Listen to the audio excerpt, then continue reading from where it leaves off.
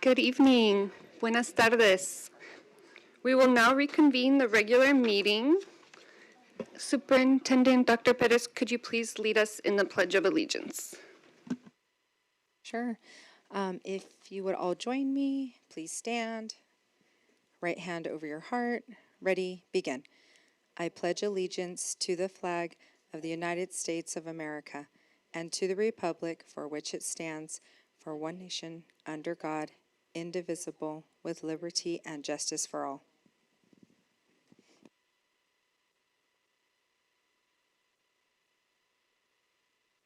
Thank you, Dr. Perez.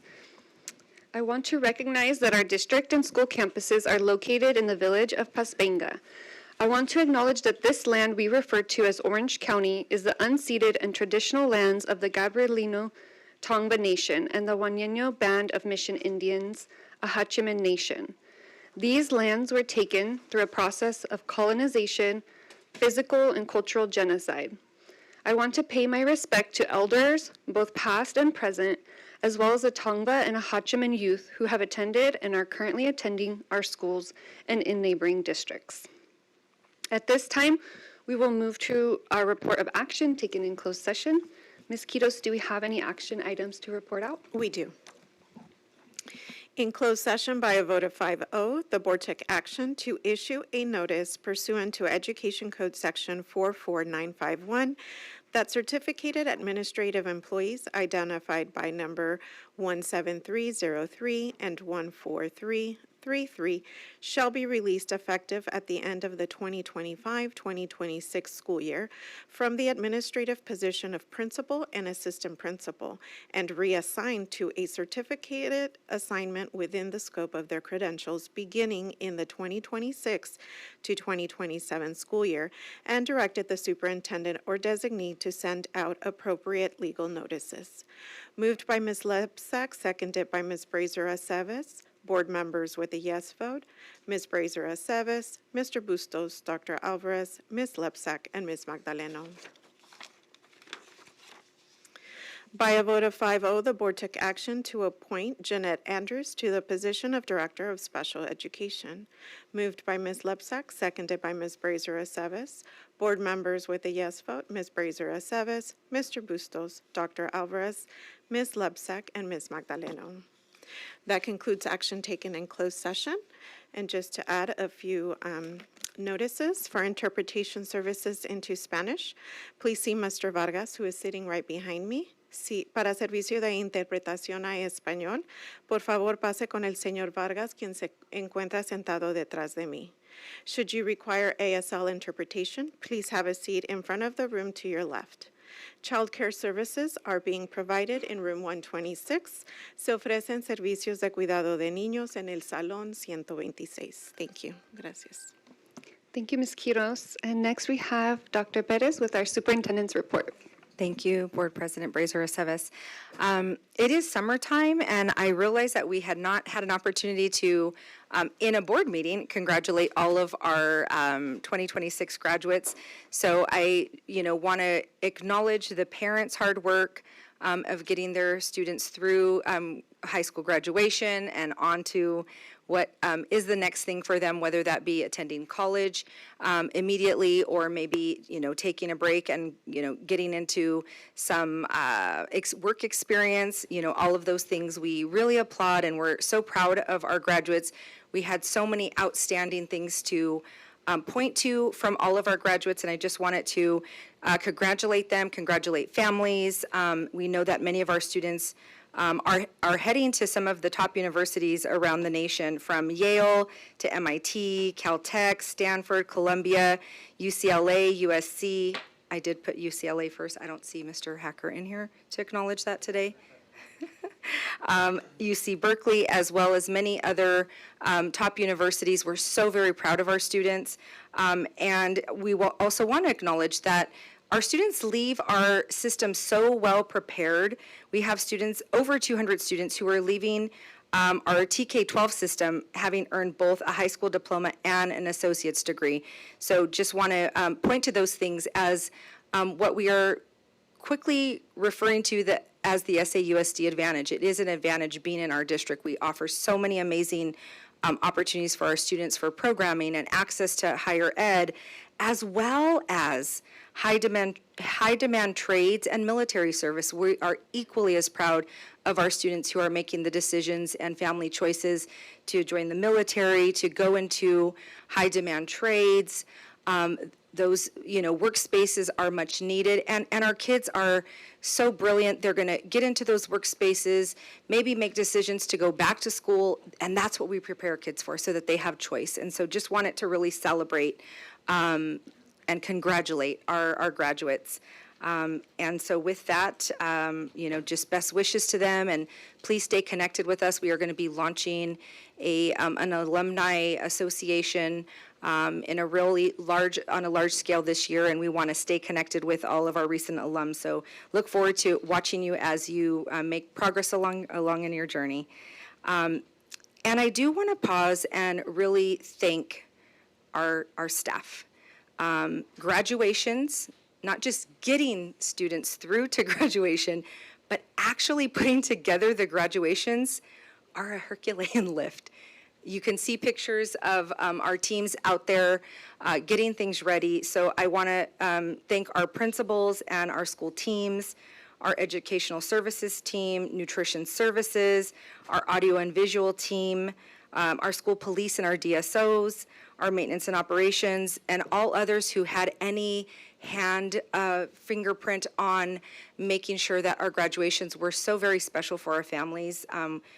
There are hundreds of hours behind the scenes, and we could not do it without you. And it means so much to our families just to really see things come together in such a special way. So I know I try to make my rounds and get to everyone and say hello and thank you. But I know that, undoubtedly there are people that we did not get to acknowledge in person. So I wanted to make sure just to express our gratitude on behalf of the board. I know I've talked with all of our board members, and they're so very appreciative as well of all of the work that goes on behind the scenes. So thank you so much for helping us honor our class of 2026. And then lastly, for my comments tonight, I really do want to just introduce some folks who are in the audience with us today, who are joining the ranks, alongside us as part of our leadership team. And so I would like to invite Ms. Jeanette Andrews, who has been approved for the Director of Special Education. So if you'd please stand. So Jeanette has most recently served as a coordinator with us in special education, comes with a wealth of knowledge, and we're just so grateful to welcome you to the team. Thank you. In a different role. I mean, you've been with us, but a different role. So thank you so much. All right. And some of you may remember me introducing Jenny or congratulating her, and we're actually so excited that she's with us tonight. So Jenny, who is joining us as the Coordinator of Student Achievement, she comes to us with over 20 years of experience in education, serving as a counselor across multiple elementary schools, and most recently serving as an avid district director. That's a heavy lift, a very heavy lift. And you were serving with Irvine Unified, and now welcome to Santa Ana Unified. Yeah. She'll be supporting our CTE. Sorry, where's Stephen? I keep saying CTE, and he's corrected me over and over again. One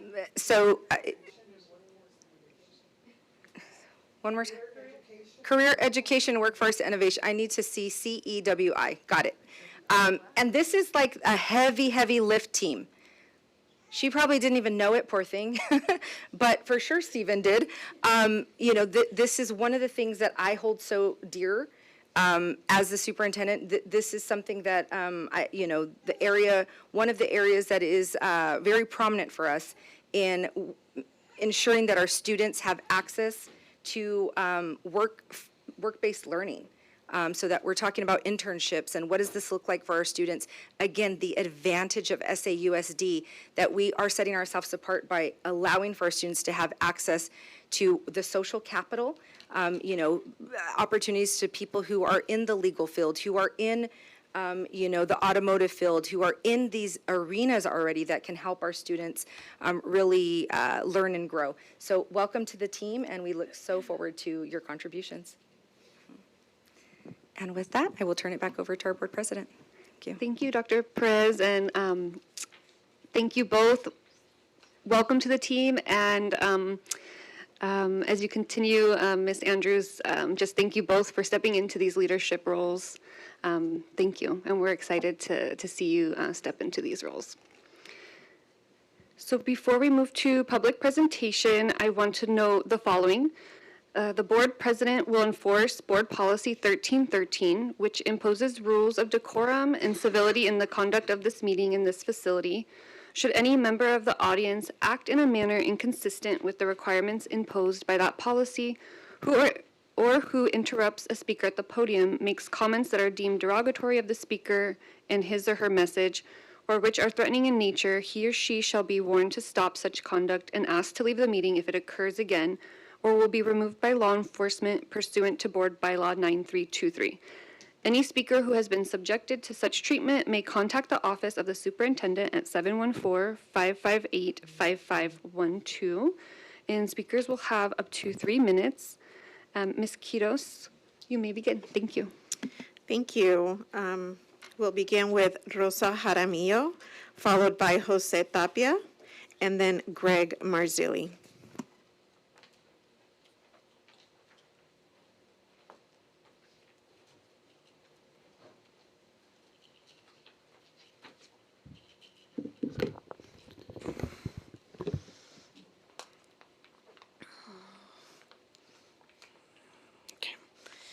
Hi, good evening, board members and Superintendent Perez.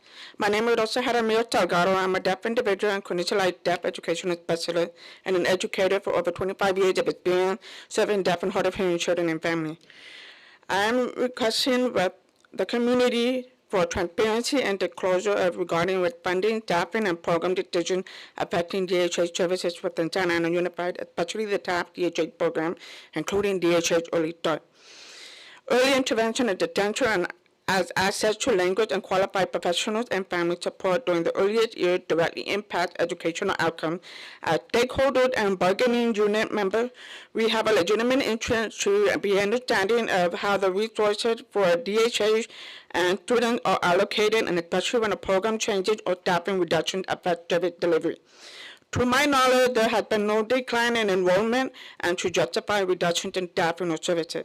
Therefore, we respectfully request for disclosure of budget reports of TAP, Deaf and Hard of Hearing program, and especially DHS Early Start program for special education. Separate expenditure reports showing allocation of funds and designated for DHS services. IDA Part D Early Start and IDA Part B pre-school funding reports that are given to Santa Ana Unified. Current DHS and bed administrative data, including caseload and program utilization report, and the physical programmatic rationale for any reduction for reorganizing the affecting the DHS program. Transparency is essential for accountability and ensuring the funding is intended for DHS that provide equitable access to education.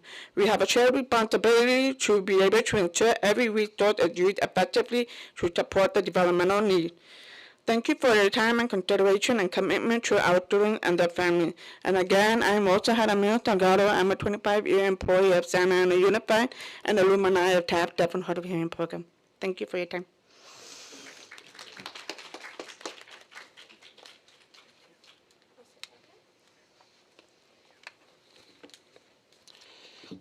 Good evening, board members, cabinet, Dr. Perez. My name is Jose Tapia, and tonight I would like to speak about the importance of our Early Start program and the potential impact that staffing reductions could have on infants, toddlers, and families who rely on these critical services. Many people may not be familiar with the Early Start program. Early Start serves our youngest learners, children from birth to age 3 who have developmental delays or disabilities. These are children who are learning their first words, taking their first steps, developing social skills, and building the foundation for future success in school and in life. What makes Early Start unique is that it is not simply a program for children, it is a program for families. Teachers work directly with parents and caregivers, helping them learn strategies they can use every day to support their child's development. The impact of this work extends far beyond the classroom visit. It reaches into homes, strengthens families, and helps children enter preschool and kindergarten better prepared to learn and succeed. Research consistently shows that early intervention is one of the most effective investments we can make in the child's future. When developmental concerns addressed early, children are more likely to make meaningful progress, require fewer intensive services later, and experience improved long-term educational outcomes. That is why I'm concerned about the displacement of two of the program's 4 teachers. Reducing the program's teaching staff by half has a potential to create significant challenges for the families we serve. Fewer teachers may mean larger caseloads, less time available for individualized support, longer wait times for services, and reduced opportunities for family coaching and collaboration.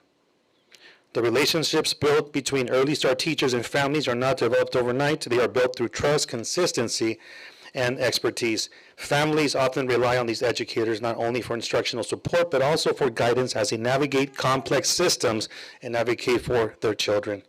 As the board considers decisions that are going to affect this program, I respectfully ask you consider the following questions.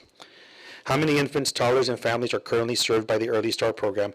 And what will happen to those caseloads if half of the teaching staff is displaced? Has the district conducted an analysis of reducing Early Start staffing, how it will impact service delivery, timelines, family support, and compliance with early intervention requirements? If Early Start funding is separate from traditional K-12 enrollment-based funding, are we making staffing decisions based on declining enrollment when the program may operate under a different funding structure? And here's a big one for me. What are the long-term costs of reducing early intervention services today if children require more intensive and costly services later in preschool and in K-12 educational programs? I respectfully ask the board to fully examine the impact of these staffing decisions, what they may have on children, families, and the long-term success of the program before moving forward. Thank you.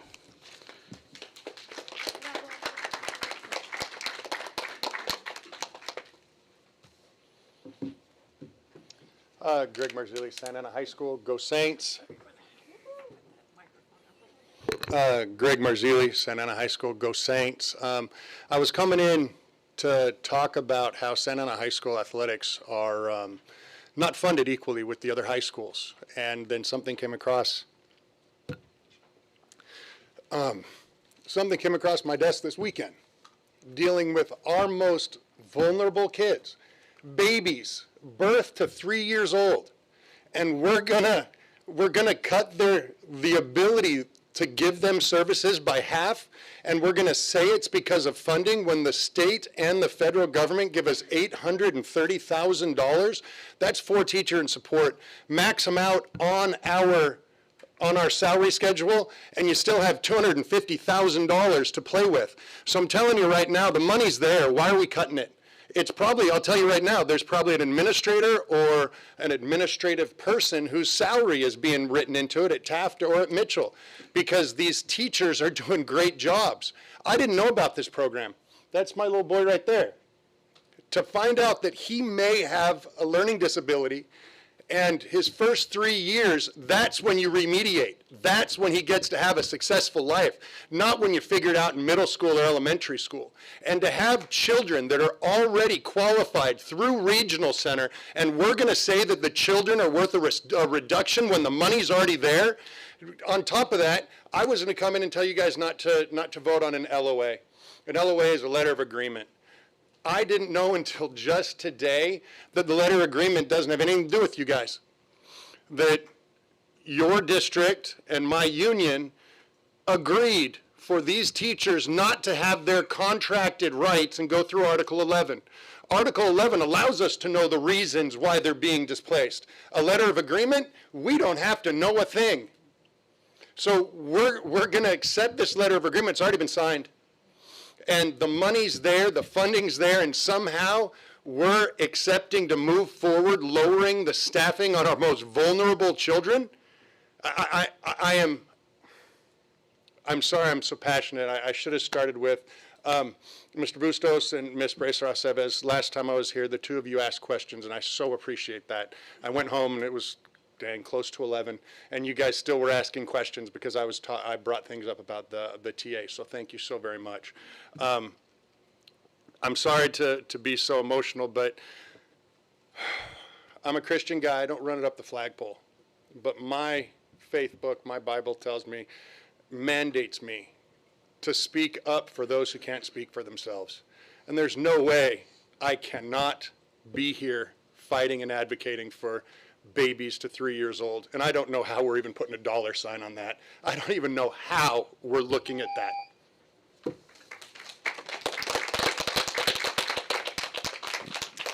Next, we have Mila Marzilli, followed by Margarita Gonzalez, followed by Elena Jaramillo. Ok, buenas noches. Llevo 2 días escuchando a mi esposo sobre este programa que quieren reducir o eliminar y le pregunté si podía venir a hablar frente a ustedes, ya que tengo un sobrino con discapacidad y un programa que apoya a los niños de 0 a 3 años con discapacidad o sin discapacidad, y por qué reducirlo o eliminarlo sería una decisión que tenía consecuencias muy profundas para muchas familias. Los primeros 3 años de vida son una etapa única. En esos años el cerebro desarrolla más rápido que cualquier otro momento. En cuanto los niños aprenden a comunicarse y moverse, relacionarse y regular sus emociones, y construir la base de todo su futuro para muchos niños, especialmente para aquellos con alguna discapacidad o retraso en el desarrollo. Estos programas significan acceso temprano al apoyo especializado como terapias, evaluación, acompañamiento familiar y oportunidades que pueden cambiar completamente su trayectoria de vida. Pero este programa no solo beneficia a niños con discapacidad, también ayuda a familias como la mía y como las de la mayoría en Santana, que necesitan orientación, recursos y herramientas para apoyar el desarrollo saludable de sus hijos. Desde el inicio, a reducir este programa no elimina la necesidad, solo retrasa la ayuda hasta que el programa sea más difícil y más costoso de atender.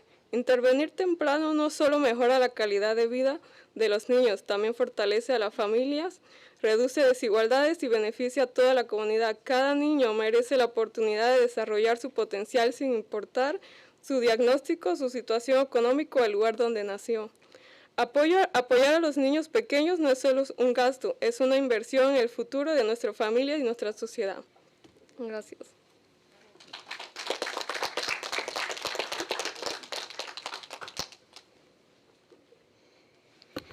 I've been listening to my husband for 2 days talking about this program that they want to reduce or eliminate, and I asked if I could come here and speak before you because I have a nephew with disabilities in a program that supports children 0 to 3 years of age with or without disability. And why are you reducing it or eliminating it? This would be a decision that would have very dire consequences for many families. The first 3 years of life are a unique stage. These are the years where the brain is developing more quickly than in any other time. This is when children learn to communicate, to move, to relate to each other, or to relate to others, regulate emotions, and building the basis for their entire future. For many children, especially those with some disability or developmental delay, these programs mean these early access programs means specialized support, therapies, assessments, family help, opportunities that may completely change their trajectory in life. But this program not only benefits children with disabilities, it also helps families such as mine and like most of the families in Santa Ana that need guidance, resources, and tools to support the healthy development of their children from the beginning. Reducing this program does not eliminate the need. It only delays the help until the problems are more difficult and more expensive to attend to.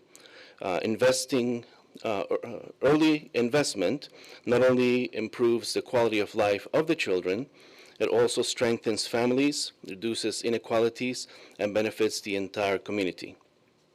Each child deserves the opportunity to develop their full potential, regardless of their diagnosis, their economic situation, or the place where they were born. Supporting small children is not an expense. It is an investment in the future of our families and our society.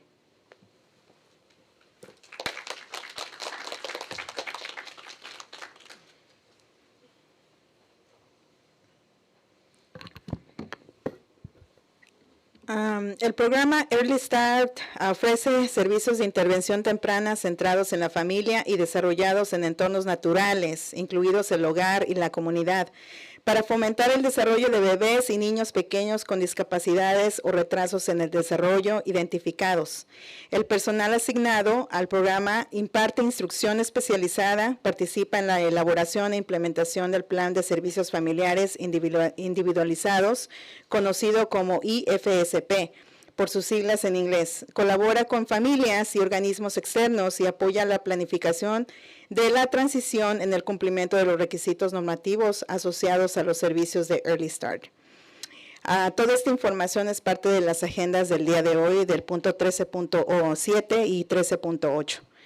El puesto de maestro de educación especial para bebés y niños pequeños de Early Start se creó para apoyar el programa Early Start del distrito, al cual atiende a bebés y niños pequeños con discapacidades o retrasos en el desarrollo, identificados desde el nacimiento hasta los 3 años de edad.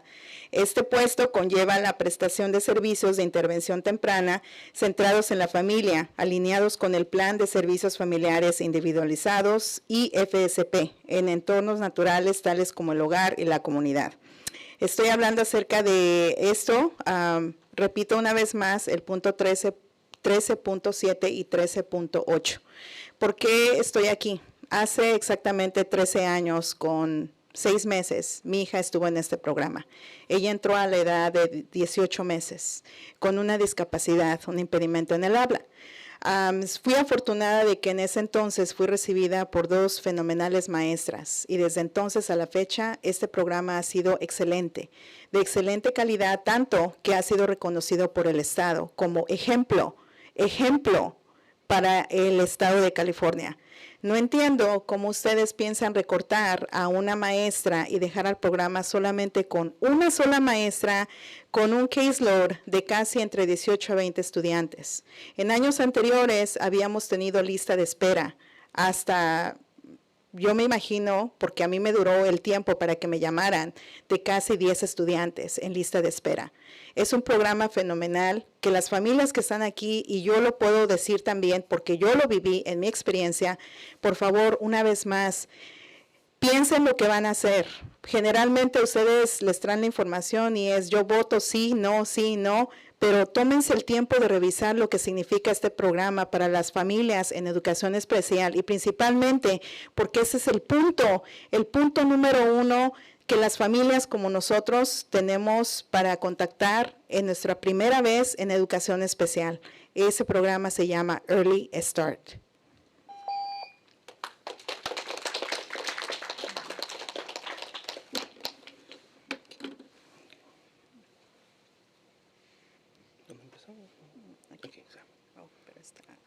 Hasta el maestro. Okay.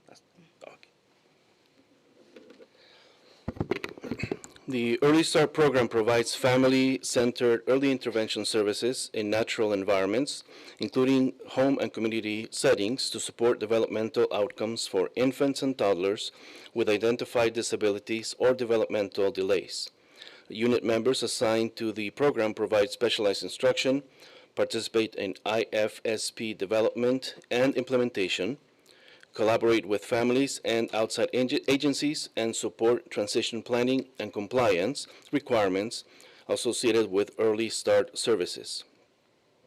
The teacher Early Start Infant Toddler Special Education position, which is in agenda item 13.7 and 13.8 tonight, has been developed to support the district's Early Start program, serving infants and toddlers with identified disabilities or developmental delays from birth to age 3.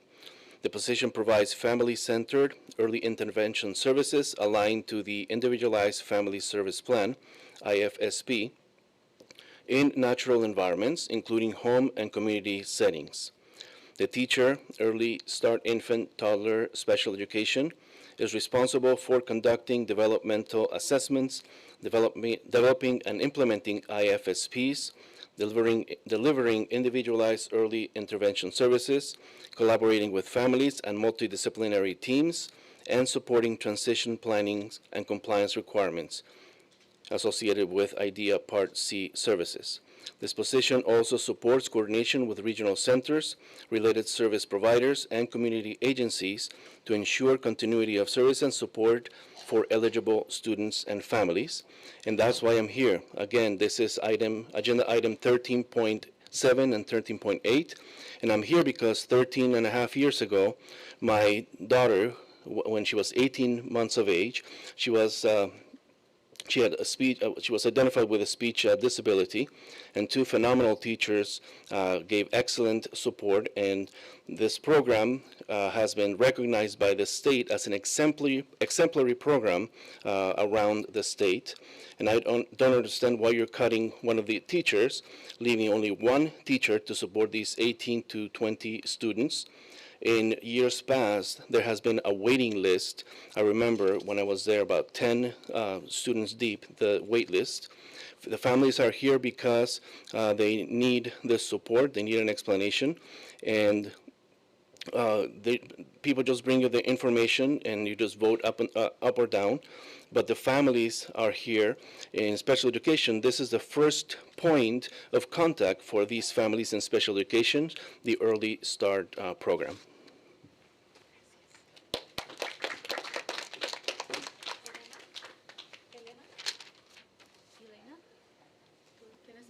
Elena Jaramillo.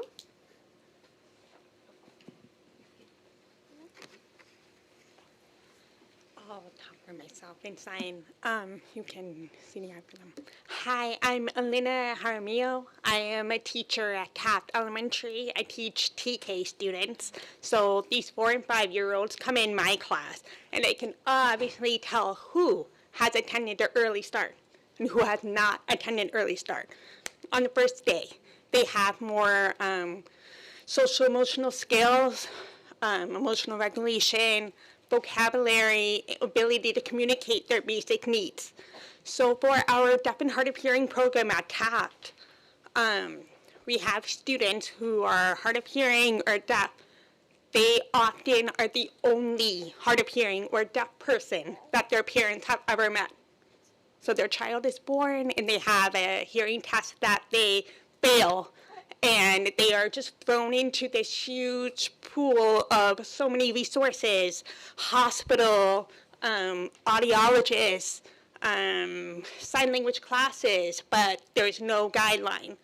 And having an early start teacher that is skilled in deaf and hard of hearing education, not only that, but who speaks Spanish, who is a native sign language speaker and who presents herself well in English, that the only early start teacher that we have that is trilingual and also a product of Santa Ana, to have that kind of person come to their homes and teach them deaf culture, interaction, and just going through the grieving process that parents have when they find out they have a child with a language difference, hearing disability. So because I'm a TKH teacher, I enjoy seeing students who have already come from early start. Not only do they have higher vocabulary and language structures, and they're able to express what they need, their parents are also so much more involved in their education. And I am aware that both of our early start teachers already have over half of what their caseload capacity is. So if we combine that with just one teacher, they're going to be over max caseload. So it doesn't make sense to me to move all those caseload into one teacher and already going to be max. Also, ever since I've worked at Taft, I have never seen once the budget for special education or for our deaf and hard of hearing budget. I have never seen a list, line by line, what money goes where. So I'm very concerned that there's mismanagement. I'm very concerned that who is going to suffer is our babies, our students who go through our program. Thank you for your time. I appreciate it. Next, we have Jessica Hernandez, followed by Myra Andrade, and then followed by Jessica Hernandez.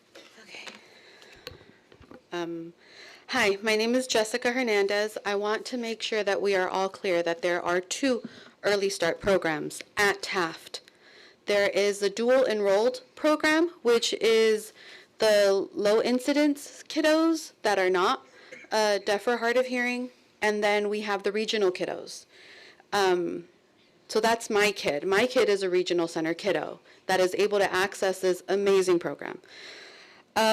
We are able to do that because there is a legacy grant, and that is tied to this dual enrollment agreement between Regional Center and Santa Ana Unified. So this program was under audit in the past by the state. The staff worked hard with the state to get it back into compliance and is now considered a model example of how it is supposed to be run. It is 100% family-centered. We, as parents, make sure that we are available twice a week from 9 to 12. This is a huge commitment for us. We have other things to do, and we show up. Why? Because it's that important. Any changes might trigger another audit because it's already in compliance. You're going to add changes. It might be out of compliance now. We don't know, because I think these changes have been made, these suggestions have been made too quickly, and I don't think that has been taken into consideration. I am not in agreement with this change, and neither are a lot of parents. I am strongly considering actually initiating an emergency IFSP, because depending on what happens after today and what the program looks like, I don't know if it's going to be what we thought it would be. And it's not out of lack of trying from our teachers. It's going to be because they're going to be overstretched. Please vote no. This is not going to be good for us. I think this needs to be assessed better. This other mom, Miss Griselda Rivera, tried to make a comment, but she got here too late because she, like me, have 3 little kids, and it's hard for us to get out of the door, and it's a huge commitment for us to get out of the door. There's another parent that tried to be here, but again, she has 3 other little kids, and she goes to this program as well. I'm going to read as much as I can, and when my time's up, then my time's up. I'm very concerned about the decision to reduce the program by cutting 1 teacher position. This program already serves many children with a wide range of needs, and removing 1 teacher will place an overwhelming burden on the remaining staff. I worry that this will lead to burnout and make it more difficult to provide quality support and education that our children deserve. This program is truly amazing and plays a vital role in early childhood learning. My 3 children have gained valuable academic skills, developed important social skills, and I will always appreciate the communication and feedback provided by the staff. The program also teaches children compassion, kindness, acceptance by giving them the opportunity to learn alongside other peers with different abilities and special needs. As someone who worked in special education for more than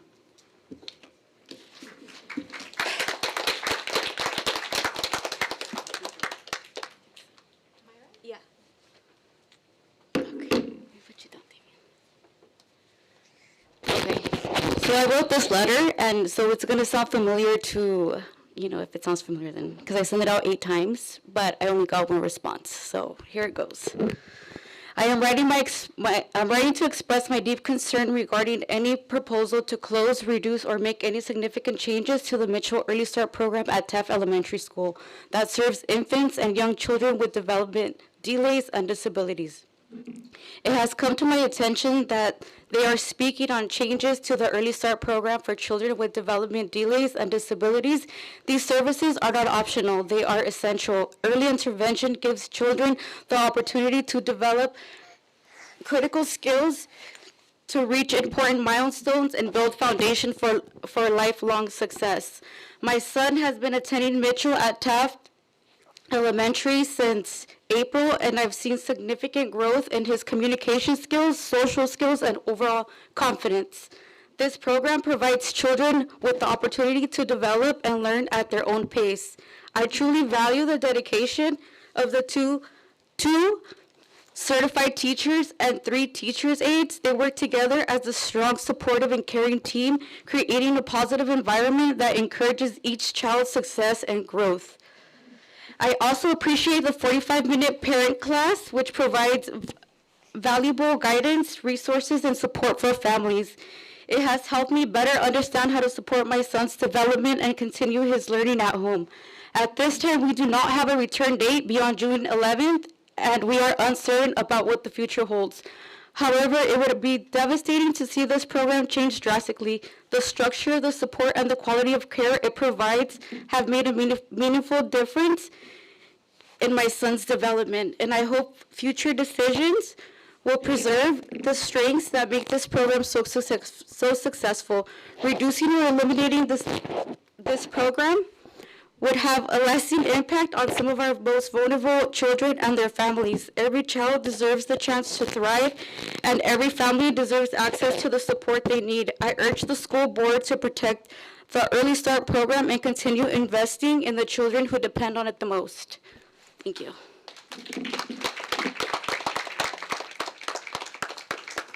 And then we have another Jessica Hernandez. Oh, shoot.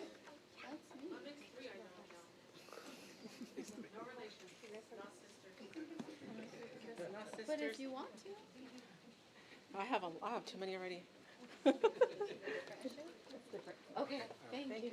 Still hearing though, don't worry. Listening. Good evening. Thank you for this time tonight. I'm Jessica Hernandez, a parent and a member of CAC. As we close out this year and complete our 2-year term, I want to take a moment to express a gratitude on behalf of our members. Thank you to Dr. Perez, Board of Education, district leadership, and our special education staff for taking the time to listen to families and engage with our community. Over the past year, our district has experienced leadership transitions and changes within special education. While change can bring challenges, we have also seen minor foundational steps being put in place. We recognize that meaningful progress takes time, collaboration, and willingness to listen. As I often say, it takes a village to raise a child.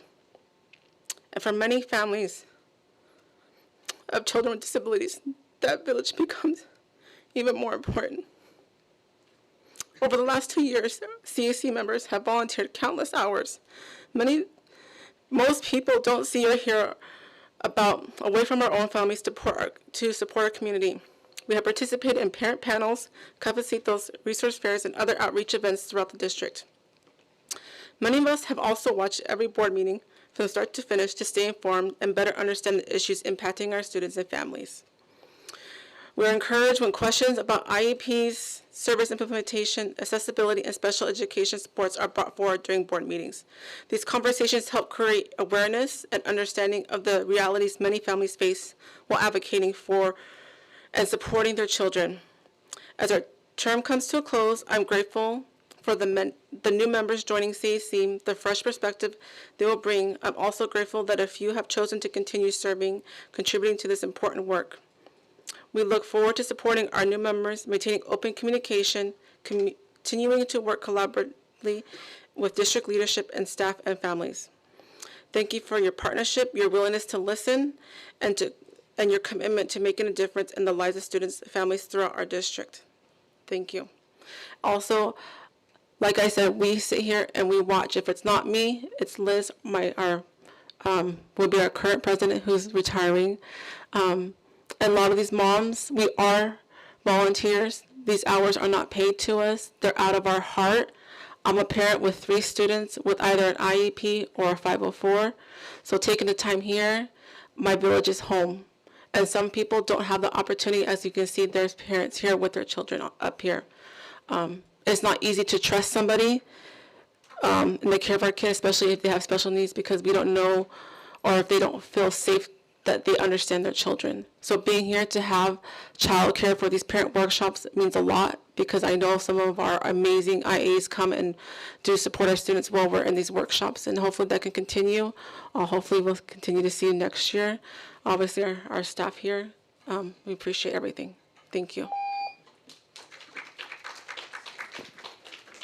Next, we have Stephanie Camacho Van Dyke, followed by Bulmaro Vicente, and then Patricia Vasquez.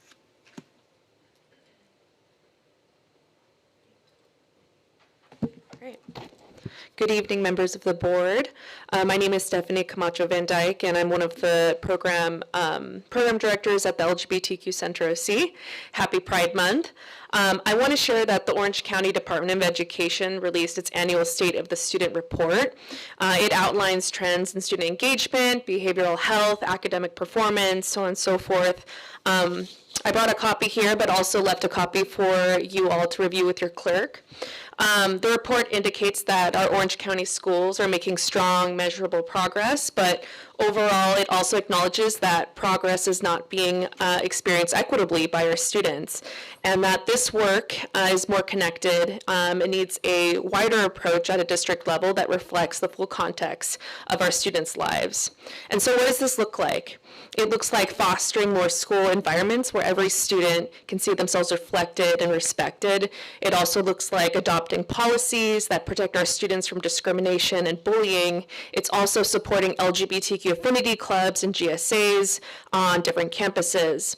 It's also providing access to responsive mental health services and activities such as We Care, and it's also lastly engaging our parents as partners in supporting family acceptance and care as well.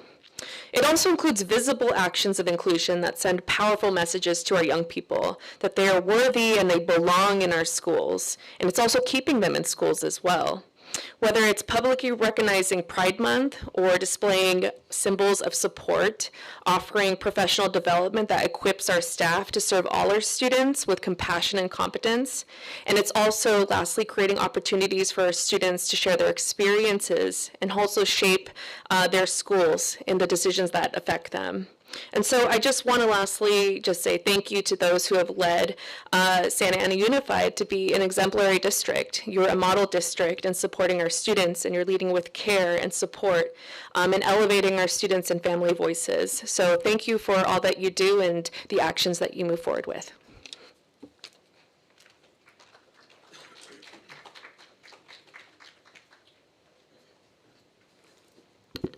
Hello, good evening. My name is Brumado Vicente. I'm a lifelong resident of Santana, a proud SAUSD alumni, and a proud member of the LGBTQ community. Over the past year, I've watched and followed these board meetings closely, and frankly, it's been hard to watch. I want to speak directly to Trustee Lesback. You ran on a platform of representing students, supporting teachers, and improving education. Yet instead of focusing on those priorities, meeting after meeting has been consumed by division, misinformation, and attacks on vulnerable students. I spent time learning more about your story and read an article you wrote about growing up and the struggles you faced with your identity. Reading it was painful because I saw someone who was wrestling with many of the same feelings that LGBTQ young people face today. I know that struggle because I lived it. There was once a time I rejected my own sexuality and tried to be someone I wasn't. Today, embracing who I am has been one of the greatest blessings of my life. And because of that, I cannot help but feel sadness when I hear rhetoric that targets LGBTQ students. When I read about your experience, I couldn't help but wonder what might have been possible if you had received the acceptance, support, and love that every young person deserves. I genuinely feel sorry for you, for what you went through, and hope that one day you can find that same sense of peace and self-acceptance that so many of us have had and found. Because when you learn to accept others, it becomes much easier to accept yourself. It is never too late to choose compassion over division. LGBTQ people are not a political talking point. We are your neighbors, your coworkers, your family members, your teachers, and your students. We are human beings deserving of dignity, respect, and the opportunity to live authentically and openly. I also want to thank the other members of this board for continuing to support and protect LGBTQ students. And particularly, I want to thank Trustee Hector Bustos for your leadership and for always representing us. I love you, Hector. And to every LGBTQ student who may be watching tonight, you are valued, you belong, and there is absolutely nothing wrong with you. Happy Pride Month, and thank you.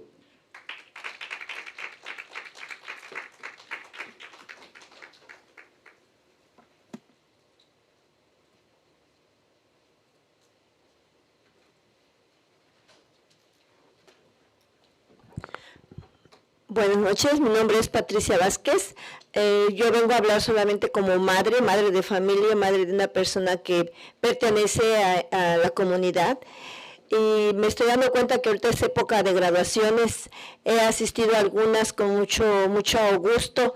He visto caras de estudiantes bien felices. He visto caras de estudiantes como que, ay, aquí estoy y sí pude graduarme. Pero atrás de esas caras también veo sufrimientos de algunos que pudieron haber sido más fácil su graduación, porque ahorita seamos francos, la época de que estamos viviendo ahorita del ICE, de mucho miedo, aparte de que pueden quedarse sin sus papás, aparte de que no pueden ser ellos mismos, tienen que esconder, aparte de todo eso, el bullying que existe dentro de la escuela, porque pertenecen a esa comunidad, porque no pueden expresar lo que sienten, porque tienen que esconderlo, porque le han hecho creer que eso es malo. Y solamente es una forma de expresar su amor. No son ni más buenos ni más malos. Así es que habiendo gente del board que los está apoyando, ellos mismos están sintiendo que tienen un lugar a donde sentirse apoyados cuando ven que todo se les está echando encima. Así es que muchas gracias a miembros del board que están apoyando a nuestra gente del LGBTQ. Se los agradezco mucho y creo que sería un segundo lugar donde se van a sentir seguros cuando tengan algún problema dentro y fuera de la escuela. Así es que muchas gracias y Happy Pride Month. Gracias.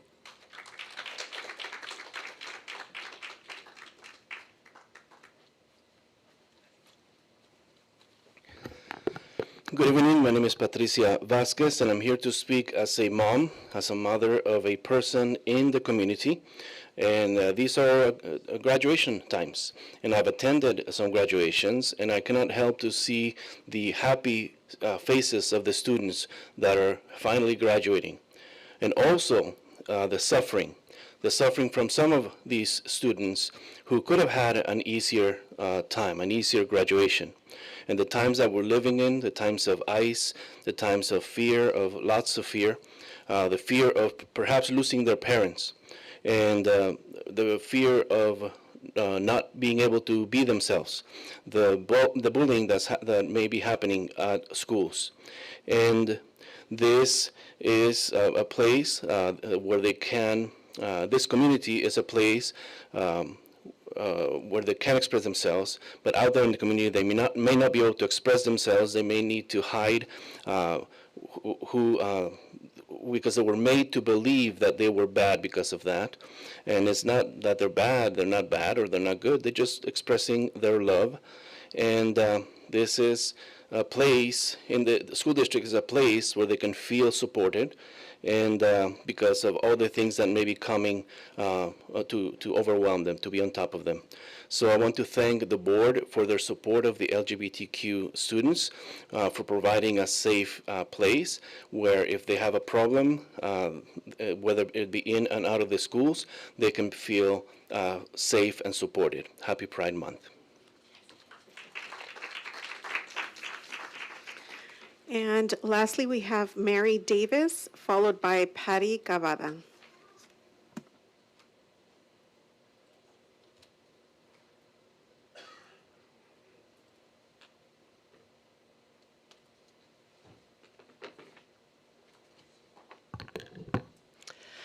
Good evening, Board. Mary Davis here, founder of the Public Education Oversight Project. Tonight, I'd like to begin with a simple observation about the diversity of beliefs in this community. Many Santa Ana families place their faith in God and draw strength every day from His great grace, mercy, and love. Others believe in Allah and turn to that deity for moral guidance and direction. Some Sikh families pray to Waheguru, their supreme divine reality recognized in Sikhism. Many Hindu families honor deities such as Vishnu or Shiva as part of their religious traditions. Some Buddhists devote themselves to the teachings of Buddha and the pursuit of wisdom and compassion. And many residents hold no beliefs at all, and yet they contribute richly to the civic, vibrant life of this community. The point is that Santa Ana is home to people of many faiths and viewpoints, all of whom deserve equal respect. That is why I was troubled when I reviewed one of your recordings at the recent board meeting. A young speaker, with her remarks, she began by thanking God, and your district's archive video censored the word God in the same manner as if it was a profanity, bleeping it out with asterisks as if it were a curse word. Wondering whether this was an anomaly, I reviewed earlier in the meeting and for the Pledge of Allegiance, and there too the word God was deliberately censored with asterisks and bleeped out. And here's a picture of each of the girl I'm referring to where she is bleeped out in this one on your district video, and YouTube does not bleep it out. They use the word God. So the automated caption for YouTube does indeed show God, and then that left me with questions. So I emailed your superintendent and CC'd the board and to bring this to your attention. I did not receive a single response, not an explanation or even an acknowledgement. Perhaps it's a technical error, or I'm not sure, but when a public agency's official recording treats the word God the same way that it treats an expletive profanity, and then fails to follow up when the issue is raised, we are left with real and righteous questions. I should not have had to drive here tonight to get answers to my questions to find out why the word God was censored out.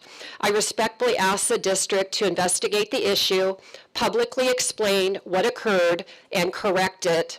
Religious speech should not be treated as an obscenity, and concerns raised by members of the public deserve the courtesy of response.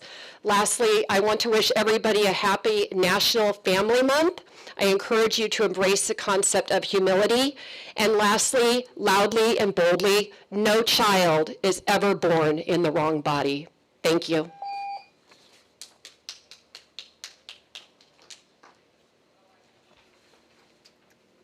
Do we have Patty?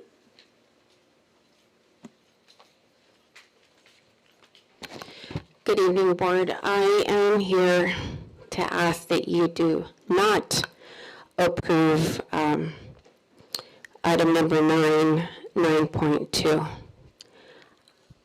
I'm very confused how some of you can sit up there that have no children whatsoever, could possibly understand where parents with kids, what their perspective on overnighters are. Most parents, whether they have a boy or a girl, they want to be aware of who they sleep with.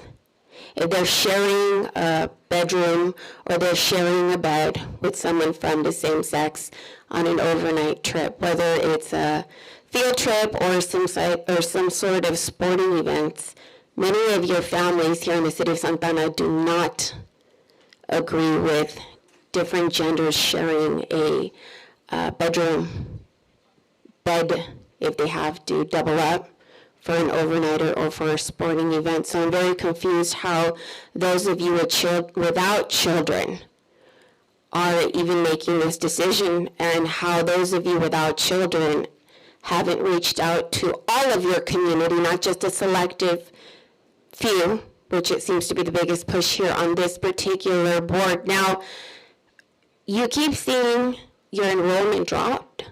Have you stopped to think that maybe what you consider progressive, other people consider as an abomination? Have you ever tried to put yourself in the shoes of parents that do not agree with your politics? Because it doesn't seem that way. It seems like the majority of this board has a point to prove in pushing particular progressive ideologies forward, instead of actually paying attention to all of your students. And the way I see it is, the more you continue to push and push all of your LGBTQ agenda stuff, you're going to have more students removed from your district. I mean, aren't you worried? Every student has an amount to them when they attend your school district. So the more you irritate parents by shoving things down their throat, they're going to remove the dollar signs, because that's what they are at the end of the day. They're removing them from your schools, and they're going to charter schools, private schools, and other school districts, because a lot of parents simply, their values do not align with yours. They do not align with the political agenda that is moving forward in this particular district that is appalling and disgusting to so many of the residents here. I really hope that you take the time to speak to a variety of people. Thank you. This concludes public presentations.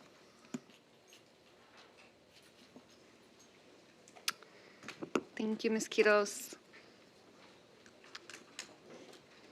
I want to take a moment to thank everyone who took the time to share your comments this evening. As a board, we appreciate your perspectives, your experiences, and your advocacy for students. I also want to assure our community that the board will have an opportunity to ask questions of staff regarding the Early Start program this evening because it is on the agenda. It's item 13.7, the MOU with the district. And so that will be an opportunity for us to ask questions, and I will be asking the staff to speak to the item for clarity and additional information regarding the Early Start program and our intentions with the program. And so we encourage you to stay with us as we move through tonight's agenda and reach our action items later this evening. And this evening we are joined by several of our school site staff who serve as members of the Community Budget Advisory Committee, who will be providing a quarterly update. So I'd like to move our presentation items earlier on tonight's agenda in consideration of the time of all of our presenters and to ensure sufficient time for a robust conversation as needed. Unless there are any concerns from the board, okay, we'll proceed with this adjustment, with the adjusted agenda. So I want Ms. Quiros and Dr. Perez. So thank you to all of our presenters for joining us this evening. And with that, Dr. Perez, I will now pass it over to you to invite the team up. Thank you so much. All right. So I would like to invite Mr. Hacker, if you would please join us at the podium and have your team come on up as well.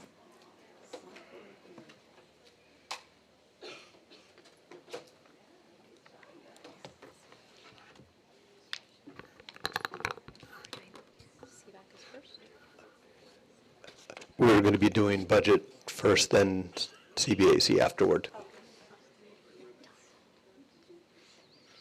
I'm sorry, before the team gets started, I just, as a point of order, Ms. Lebsack, I want to make sure that we're respectful of our staff who took the time to present. I don't want people to feel uncomfortable with side talk, and also for the board to hear, if there is conversation that needs to be had, but if we can just be respectful, we are on this agenda item, so I want to have our full attention, and yeah, so just a point of order. Thank you. All right. Good evening, President Brazier-Aceves, members of the board, Dr. Perez, and educational partners throughout the Santa Ana community. We're here tonight to present the 2026-2027 budget for the school district, along with the estimated actuals for the 25-26 school year. Jennifer Cisneros, the executive Director of Finance and Operations, is going to be co-presenting, and I'm going to turn it over to her for the first few slides. Good evening, board members, superintendent, and community. I just want to acknowledge how much I miss the student board members who aren't here. They leave a big hole, but hopefully they're at home watching or enjoying their summer. So to kick us off, this slide shows us that the fiscal team is always working in 2 budget years.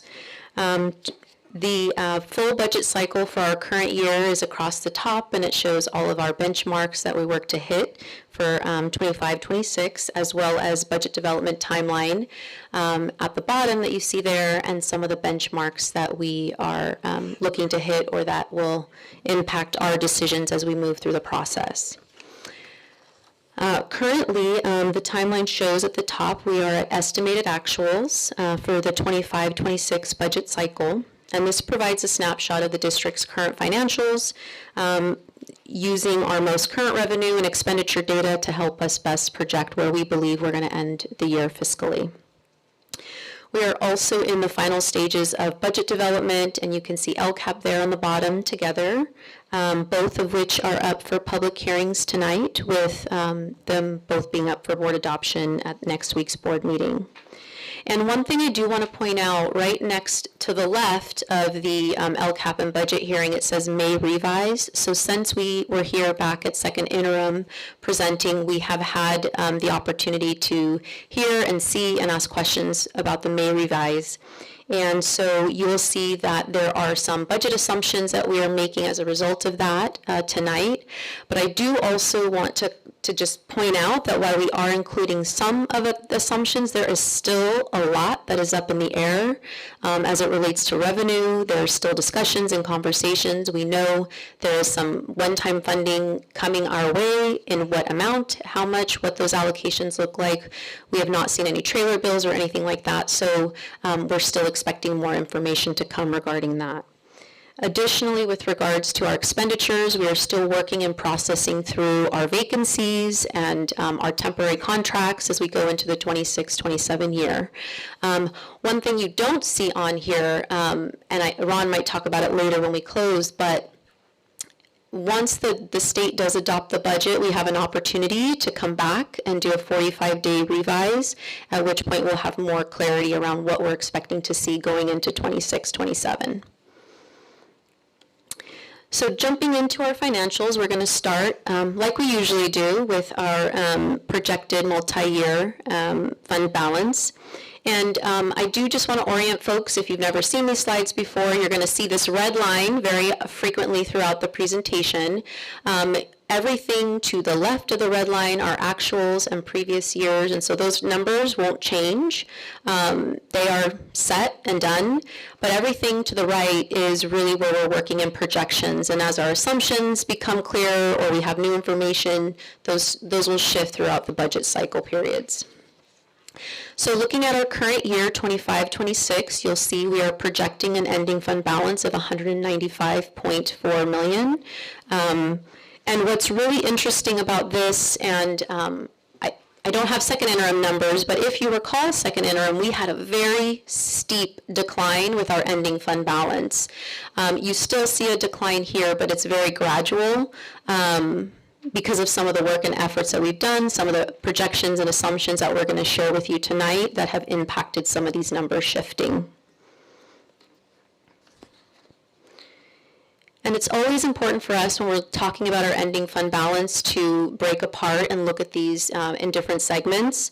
While the total end balance is important, what's really reflects our district's financial health is how we look at our flexible money, which is the unrestricted portion. And so looking at this slide here, our unrestricted ending fund balance is represented in the blue, and our restricted fund balance is in the red. And while I don't have a red line here, I do want to call out, if you can see the 24-25, our unrestricted was at $83.4 million. And what we're projecting for 25-26 is an increase in our unrestricted ending fund balance to $100 million, which is about a $16.8 million variance. And that, I think, attributes to a lot of the work we've been doing with our budget committees. We've talked about really leveraging our restricted money, spending down that money first, to transition some of the expenditures that maybe can come out of restricted to free up our unrestricted. And then what you'll see is we start to see kind of a gradual or a steady line for unrestricted, and then you'll see a slow spend down of our unrestricted funds. And so our official assumptions going into 26-27 budget planning, our statutory COLA grew as a result of the May revise that I shared with you. These are one of the assumptions that we are putting into our projections. There's a statutory COLA, so legally the state is obligated to only give us 2.87%, but because of the way the economy is doing, it did better than they thought. We are looking at a 4.31%. A super COLA, but we're calling it a super COLA. And then you can see in 27-28, there was a slight increase from previous projections to 3.3%, and then in the 28-29, we're looking at a 3.09% COLA. Our enrollment, we are using our new demographer, Power School, and so the enrollment projections you see here are come from their projections and assumptions.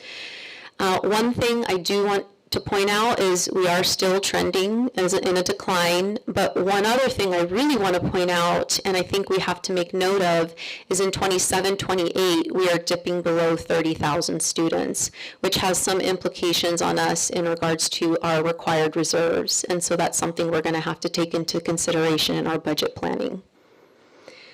And then the other assumption that you see here is our attendance attrition factor, and this is really a formula that includes our attrition enrollment in the year, as well as looking at our actual attendance. And so that's where we come up with 91.3%, and we carry that through. And the hope is that that can come up if we can get our attrition up for enrollment in the year. So right now that's where we're landing. And then you can see that our ADA projections are there based off of, that our ADA projections are there and are also declining. I'm going to transition. Did I hit the wrong button? I think, okay. I'm going to transition to Ron, who's going to discuss our revenue.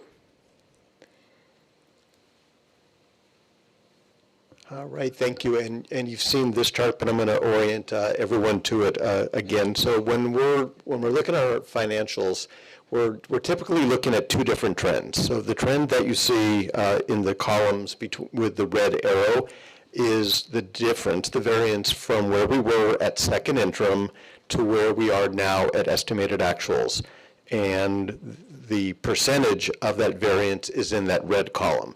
The blue arrow is the difference between the current year versus next year, the adopted budget year. So we're looking at comparing estimated actuals for 25-26 to the proposed budget for 26-27. Once again, that's the blue arrow, and the percentage of the variance is in the blue column.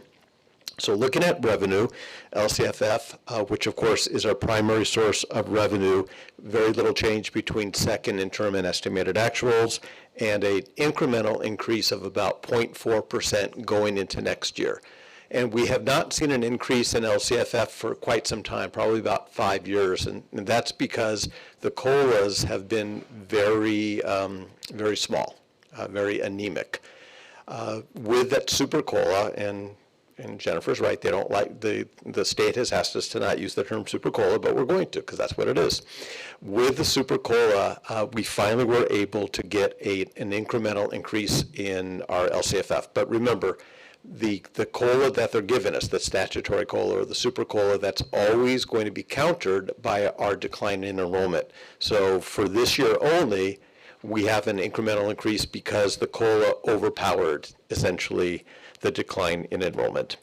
On federal revenue, very little change. On other state revenue, you do see a fairly significant increase from second interim to estimated actuals. A big part of that is block grants, but the other part of it, which is not listed as a bullet point, you may have heard, you may recall that we talked about this last year, but there's something called STRS in lieu of, and when we make the STRS in lieu of adjustment at this time or during unaudited actuals, and there are two corresponding entries. One is a increase in state revenue, and the other is an increase in benefits. So we have a revenue and an expenditure that are essentially canceling each other out. But as it relates to changes in actual revenue, the one that we want to highlight is block grants.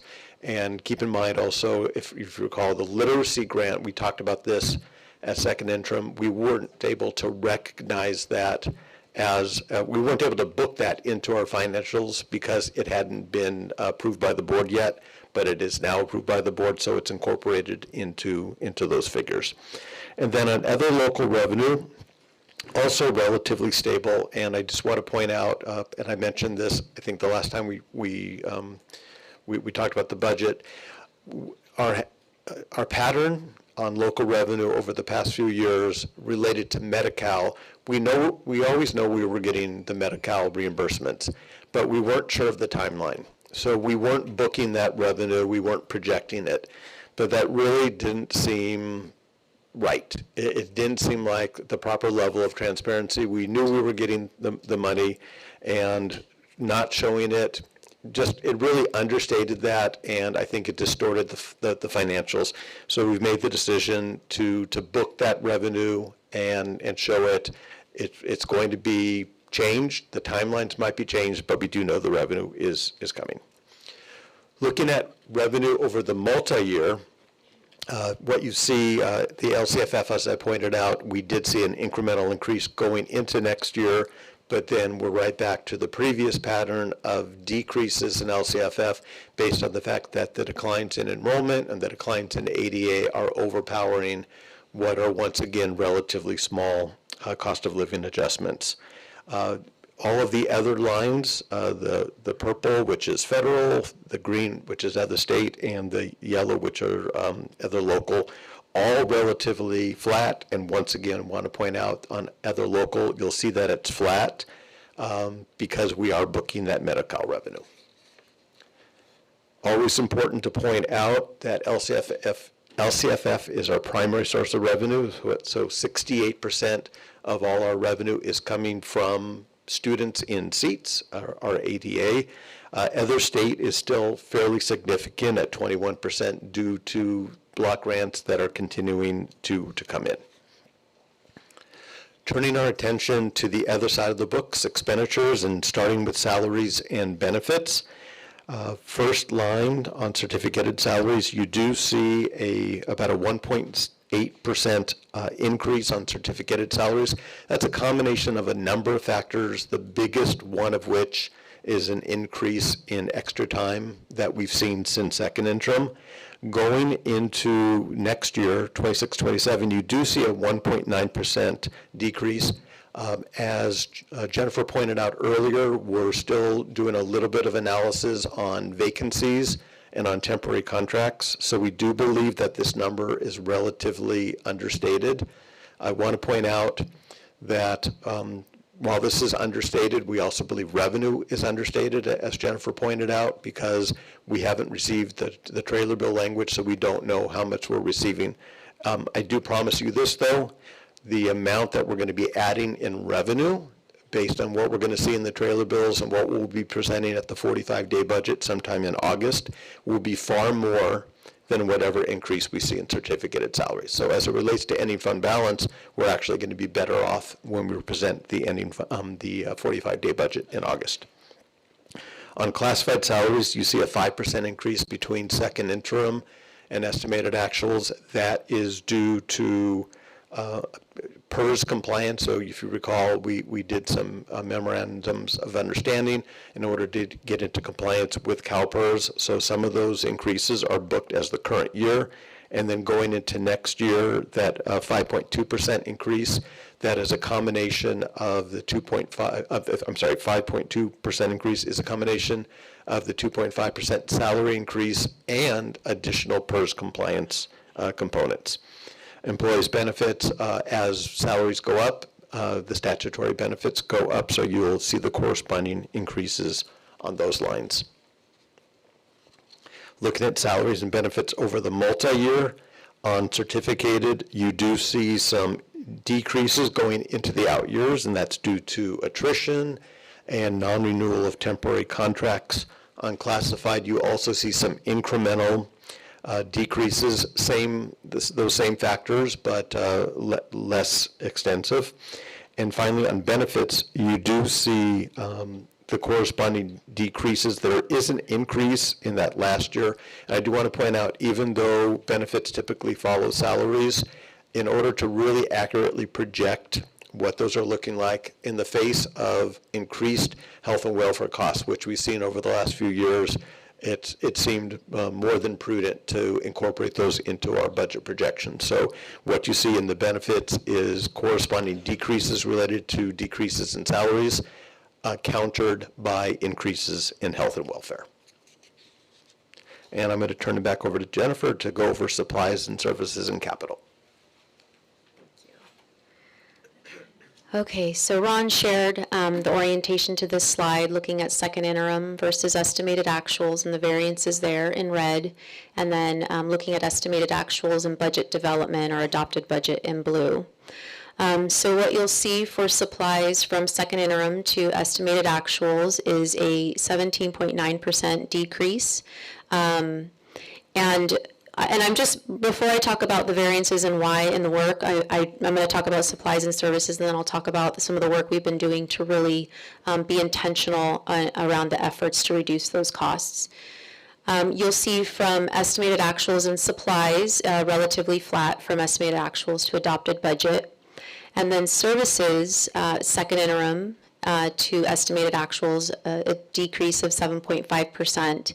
And then from estimated actuals to adopted budget for services, you see a 29.8% decrease. And a lot of that has to do, Ron has talked about this in the past, about really rigorously reviewing all purchase requisitions that come through. But we also embarked in a zero-based budgeting approach this year with all of our school site administrators and our department leads. And what this meant was our budget team sat down with each administrator and we walked through their actuals to date, looking at encumbrances, looking at what they were still expecting to spend through the year, zeroing out line items, pulling back purchase requisitions or POs, reducing POs, and then really talking about building your budget from the ground up. What do you need? Do you need this? Do you need this now? And there's one other important question, can you shift this to a restricted resource? And so those were the conversations that we engaged in. And I think in addition to that, it built a lot of capacity around budgeting and approaching budget with our leadership teams and those that are really overseeing these resources at the site and district level. And so as a result of that, you can see that those costs are coming down as a result of those efforts. And there's things that we learned, and we're going to continue to refine that process and go through a continuous quality improvement to see how we can better it going into next year's budget cycle. And then just looking at capital outlay, you'll see from estimated actuals, or second interim to estimated actuals, a 44.9% increase. That is largely due to ball walls and playground projects that we talked about, both related to ELOP projects as well as ECE. And then going into, from estimated actuals to adopted budget, you'll see a 48% decrease in our capital outlay. So looking at supplies, services, and capital outlay in the multi-year, you can see that huge decrease from 25-26 to 26-27, about $38.8 million. And then you'll start to see it's incremental increases in our services and in our supplies. And I don't know about all of you, but I am feeling the effects of all the increase in cost at the grocery store, at the gas station, and so we anticipate factoring those costs into our out-year projections, and that's what you're seeing there. So looking at our expenditures as a whole, this slide really demonstrates that salaries and benefits are the vast majority of our budget, representing 83%. And you can see, starting at that blue pie chart, 33% was sitting in certificated salaries, 18% in classified, moving clockwise, management at 5%, and benefits at 27%, with the rest of the budget representing 17%. And this slide really is looking at our revenue and expenditures as a whole. And just to orient folks, we've talked about the red line, but now we have green is representing our total revenue, and the purple is representing our total expenditures. And we've talked about this in the past. In 23-24, you can see the pandemic years, revenue was outpacing expenditures. And then as that COVID money went away, we start to see a shift in 23-24, I apologize, where we began deficit spending. And as we entered into 24-25, so our actuals last year, we started to really close that gap. In 25-26, we are projecting, I apologize, hold on a second. Yeah, and then in 25, 26, we are looking at deficit spending, but we've narrowed that. And then you can see in the out years, the deficit spending as those lines get closer and closer, we'll be deficit spending less and less. And I'm going to transition it back to Ron to bring us back to our ending fund balance. So finishing off and just echoing what Jennifer said at the beginning of the presentation, although there is still a structural deficit, it is significantly decreased from what it was through the efforts of all of the budget committees and just a very, very rigorous review of requisitions and reviewing the budget process. So this is the overall budget, and Jennifer did talk about the importance of looking at it in components, and we look at it in even more detailed components here. So of the ending fund balance at the end of the 25-26 school year, you'll see that 42% of that ending fund balance is unrestricted, 10% of it is in our ELOP funds, 38% is in a combination of other restricted funds, including our titles, and then about 10% is in what we call unspendable, which is our official reserve, as well as inventory and a number of other things. So what are the next steps? Well, Jennifer did talk about the trailer bill, so still, although the legislature, the California legislature, has met their legal deadline to get a budget to the governor's desk, there's still a lot of work to do. So there's still negotiations around the trailer bills, so that still has yet to be determined. We do have our unaudited actuals, and even before that, of course, as Jennifer mentioned, we have our 45-day budget in August. The district budget committees, as well as the community budget advisory committee, both of whom we're going to see tonight, will continue all of their work over the next few months. And looking at that in the timeline, there, once again, you see off to the right unaudited actuals for the current year, and then down below, the next steps will be the actual adopted budget and LCAP next week, as well as the 45-day. And speaking of LCAP, and this makes me really happy. So I've been a CBO for a while.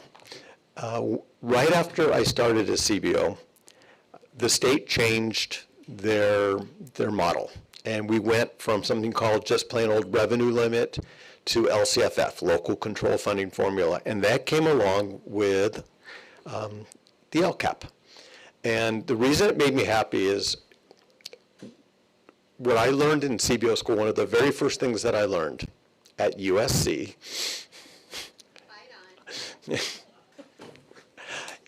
is that a budget is nothing more than a plan with numbers. And the first few years as a CBO, there was no connection between educational services and business. There just wasn't. With the introduction of the LCAP and LCFF, there was all of a sudden that connection, and I got to work closely with educational services on developing the LCAP in conjunction with the development of the budget, and it really made me happy.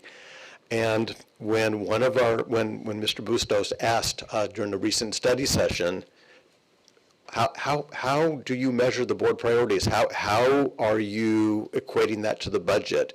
The first thing that went through my mind is LCAP. So work with Dr. Wolk, and we're going to present a little bit of information as to how we use the LCAP as a tool to measure board priorities and district goals with the actual budget. So I'm going to turn it over to Dr. Wolk. Good evening, everyone. Hello, board. Good evening, superintendent, our community here and our community at home. I have been asked to talk about the local control accountability plan. And before I get started, I do want to say that just to kind of mention a few things for those who are at home who may not be as aware of the local accountability plan or the LCAP. And that is that it is a state-required 3-year plan. It's a strategic plan that we create, and that all public schools throughout California are They must develop and update annually. And then they use this plan that we create to demonstrate how resources are being invested to improve student outcomes. And there's very strict guidelines in how that looks in the connection between the alignment that we have. This year, we are actually in year 2 of the 3-year cycle, which it's kind of exciting. So we are right in the middle of our process, and we will have one additional year next year. And then next year will actually be the year that we start developing the following year's LCAP.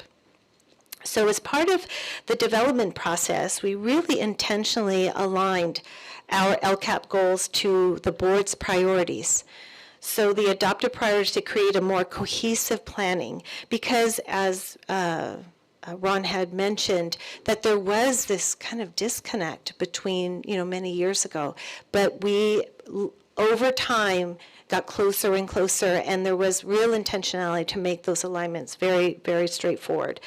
So on that, you'll see this slide here, and on the left-hand side, we can see that those are the board priorities that we have, and over on the right-hand side, we have our LCAP goals. And the whole idea behind it is that we're really operationalizing the priorities that have been set. And we also include the measurable outcomes, the actions and services. They're all very tight, very close together.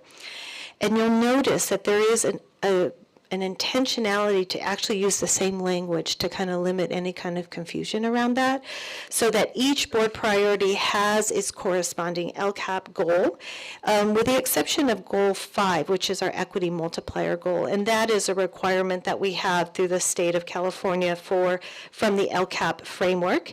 And it really focuses on the unique needs of students who are attending schools that generate these equity multiplier funding, and that is the newly renamed Dolores Huerta High School, Lauren Grissett Academy, and our Reach Academy. So I just want to point that out to you.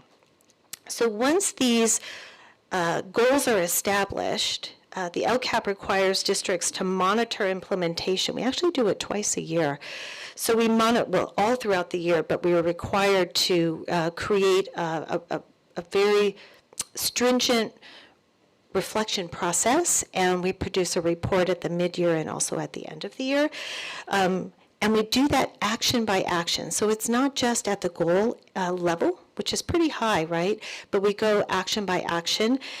Each goal contains specific actions and services, identified funding sources, and metrics that allow us to measure progress over time. And this structure supports our continuous improvement. That's what it's really based on, that we are in a process of really looking and reflecting on how we're doing. And it informs, as I said, that mid-year report, that review, and then now we are going into the annual update. So by examining each of these actions alongside its associated budget and performance metrics, we can really we can determine what is working well, where we need to make adjustments, how resources are contributing to these student outcomes.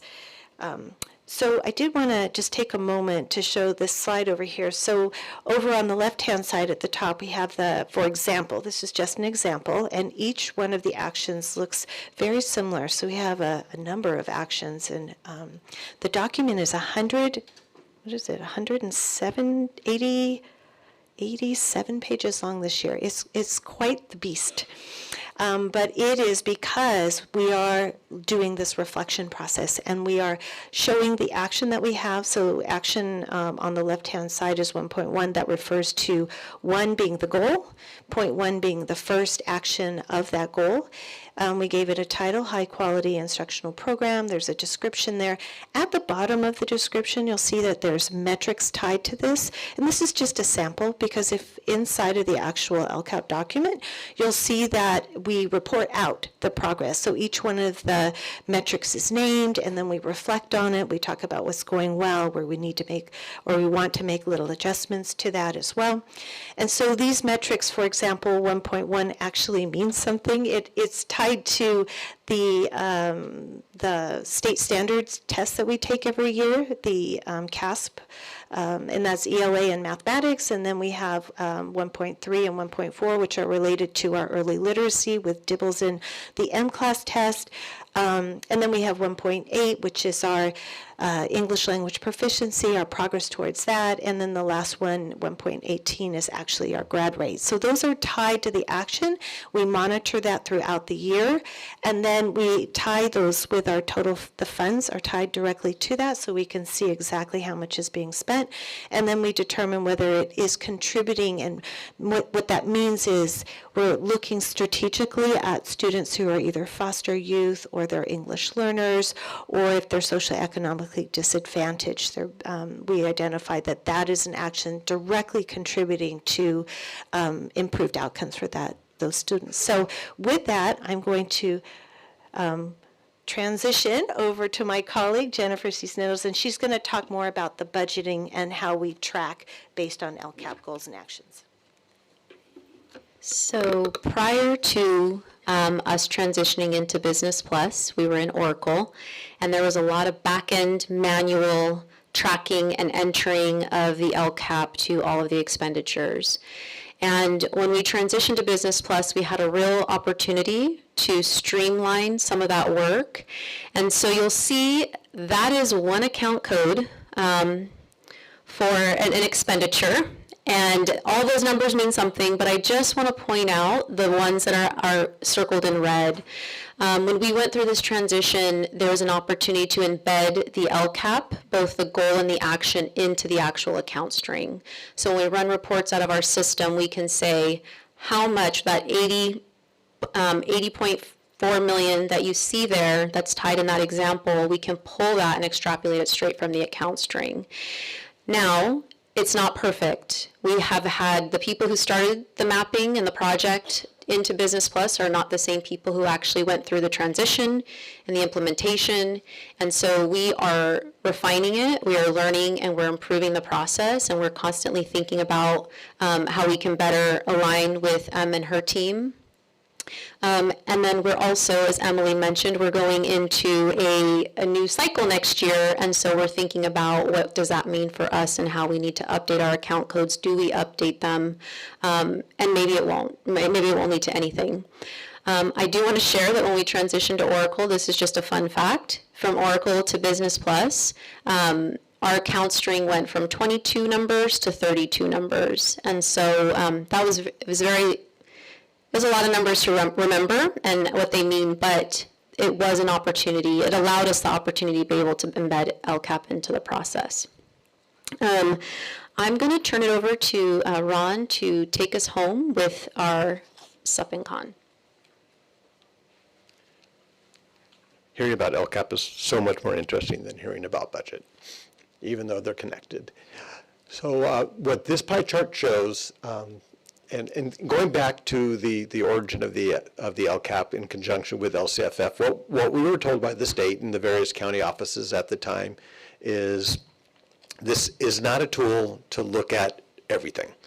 This is a tool to see how you're using the additional money that you're receiving in supplemental and concentration dollars to provide needed added services for the students who make up the unduplicated pupil count. So our low-income household students, English language learners, foster youth, homeless. And the supplemental concentration dollars that I'm talking about there are in the green. So it's a relatively small percentage of the budget. It's only 20% of the overall budget. Between LCFF and, the base and supplemental concentration together, that's 68%. So that is the majority of the budget. But in terms of just what we call sup and con, supplemental and concentration, it's a relatively small percentage. Still a big number, $173.5 million, but it is small. And the LCAP is that document that, with complete transparency, shows the public how we are spending those additional funds in order to deliver those needed services. So with that all presented and with all of us up here, we will open it up to questions about the budget or LCAP. Thank you, Mr. Hacker, Dr. Wolk, and Mrs. Cisneros for the thorough presentation. go ahead and open it up to my colleagues. The speakers list is open if you want to jump on for any questions or comments.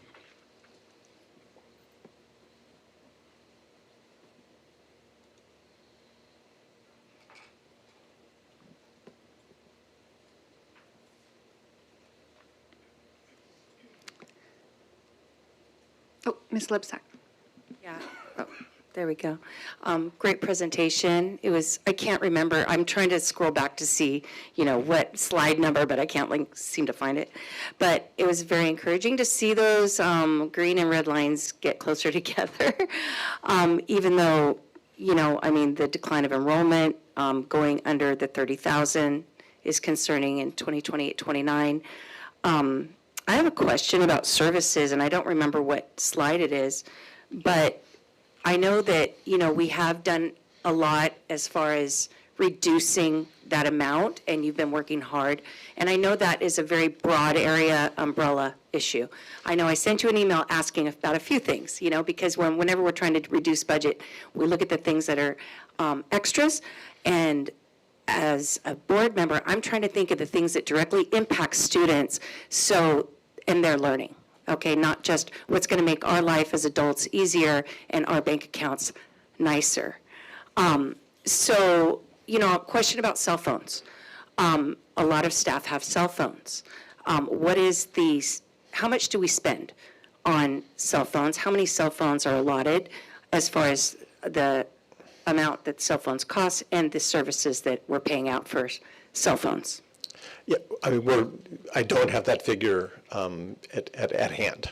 I will tell you that if we did not provide cell phones, we would have to provide a cell phone allowance to make our employees use their personal cell phone. And typically the cell phone allowance and the cost of the cell phone is pretty comparable. About how many cell phones do we have given out in our district? Because I worked in Orange Unified before, and I didn't get a cell phone as a board member. I got one here. It's a nice luxury, but it's not necessary, and many districts don't have that luxury. So I'm just saying, it's a special luxury. I understand the point, but the reality is if we're requiring an employee, even a manager, to use a cell phone, we would legally, if asked, have to provide a stipend for that,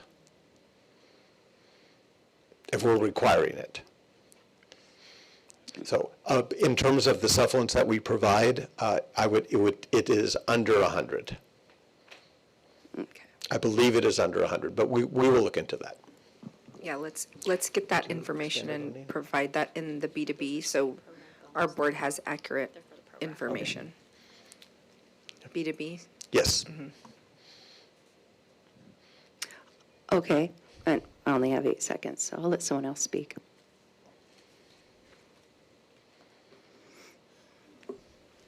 Ms. Magdaleno? Yes, thank you for the presentation. And I just want to start off by mentioning we've come a long way, but there's still so much work to do. But I do want to thank our staff, our team, our educators, classified and certificated employees for all the work that they're also putting in. Like you mentioned, Ms. Cisneros, you're going with team leads and checking their line items and their purchase orders. And I do hear as I do school site visits, Ron didn't approve this, or he doesn't let me order this. And I'm like, in my head, do we need it? But also, how is this going to affect our students, right? So I want to acknowledge and thank you for the work you've been doing, especially to close our budget deficit, right? But I also want our community to know that we're not going to let this affect our students, right? That's our priority, is that regardless what we're at in the budget and the results we're seeing with the LCAP and the COLA, that our priority is to serve the students. And I do see that, especially with the LCAP now included in this presentation, that means a lot. So I do want to say thank you for that. So one of the big things, obviously, is how are we attracting students, right? So can you talk a little bit about, we've been talking about attracting students, some strategies on how we're keeping our students. So what are we doing, right? This has been an ongoing conversation. What have we seen done, and how are we continuing the work? So we can answer that question now, or when the budget committees present, which is right after this, along with Community Budget Advisory, the enrollment and ADA committee will be presenting. So that may be a question that you want to ask them. So then maybe I'll tweak my question to, how does, for folks who don't know at home, and we can really see that connection from students attending school every day and making sure their students go to school every day, how does that affect our budget at the school site level versus at the district level? Every day that a student doesn't attend, we're losing in excess of $100. We get paid based on the number of students who are attending school every day. Keeping that in mind, that is not even the most important reason for students to attend. Students aren't going to learn if they're not here. But it does have an impact on the budget. And can you also talk a little bit about the per pupil? The amount we get for certain students, maybe low-income students? So we get additional money. We get supplemental and concentration dollars for every student that's identified as unduplicated. So that would be our students from low-income households, our English language learners, foster youth, McKinney-Vento youth. So we do get the extra money. It is, if you're looking at the average that we're receiving per student based on the fact that we have a high unduplicated pupil count, I believe it's right around $17,000 per student right now. And just for the community to know, sorry, I know my time's up. Every school site gets a different budget allocated, correct? Depending on the number of students and what type of student is attending that school. I'm going to turn it over to Jennifer for that. Yeah, their site discretionary funds is based off of their enrollment. So whatever their enrollment numbers, there's a formula, and it varies for elementary, middle, and high school. And that's also a big responsibility for our principals, right? So we need to make sure we have our best leaders at our school site, because they're also in charge of their own budget. Yep. And making sure that they're spending it accurately and based on the students' needs in each different school site. Okay. Thank you, and then I'll come back with my other questions. Thank you. I don't see anybody else on the speakers list at this moment. Okay, Mr. Bustos? Well, first of all, thank you so much for the presentation. Do you mind going back to, I believe it was page 5, the ending fund balance, the bar graph? Yeah. Can you speak to, so I see from 25-26 to 27-28, the unrestricted ending fund balance is pretty stagnant, it's pretty much the same, and then we see a pretty significant dip in 28-29. Can you speak to that dip from the 104 million to the 88 million? That's a great question. So we're doing a great job of leveraging our restricted funds. So as long as there are restricted funds available, we're trying to divert as many expenditures as possible to them. What you're seeing in 28-29, by that time, our restricted funds are so low that there's really not a lot to leverage. So at that point in time, and keep in mind, a lot can happen between now and then. There could be more block grants, there's lots of things. But right now, as it stands, looking at the current block grants and where we're at with all of the restricted resources, it appears that we won't have a lot of restricted resources to leverage in 28-29. So that's going to have an impact on the unrestricted. Okay. And then I know Ms. Cisneros also mentioned during her part of the presentation that eventually our enrollment is going to fall under the 30,000 mark. And so that's going to have an impact on our specific percentage that we need to have in our ending fund balance, right? Can you speak to that and speak to what we're doing proactively to ensure that we will maintain at a healthy level? Of course. So for a district that's above 30,000, the minimum required reserves are 2%, and for a district below 30,000, it's 3%. Regardless of that, we never want to get down that low. If we're down to 2-3%, I would say half of the months in the school year, with the cash flow that we would have, we would not be able to make payroll. We would have to be getting loans from the county treasury. So we really never want to get to that point, which is why it's been so important for us to address the structural deficit, get the deficit spend under control so that our reserves are not dipping. I would love to see reserves around 17%. 17% is about 2 months of operations, so that's considered healthy. But the reality is if we want to prevent loans from county treasury and all that, we really do need to stay above 10%. And that's where we're trending right now. Okay, thank you. I have some other questions, but I'll respect the time.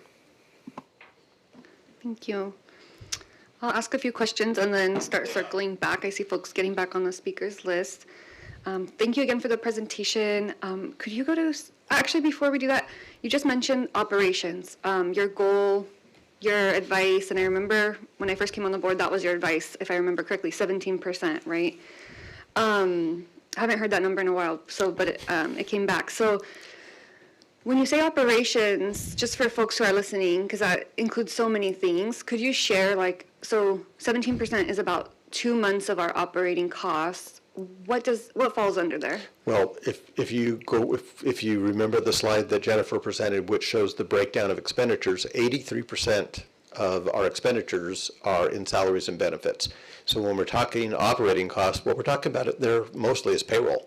So 2 months payroll, just keeping the entire operation going, paying our teachers, paying all of our educators, paying our classified staff. The other 17% is going to be in supplies, services, and capital. Do you want to pull that slide up? It's slide 14. Okay. And if we, at some point, if a district were to not have enough in their reserves to cover the operating costs and they had to take out a loan, what would that look like as far as interest and things like that? It's relatively low interest. So it's going to be 5 figures in interest. But there's work involved. So it takes the team away from the work at hand to do all of the paperwork that's required to get that loan from county treasury. And if we're down 2-3%, it's not just a loan once a year. It's going to be 3, 4, 5 times a year. So it's a lot of work, it's a lot of interest, and it really does a disservice to everyone in the district because we're so low in reserves that we really don't have the ability to make further investment in the additional services that our students need. Thank you. And could you go to slide 4 just quickly? My second question is actually really just wanted to point out, but then also ask, I see that a lot of great work, and I'm looking forward to the next presentation as well to hear more about that work, is being done, because I did review the actuals and projections from last year's presentation to this year, and so we're at a much better place with our projections moving out, so I was hoping you could speak a little bit to that, why that is, some of the work that's being done, as well as some of the funding that's been coming in. So I don't want to steal the thunder from our budget committees, so I'll let them talk about all the great work that's being done. Okay. I will, though, reiterate what Jennifer pointed out, that it was 2 things. So in the course of the year, it was the review of the requisitions, and it made me smile to hear that Ron didn't approve this, and yeah, that happens every once in a while. But it wasn't just Ron. So it was the evaluators over the principals who were also reviewing the requisitions. It was other cabinet members. They say no sometimes also. It's everyone who is just asking those questions. Do we really need to do this now? And it doesn't surprise me. Many times the answer was, you know what, we really don't need to do that this year. So that was a big part of it. But what I'm even more impressed by, And we hear the term zero-based budgeting all the time. I've heard it since year one as a CBO, and more times than not, when people talk about a zero-based budgeting process, it's really not zero-based budgeting. They're looking at prior year, and they're just making some tweaks to the budget. That's not zero-based. Zero-based is asking those questions. For every expenditure, do you need to repeat that expenditure from the previous year? And that is what happened. And I sat in on some of those sessions with Jennifer, with Tatiana, who is our Director of Budget and Accounting throughout this entire process.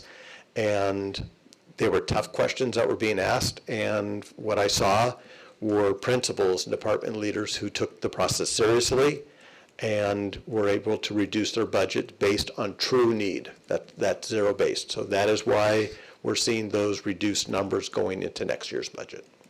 Thank you for that. And I just lastly want to take a minute then to thank everyone. As you're sharing that, I'm thinking about, that's very, really admirable that people are being flexible. Change is not easy, and just that commitment to identifying solutions and getting creative and working together and realizing this is something we need to all do together. So I want to thank folks for making those difficult decisions. And with that, Ms. Lebsack. Thank you. Yeah, you mentioned that 83% is salaries and benefits.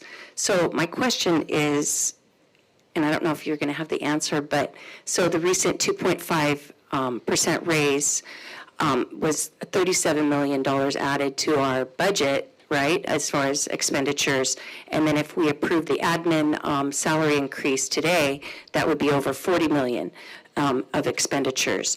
So my question is, I know we do collective bargaining every year. I was a teacher myself. I know how it works. I was a union member. But my question is, in private industry, when clients are decreasing, you don't just automatically give people raises. You base it on what you have, right? So my question is, do we continue to do and say and promise, hey, we're going to be giving raises every year or every other year, no matter what? No matter what. It just seems like that's the trend. And so that's my first question. But the second question is this. I know Dr. Walk mentioned that with the LCAP, how REISs are being used is to increase student outcomes. So how do we evaluate if maybe resources are not increasing student outcomes? Because in looking at EdSource in the last 10 years, in 2015, our math outcomes were only 21% of our kids were meeting math proficiency. And then 10 years later, 22% of our students in SAUSD are meeting math proficiency. That's alarming and concerning. And then we have the ELA, which in 10 years we've made it was kind of little bitty increments between the 10 years, and then it was an 8% increase in ELA. And getting that number, it was from 25% up to 33% who are meeting ELA standards. So my question is, that's alarming. And how are we evaluating the resources that we're using? I know when we were talking about, we had a lot of people coming in when we were doing the layoffs about consultants. Why are you spending so much money on consultants? We are. And with these consultants, are we evaluating them as far as, are they actually helping? Are they effective? Because the numbers aren't really showing that. So that's my question. So I'll answer the question about the salary increases first, and then I'll turn it over to Emily. So in terms of salary increases, we actually don't give increases every year. We have not given an increase actually for 2 years. So there was no increase given at all last year, 24-25. And the increase that was just given was no increase for the 25-26 school year. It was effective the beginning of the 26-27 school year. So I do want to clarify that the salary increases are not given every year. And they are done thoughtfully. So the board and cabinet, there are discussions about a number of factors. And one of the factors that we absolutely can't ignore is the fact that a district that pays competitive wages will be in a position to recruit and retain teachers. And that consistency in having those teachers is an important strategy. So those are the 2 points that I wanted to make with regard to salary increases, and I'll turn it over. Can I just do a follow-up question? Do we have any data to show if we're having difficulty recruiting and retaining teachers? Can you show us the data for that? I cannot. I'd like to see it if we could get it. Thank you. So you had asked the question regarding the data and how that relates to the improvement efforts that we're making, right? Yeah, how resources are being used to increase student outcomes. Right. So there's well, we have my colleagues that can talk more about the content components of it, but as far as the LCAP process is concerned, we do 2 checks during the year where we meet with the departments and they self-reflect. And also on the local indicators, which is also coming up next week at the board meeting for review, is that we look at each one of the actions and then we look at the actual outcomes that we had and make determinations about whether we continue with that action. Well, first we have to ask the question, was it implemented fully? Was it partially implemented? Was it not implemented at all, right? And then after that, then we determine what were the things that we attribute to an increase or perhaps even a decrease, and then what we're going to do to improve upon that. So there is a very tight reflection process on that happens at mid-year and then also happens at the end of the year as well as part of that reflection process. Now, one of the things that we can't do is if we don't see improvements, we have been told pretty much that we need to consider a different action. So this year we did have, and we saw some growth in some areas. We'll see next year the dashboard, for example, I believe it's coming out October 15th in 2026, so much sooner than it ever has. So we will continue to do that cycle of improvement, but we do set those and monitor those very carefully with our departments. Dr. Bolt, can I ask you to provide some information and clarity around program evaluation? Because I think this might be more tightly aligned to the question around consultants and vendors and folks along those lines and the dollars we're spending versus what the outcome is and impact. Yeah, so one of the things that we do in research and evaluation is we are able to work with our departments to do evaluations. So actually today, the last 2 days, we were talking about the OBC, the outcomes-based contracting, for example, with our expanded learning. And we had, it was a service that because of our participation with OBC, we didn't have to pay for it, which was really great. But we received an evaluation that was done by Sean Tanner out of the West Ed, who looked at our program. And he hasn't officially released the information yet, so I'm not supposed to say too much about it. But they did find, I will say, that there were some really good results around the impact that it did have on our students who participated. Lupita, I don't know if she's here, but yeah, there she is. Yeah, so, and then also too, so we do very strategic evaluations of programs to make sure that we are responsible with public funding and making sure that the investments that we really do get a return on them. And I asked that clarifying question because I do want the community to know that we understand that our outcomes, our student achievement has not been what we expect, and that we're not just going to keep reinvesting in the same thing expecting a different outcome. We are doing something that is very cutting edge, very much on the forefront in public education. I'm going to say that very proudly because outcomes-based, the OBC, is really where our folks who are partnering with us are getting compensated based on the outcomes, not just on we're going to sign up and have 2,500 kids go through and no change in the outcomes. We're serious about this, and if anybody feels so bold that their product or whatever they have to offer is that great, well then come on over and let us help evaluate that and make sure we're getting the outcomes that our students deserve. So gone are the days, and we're not doing it with everything. I don't want to paint that broad of a stroke, but we are being very intentional with what we are engaging in OBC, and it is new, and so we're learning with the hopes that we will be able to scale this to other areas. OBC, outcome-based? Contracting. Contracting, okay, thank you. That's great. Thank you. Dr. Alvarez?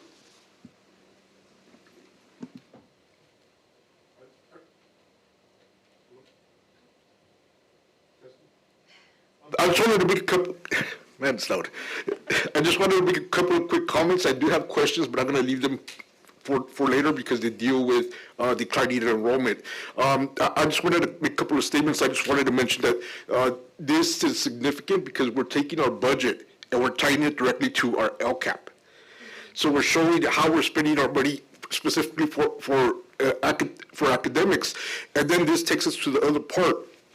Once we're directing our money towards the academics part, the next part is taking a look at the outcomes. We have so much data out there, and I think that it's overwhelming. I've had conversations with Dr. Walk in the past. I had a conversation with Dr. Perez. Over at my work, every month, every employee within my agency, we get emailed key service indicators report. So every month, every employee within my agency knows how we're doing. Within my agency, I think we have 21 key service indicators. I had a conversation with Dr. Perez. What would that look like for us? But the thing is, there's so much data available that it would be overwhelming to just say, hey, give us everything, because we're going to be inundated. But I just wanted to mention that I'm going to continue having conversations with Dr. Perez and Dr. Wogue regarding the data. And that's all I had. Thank you, Dr. Alvarez. Ms. Magdaleno? Yes, and I just want to say for the record, right, I do believe that our educators, our staff deserve a raise. And, if we want the best people working for the district, we have to make sure that they have a livable wage. So that's that for now. And I just have one last question on the equity lens. So maybe Dr. Woke, on slide number 20, I know you talked a little bit about goal number 5. Can you speak a little bit more so our community is aware of what that is, and also talk about when we're making hard budget decisions, how are we making sure that we're equitable across our school district? That's such a great question. So specific to Goal 5, I actually wrote that down because I thought, how do we identify, the equity multiplier students or the schools that receive the funding? So the equity multiplier is identified by CDE, actually, those schools. And they are based on 2 different criteria. One of them is non-stability rate of greater than 25%. So a lot of movement, and then also too that they're socioeconomically disadvantaged. That rate has to be greater than 70%. So that's why the CDE will tell. Yeah. So CDE will inform us which are the identified schools. For us, that's Loring. It's all our alternative schools. So it's Reach. It's also. Dolores Huerta High School and Lauren Grissett Academy. Those are our 3. And what are we doing to help, that equity gap? Yeah, so I don't have all the notes in front of me, but within the LCAP, there is a section called Goal 5, and it lays out the actions that they've selected to really target and support those students at those 3 sites. And so they have their metrics that are tied to that to show that they are making a difference for those students on those outcomes based on those actions. And then they also have the identified funding as well. So, but it's within, there's descriptions about what they're doing, and they have to reflect on that at mid-year and at the end of the year. Thank you for that. And then just one last plug. Where can our community find out about the LCAP? How can they get involved? Where can they find it? And all of that good stuff. So we do publicly post it. So it is currently it's on our board docs so that you can see it this evening. We have a draft for the public to see, especially because we're having the public hearing tonight. And then we'll have the one that we'll bring forward next week on Tuesday again for review and hopefully adoption. That's what we're going for. And again, that will be released in the board docs. Okay, thank you. Thank you. Mr. Bustos? Thank you. Just some brief final questions here. Can you please explain what the main reasons for our decline in enrollment is?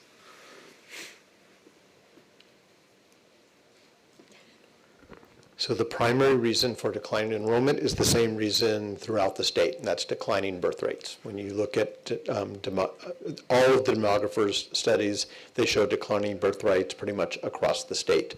The second most significant reason is the high cost of living in Santa Ana. So because it is difficult for our families to afford housing, they are moving, and I've said this before, they're moving up north to Central California, they're moving east to some of our eastern counties, and in some cases, they're moving out of state or even out of the country. We also can't ignore the impact that immigration enforcement has had on our families. Jennifer talked about attrition earlier. This year, 25-26, was the first year in many years that we saw a reduction in the total number of students in between CBED's Information Day, which is the beginning of October, and the end of the P2 attendance period, which is in spring. That has never happened before. So we lost anywhere from depending on the grade span, 0.6% to 0.8% of our students in that period. And my best guess in terms of attributing that to a factor is the additional immigration enforcement. That was the only thing that was different than in prior years. Great. Thank you for providing that clarity. I think that there is a lot of effort to try to misinform the public about why we are seeing a decline in our enrollment, not just here in Santa Ana Unified, but across the state. And so it's important, and I'll ask this question every single budget meeting if I have to provide the public with accurate information about why we're seeing this decline in enrollment. And it's because our families, obviously the number one is because families are just not having children at the same rates, and two, it's because it's so unaffordable to live here. And so I want to make sure that our community has that information, that accurate information, that again, it's not just here in Santa Ana Unified, it's in not every district, but many districts across the state of California. My last question, I did want to touch on the piece around consultants, because I think that has been work that the district has been working really diligently on, and I know that many, if not all, of the board members on this dais has at one point raised concerns about the number of consultants that we've had in the district, and what that is costing the district. And I know that there has been a lot of work that has gone into ensuring that we are minimizing that as much as possible while not impacting the services and programming to our students. So can you all just speak to what, proactive measures you all have been doing to actually lessen the financial impact that, consultants are having on our budget? Yeah, so that was a huge topic of conversation. We went through our zero-based budgeting, and it's also been in all of our budget committees work. We talked about the printer and that being more than $500,000, and really just taking the time to sift through that and understand how that contract came to be, what is the current need, do we need to continue it? And through budget development, those were the hard questions we were asking principals and district leaders. And there's been a lot of conversation about how do we bring that work back into the district, like how can we build sustainability? So that's been a huge conversation that I know I've heard from our superintendent and from Mr. Hacker around, okay, if we need to bring this contract in, what is it that then is the sustainability plan moving forward? And so those are some of the intentional conversations we've been having as we've been talking about budget development and going into next year. And even as we look at this year and, really thinking to reduce contracts in the current year. Great, thank you for that.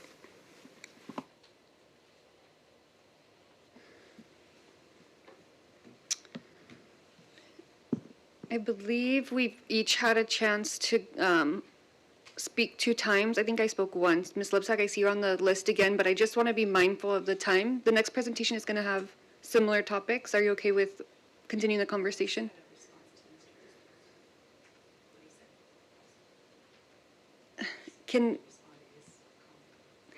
I think if we, yeah, I don't want to get into a well, for the sake of time, I think let's move forward. If you can find a way to weave it into your next comments, feel free. But just for the sake of time, because we do have quite a bit of ways to go, and we're almost at 8:30. So with that, I just really want to thank the team again. I know a lot of work goes into these presentations and throughout the year, and the work that you're doing. And so thank you, and again, thank you to all of our educators and leadership who are having to make those hard decisions at the site and really be intentional. I think sometimes these hard times where we're having to look at our budgets, right, it allows us also to think creatively and look at maybe ways that traditionally large urban districts have been asked to spend funds that may not have always been the best, right? And so now the intentionality, I just see more, every year more and more intentionality. So I really appreciate that. So thank you. And with that, I'll pass it back to Dr. Perez to welcome up the next team. All right, thank you. A lot of the folks who were part of the last presentation will be back up in front of you, but I am very excited to invite our Community Budget Advisory Committee up, and Ms. Rebecca Rebecca there Sackett. she is. I didn't know you were sitting over there at one point. I'm like, uh-oh, where did she go? Thank you. And so if we'll invite the team over to share, and yes, much of what you'll see in this presentation really is about the actions that the teams have identified and really, dug into to figure out what we can be doing better, how we can best leverage the dollars that we do have available to us. So with that, I will turn it over to Mr. Hacker. And very shortly, I will turn it over to Rebecca Sackett, who is the chair of the Community Budget Advisory Committee. Tonight's presentation will be a combination of some comments from Rebecca as the chair, as well as presentations from the chairs of the 5 internal budget committees about all of the work that they're doing in their very specific areas. And I love the fact that we have these committees. My team will tell you how tired they are of hearing me say it's important to involve as many people as possible in the process. And I just love the fact that not only are we having great representation from school sites and departments in each of those 5 committees, but we have the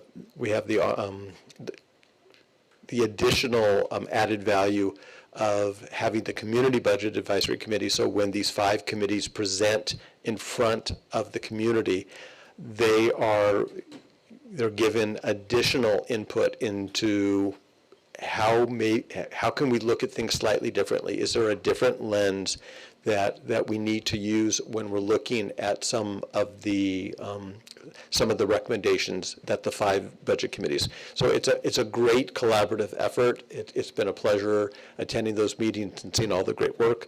So with that being said, I'm going to turn it over to Rebecca Sackett for a few introductory comments. Thank you.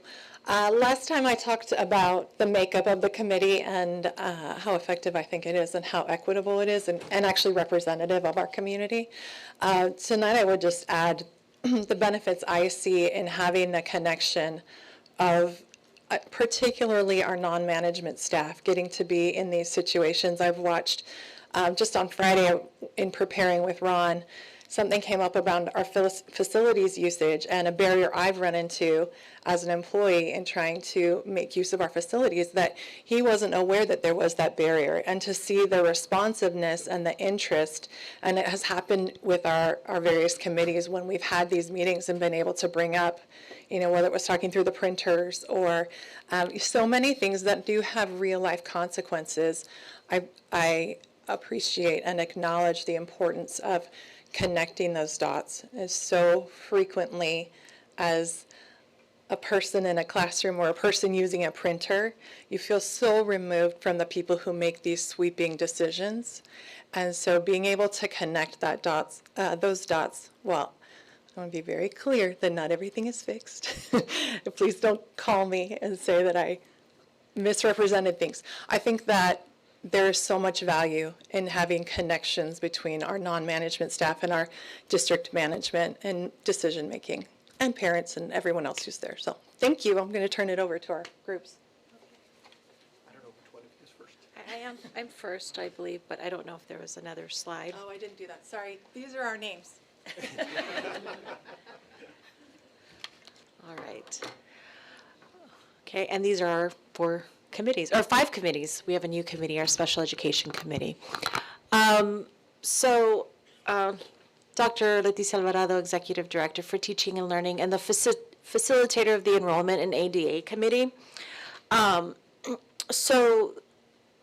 In the work of enrollment and ADA, we have 2 interconnected priorities around enrollment and ADA, and both of these priorities have a direct impact on the fiscal health of our district, as well as our ability to serve each student that walks into each one of our schools. So these are the initiatives that the Enrollment and ADA Committee worked on. So this gives us a snapshot of where we stand with both initiatives. Initiative 1 around enrollment focused on fiscal solvency and staffing efficiency. And for this school year, the 25-26 school year, the action that was intended was completed, right? And for the 26-27 school year, we will take the learning from the implemented actions and refine the process for next year. So this year, what we implemented around enrollment was 2 strong attempts to streamline new enrollments and school of choice. We moved to a single enrollment window, and we paired that with a campaign around a communication plan and a campaign. And one of the outcomes that we found with the streamlining these processes is that we were able to capture more transfer requests this year than we've had in the previous years. A big learning or takeaway from this process was that language is really important in this process. One of the learning that we had was around the word wait list. When we sent notification out to families and they received a notification that they were placed on a wait list, for those families it felt like a denial of what they were attempting to do, whether enroll or to have a school of choice. But what it meant in reality was just really a coordination period that the team needed. So taking that learning for next year is really to increase and improve our communications to families throughout the process so that they really are clear as to where they stand and what to expect and what the next step might be. We understand that the better we are at communicating throughout the process, the better the outcomes will be for everyone, our families, our students, our schools, and staff. For Initiative 2, average daily attendance, this is a focus on attendance and engagement. This is actively in progress in many initiatives throughout the district, and I'll walk you through 2 examples of what the work looks like in the next 2 slides.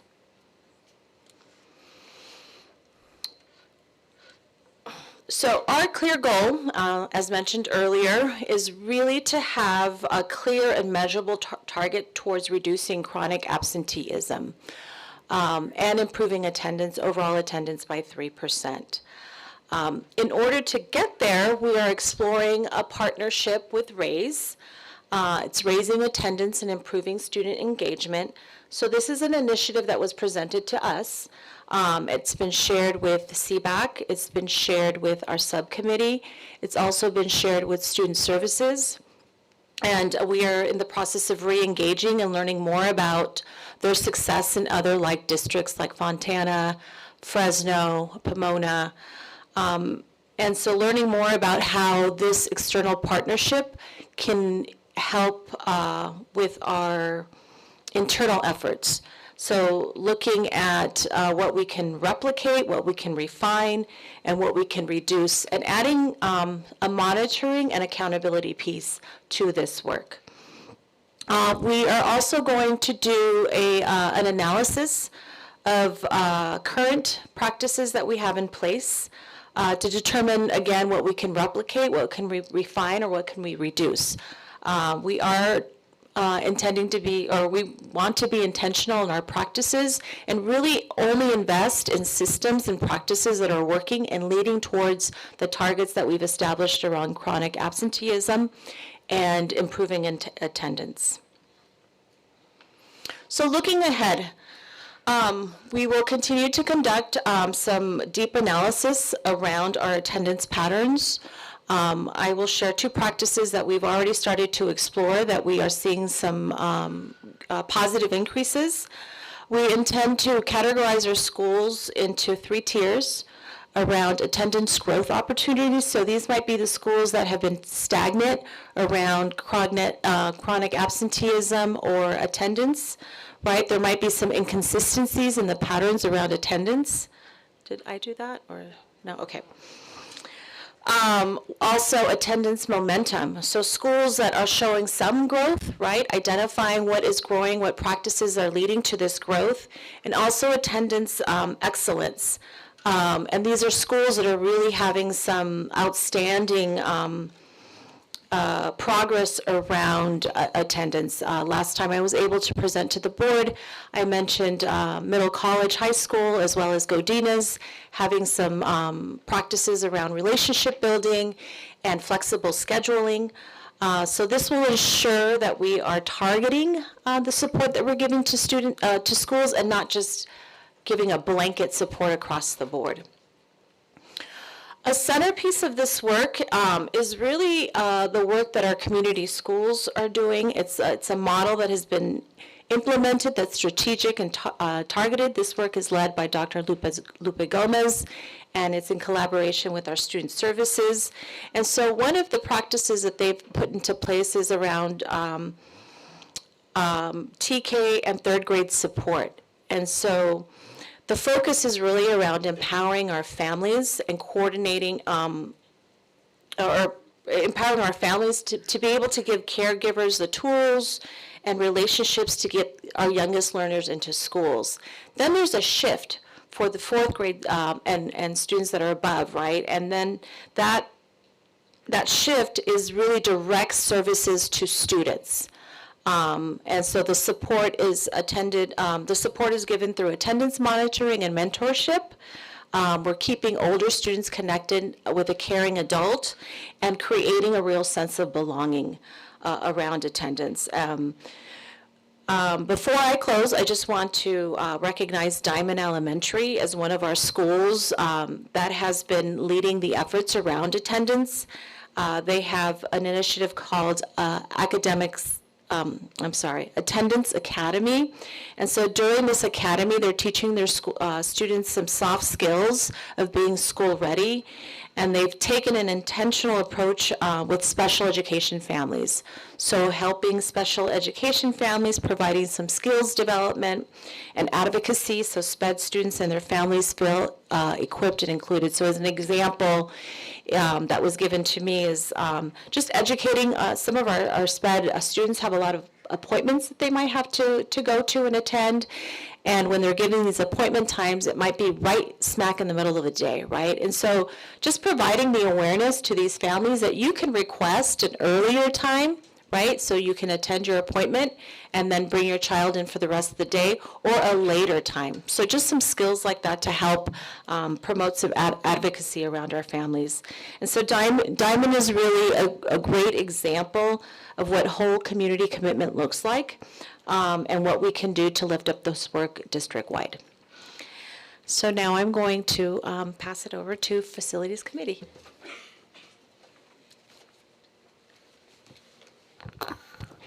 Thank you, Dr. Alvarado. Good evening, Jeremy Kogan, Director of Facilities Planning, and I am pleased to be the facilitator for the Facilities Committee. So you see on the screen are 2 initiatives, Initiative 1 on reducing waste and Initiative 2 on our costs being more visible, measurable, and recoverable. And the first of our 2 facilities initiatives, which focuses again on improving those systems and extending the life of our facilities, a major part of that work has been reviewing service contracts and procurement practices. As a matter of fact, when we first started up the committees, one of our initial conversations a year ago was... I'm sorry, Jeremy, give me 1 second, sorry. Sorry to interrupt you. Excuse me? Sorry, I just wanted to, it was hard to hear, so I'm sorry to interrupt. Okay, I'm so sorry. We were just trying to make some accommodations to ensure that our families were able to access beyond 9 o'clock. Okay, Yeah. sorry, I wasn't sure if it was a community member was a Yeah, concern, yeah. and I was going to ask to direct to the staff. Yeah, So, okay. yeah, sorry about Let us that. know We're if we trying need, to- we can pause if we need to figure out the I think interpretation. we're good. We are? Yeah, I think we're good. Okay, okay. Apologize for interrupting, but thank you for figuring that out for our families. Okay, thank you, Jeremy, sorry about that. Sure, no problem. Gave me a chance to catch my breath, too, so. All right, so as I was just sharing, when we started the committee, one of our early conversations among the committee members was reviewing all of our various contracts that were coming up for renewal and making sure that we would have a vigorous bidding and procurement process. So over the last several months, we've released bids for tree trimming, elevator maintenance, and elevator modernization, and we anticipate bringing the towel and linen services contract to the board at its next meeting. Our committee members also continue to utilize the completed analysis of past work orders, and I want to, while I'm on that topic, specifically express our gratitude to Dr. Wolk's research and evaluation team. They did a remarkable job putting that historical analysis together for us, and our committee continues to refer back to it as we identify recurring issues, patterns, and opportunities for improvement. The second initiative, excuse me, the second initiative, as I mentioned, focuses on making facility and energy costs more visible, measurable, and recoverable. This year, the district completed its development fee study, launched an online fee payments system to offer improved service time to our community, and created a one-stop customer service website for facilities. Tonight, we're also excited to bring forward an energy information system contract that will help us better understand utility usage, solar production, and operating costs over time. Finally, I'm very pleased to share that the design of the Monroe Elementary new facility is complete. As a matter of fact, I'll share that just a couple of weeks ago, myself and I was joined by our new executive director, Mr. Zazueta. He accompanied me down in San Diego at the Division of the State Office, Division of the State Architect headquarters, and we were making the final responses to the state's comments. We have a wonderful team of architects and engineers who were down there with us and just did a remarkable job. This project serves as a model for energy efficient design, and we'll be very excited to celebrate with the community later this summer for a groundbreaking. Now let's look at our ongoing committee efforts. For Initiative 1, we are preparing a new district-wide waste services bid. Also, in the contract negotiation stage, we have a cardboard recycling program, and we're continuing to identify deferred maintenance needs across the district. Under Initiative 2, we're studying civic center costs and comparing our practices with neighboring districts. These studies are nearing completion, and our committee will be reviewing recommendations soon.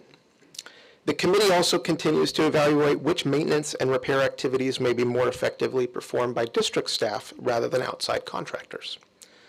Finally, we continue to evaluate options to repair existing solar installations and opportunities to restore our generating capacity. We have these panels that the district installed, in some cases more than a dozen years ago. They're not at the functional capability that they should be at, that they were designed to be at, and restoring those will obviously bring revenue to the district as well. Looking ahead, much of our work next year will focus on building the systems that support informed decision-making and lower long-term costs. So first, we are building preventative maintenance programs and facilities asset tracking systems so that equipment can be maintained before it fails, right? We're not just going and responding via work order when something is broken. We're actually preventatively going out and addressing it so that the life of our systems are extended. And we can then plan those investments more strategically. We're also building a stronger framework for civic center cost recovery. This is our facilities usage requests by outside groups. Our committee will be reviewing the studies that I just mentioned earlier, and will be developing a policy that better aligns facility use with the actual cost of operating those facilities. First, we'll have constructive discussion within the committee. Then we'll continue dialogue with the Community Budget Advisory Committee before ultimately providing recommendations to the board for consideration. At the same time, we are building toward future energy savings through the solar repairs I mentioned, and very excitedly looking forward to construction groundbreaking for the Monroe campus. The Monroe campus in many ways models what the state has set as targets for energy efficiency and cost savings. It will, we hope, qualify us for some additional state grants, some small grants based on meeting those targets. And the energy monitoring tools I mentioned earlier, we'll be able to roll that out this next year across the district to start empowering all of our sites to be more aware of their energy use and consumption. So while these efforts will take place over multiple years, they share a common purpose, creating the policies, systems, and data needed to make better decisions, improve efficiency, and direct limited resources where they can have the greatest benefit for our students. Thank you.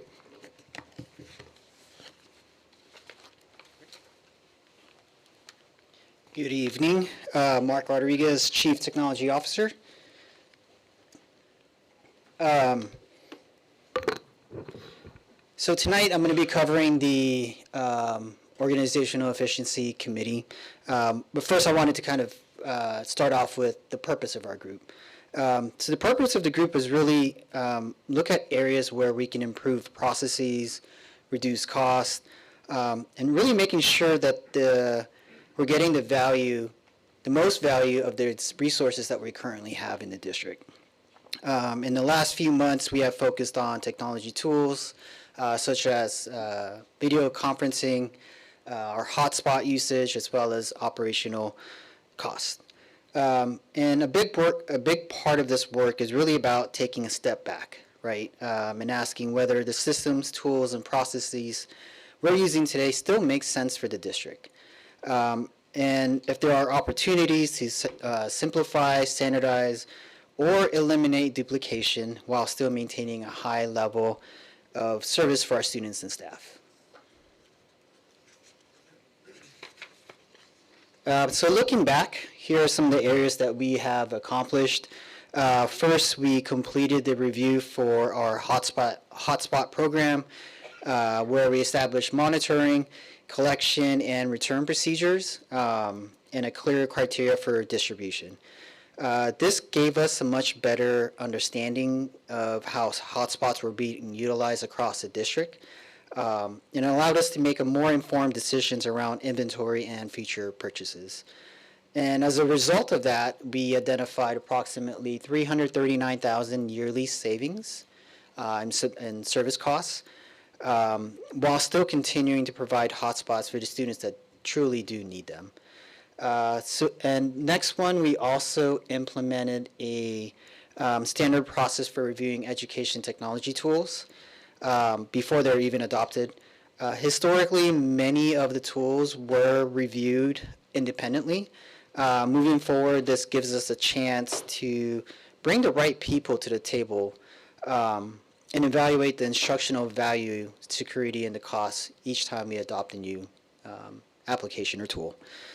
It also helps us identify areas where we can leverage district contracts and purchasing agreements. More often than not, it does allow us for better pricing, which in turn give overall savings for the district. Lastly, we reviewed our video conferencing tools and made the decision to move away from Zoom and transition to Google Meet as our district standard beginning July 1st of 2026. And the reality behind that is that we're already a Google district, and we already have that as part of our service. So that's just an example of a duplicate service that we found. With that, we are expecting to save about $129,000 of yearly annual subscription. Overall, these efforts have been more thoughtful about how we're spending district resources and really keeping our students and staff in the forefront as we make these decisions. So right now, the committee is working on reviewing the classified overtime. We're looking at 3 years of overtime data to really better understand where it's occurring, right? What positions are generating the most overtime, whether there are opportunities to improve processes or provide additional support. We're also looking for patterns and trends that just, it may not be obvious in the first glance.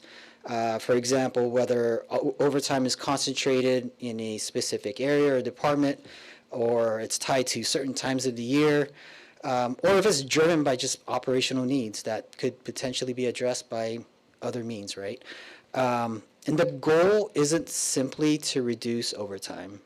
It's really understanding about what's driving it. Is it staffing levels? Is it workload? Or is it process issue?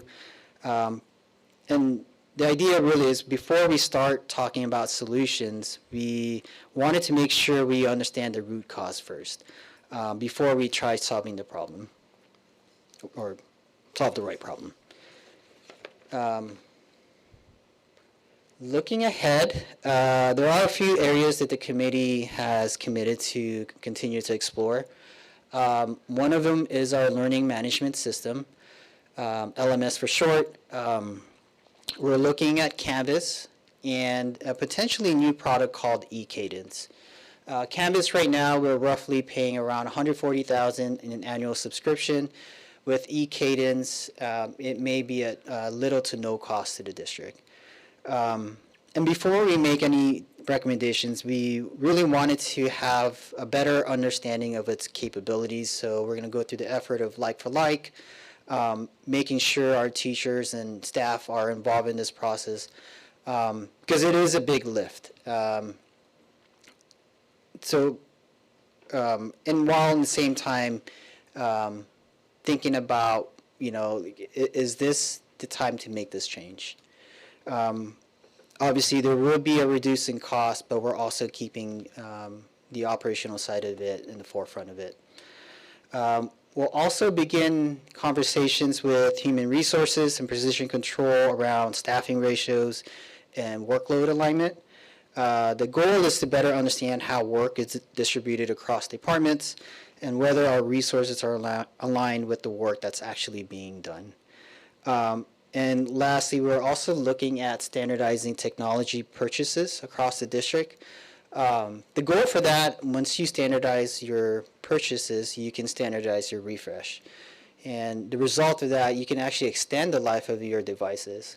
And more importantly, it does allow us to better plan and budget for future years. So with that, I'm going to go ahead and transition to Jennifer.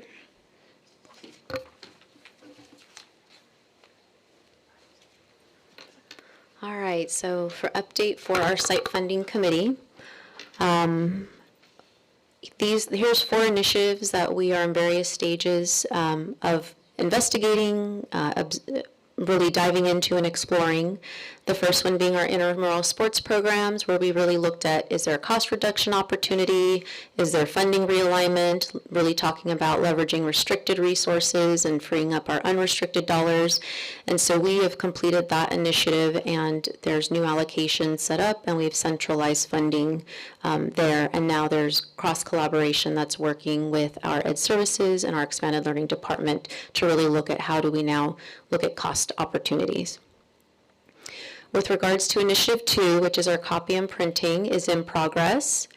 I shared this slide the last time we came together, and we are now in Action 2, and there's still some assessment that we're doing around One, really assessing our commercial printing services, so over at the print shop across town, making sure that they have the infrastructure in place to, if we're starting to shift volume to them, we don't want there to be bottlenecks. We want to make sure they're streamlined services. We are working towards a 24-hour turnaround, so we are assessing those needs. We've engaged in some conversations with other vendors who are willing to come in and do some free assessment services of our sites.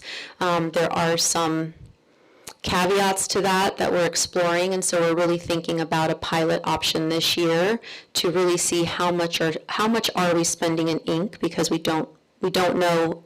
We were paying a contract, but we don't really know how much or what the need is at the site. So we're working through some other options for that right now, but we are working towards currently established district-wide printing guidelines and cost-effective decision framework for sites. So when do I use my desktop? When do I go to a copier? When do I farm this out to commercial printing? So that's where we're at with regards to Initiative 2. A new initiative that was kind of on the horizon, but has really urgently prioritized itself was looking at our high school athletics.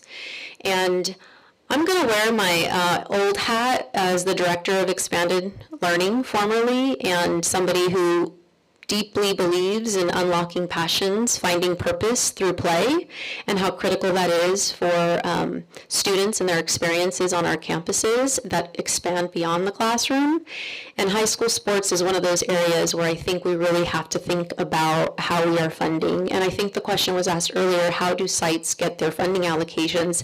And it's literally based on enrollment numbers and a dollar amount. And you can imagine when that, for athletics, specifically high school, when that enrollment declines so drastically, you're having to make decisions about what sports programs to offer and which ones to maybe stop or consolidate. And when we're talking about bridging pathways from the elementary and the work that's happening with bringing in sports and the fundamentals and what we're building with our intramural sports to push into our high schools, we are jeopardizing the quality of our athletics program, which we are also going to be engaging in conversations with our enrollment committee, because that's an opportunity when we're talking about retention to make sure that we're building these high quality programs so that we can retain students or attract students to schools based on the things that they're interested in. So when I'm hearing that schools are having to drop frosh off and now you have a big gap between intramural sports to JV and varsity or just varsity depending on the school, that's going to create some issues. And it can create some safety issues when those kids start to play other varsity teams and maybe aren't necessarily at that high quality caliber. So this is something that we have shifted the focus of the site funding committee. We've actually created a subcommittee, which now includes a broader scope of high school principals. It includes athletic directors from various school sites and district administrators. And so we are engaging in the conversation and really trying to understand what it is that they're experiencing at the site, where are cost opportunities, are there things that we can centralize and things that can be at the site, and really just taking a deep dive and really thinking about how are we allocating funds for sports. And I did have a conversation with Dr. Perez and Mr. Hacker that this may not necessarily be an opportunity where we're cutting cost. It may be something that we are having to look at how we're funding it so that it's equitable. But I think if we think about building those programs, there's a return on investment by keeping students there. And so this is something that we're going to be tackling over the summer. Our athletic directors are highly motivated and willing to come in over the summer to meet and engage in the dialogue. I think they're in full planning mode for this year. So that's a lot of the work that we have shifted to for our site funding committee. One area that's still an early stage is that last initiative I've shared before. We're pushing this into the 26-27 year and really looking at maintenance repairs. We have vehicles that we purchase for the school sites that they use a lot. I think every high school has 2 vans that were all purchased at the same time, and so there's a real concern when one van goes down, they're all going to start to go down, and what is that what does that look like? And then just repairs for things like golf carts and who's responsible, and leveraging our mechanics here. And so we're going to build out that system and looking at cost reductions there. I'm going to turn it over to our newest committee member and our newest committee. Special Ed. Okay, so we were late to the party, and we are not as far along in our investigations and recommendations as our partners and colleagues, but we have started the work of really investigating our programs to ensure efficiency. When putting our team together, we tried to bring in a diverse group who had a lot of different perspectives on how we may be spending money well or not well. And we also wanted people with really hard to pronounce names. So I'm going to go ahead and skip that. But a special thank you to them. We have members of risk management, transportation, those who are boots on the ground serving our kids, have a lot of insight, but maybe that we don't engage with on such a regular basis.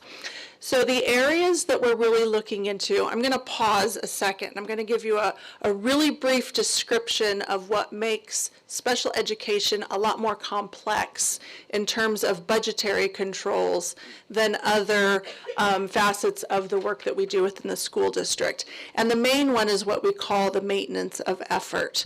So in special education, there is a mandate that whatever we spend this year, we must spend more next year. Okay, that is a mandate that we cannot walk away from, and the penalty is fairly steep. So, for example, if we spend $1 million this year, and next year we only spend $500,000, we have to pay back dollar for dollar that deficit, or the difference between what we were supposed to spend and what we did not. With that being said, there are 4 areas where we can, they're called exemptions to the MOE, so we can reduce those costs automatically.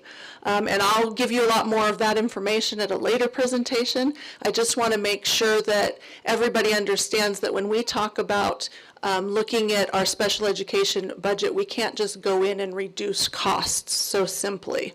It takes a lot of strategy and really looking more at efficiency than anything else. So the big areas that we're looking at, of course, are position control. We want to ensure that areas that are overstaffed are looked at, and see if those dollars can be repurposed for areas where we might be understaffed and potentially having to outsource a lot of extra dollars to hire other agencies to provide those services for us. Transportation is always a high dollar ticket item in special education, and so we're looking at ways we can streamline our transportation services. For example, how many aides do we have on buses, and is there a way to reroute our buses for more efficiency? Those are the sorts of things we are investigating and working with our transportation team to find out. We also have some very large dollar amount contracts, for example, language networks. One of the things we're investigating is whether or not we have a little bit more support in terms of using our translators more effectively, or maybe hiring more translators so that we can reduce the cost of our language networks bill, which is fairly immense.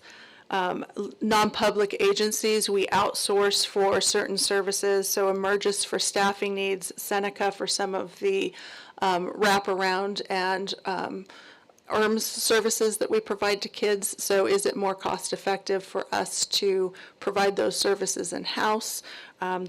Those are things that we're investigating. And then we're also looking into our contracts with Orange County Department of Education programs, and then our independent education evaluations, which are becoming more and more expensive for us to manage.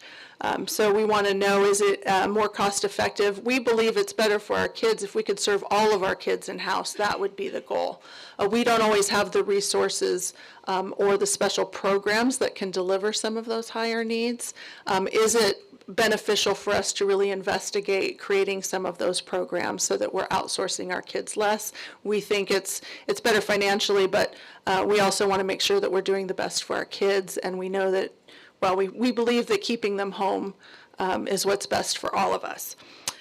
With our IEEs, we're looking at, how can we improve our assessment practices, and more importantly, because we do have very talented assessors, is that we're building our relationships with our families. We're building that trust. There is a rule when a parent asks for an independent educational evaluation. The rule is fund or file. So we either fund that assessment or we file a due process complaint with the state to go to court and defend the assessment.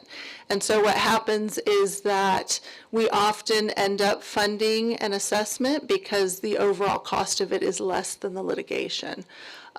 So really what we want to accomplish here is to find ways that we can build that trust with our families, and so that they believe in our assessments, and we can reduce the number of times that we're receiving those requests.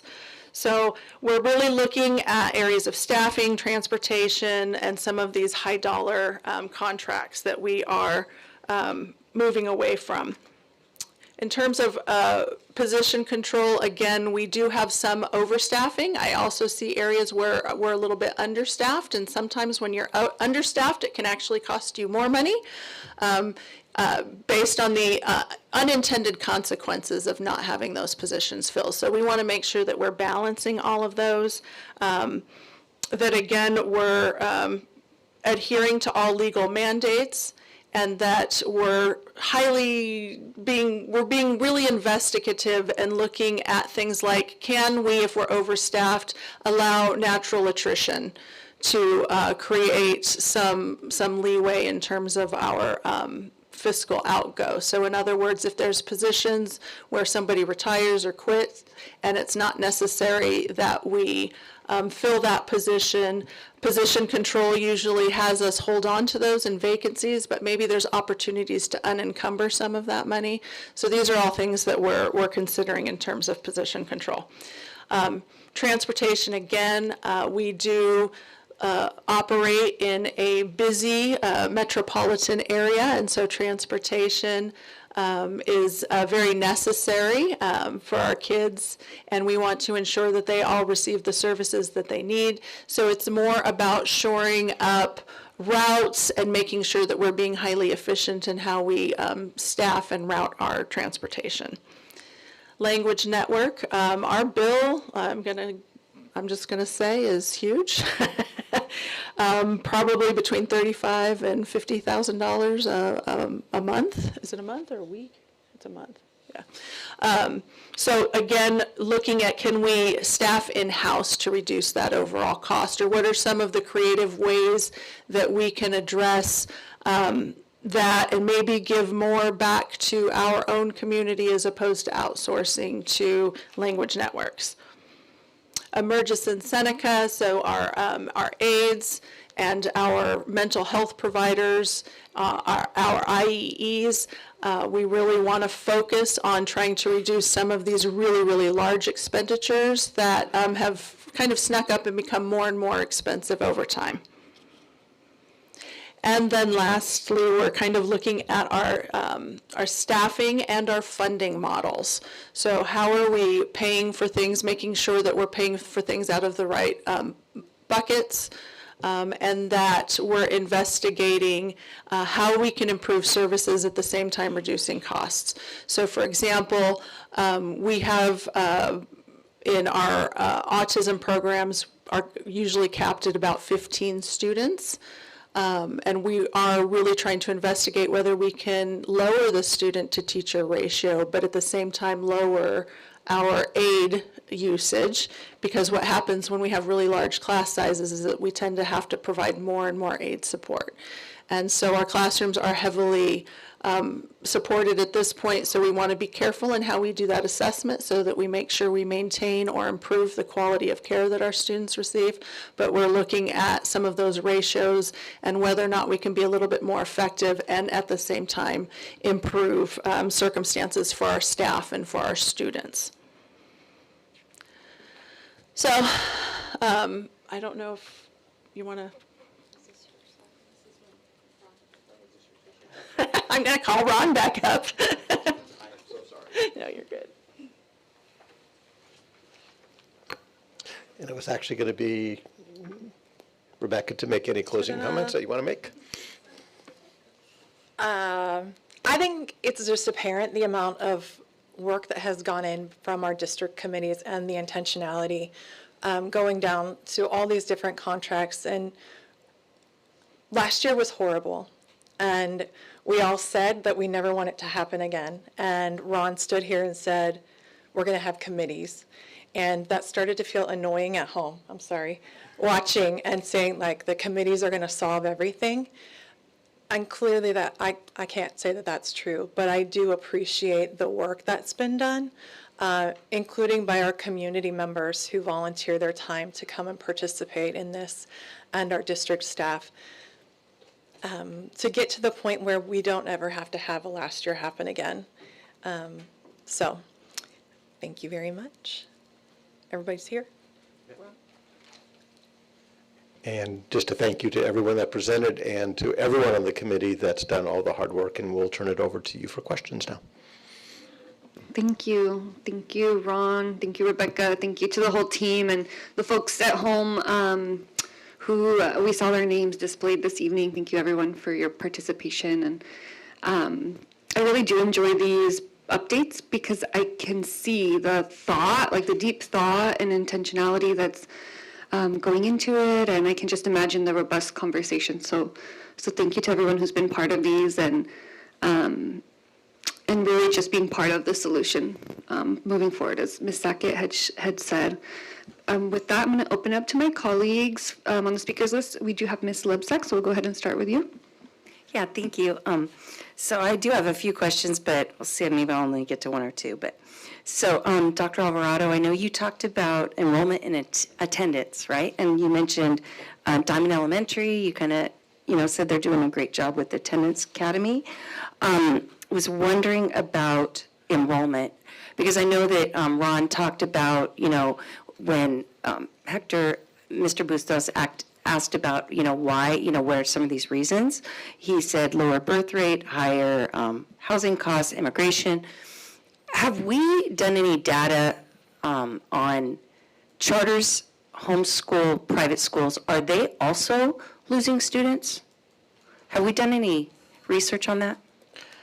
No, the committee has not done research on that. And in terms of like expertise around that area, I'm the facilitator of the enrollment and ADA subcommittee, but I'm not the expert in enrollment. So I don't know if someone from Student Services would be better to answer that question. But, there you go, Ron.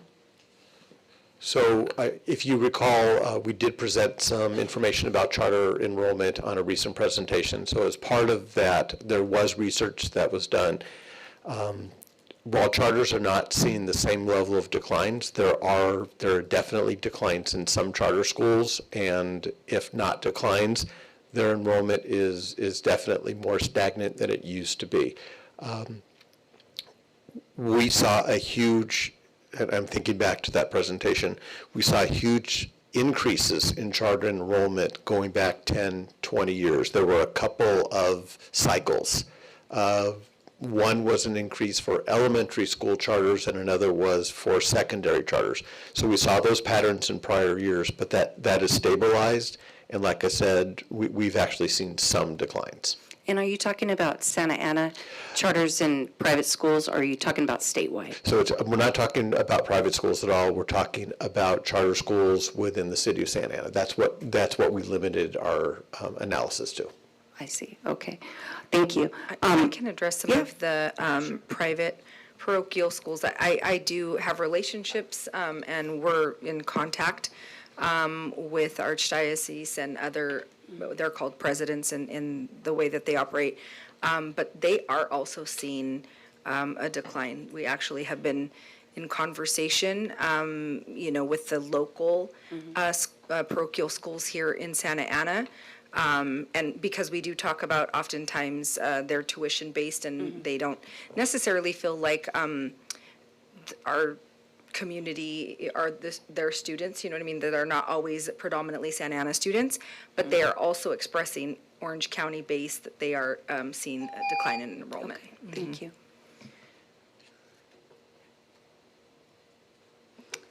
Thank you. Do we have anybody else getting on the speakers list? Okay, Mr. Bustos. Yeah, I guess I'll just begin with this first question related to enrollment. I appreciate that there has already begun, or there's already discussion around what worked with our enrollment practices this year and what needs to change for next year. And so I'm curious about when this board is going to receive an update about what that is really going to look like ahead of the enrollment period for next year. Can somebody from the team share just an update there? And the reason that I ask is I want us to, be proactive and ensure that we have that squared away as early as possible so that we run into as little issues as we can. Good evening. So I can speak that I have already engaged in conversations actually today with the special education team, talking about just even when we are identifying students and their natural transitions for programs and how that'll impact capacity and determining capacity for the next year. Internally with our team, we have talked a little bit about language. And so looking at the system, and I know Dr. Alvarado has spoken about it, and just switching the language from waitlisted to just pending and explaining what pending means then, just because of how we could see the community responding to the word waitlisted. It's a lot with collaboration with our FACE team as well. So starting the summer of last year, getting insight from them, from office managers, which those PDs will start on July 6th. So those are great opportunities where I have the opportunity to hear feedback from those that are frontline, helping out and assisting and engaging with families on enrollment. Okay. So just going back to my original question around when can this board expect an update on all of these conversations that you've had, the new protocols, practices that you're implementing? When can we expect an update to hear and to know that that's in completion? I would say September. By September, okay. Yeah.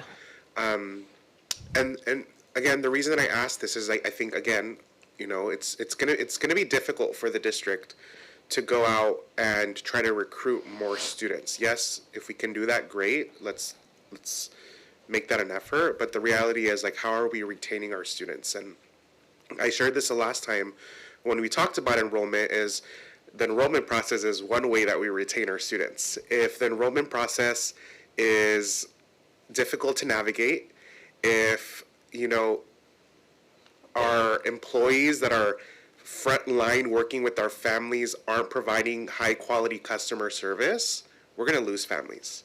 And so for me, and it's been something that I've shared, this is a critical piece about how we retain our students and how we ensure that our families stay with the district. And so I hear your September timeline, so I hope that we can stick to that, because when September does roll around, please know that there is going to be that expectation on my end to hear about what these discussions, what these discussions were about, looking at the holes, the gaps, the issues that happened this year, and then how we're working to address them for the next year so that we don't run into the same things. Okay, thank you.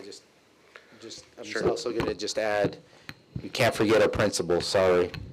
But in reality, too, we've already, Michelle and I have been in committees with our principals already before we left, so we're actually in those conversations as well on what we're doing at the site level to not only keep our students, but also what are we going to do to step up to ensure that our parents even know what programs we have at that school. So That is a collaborative effort. Those committees have been going on these last couple of months, so just want to reassure that everybody who's at stake is involved. Can you speak a little more to that, Mr. Bustamante, just so that the community understands what you actually mean when you're talking about, helping people know what's being offered?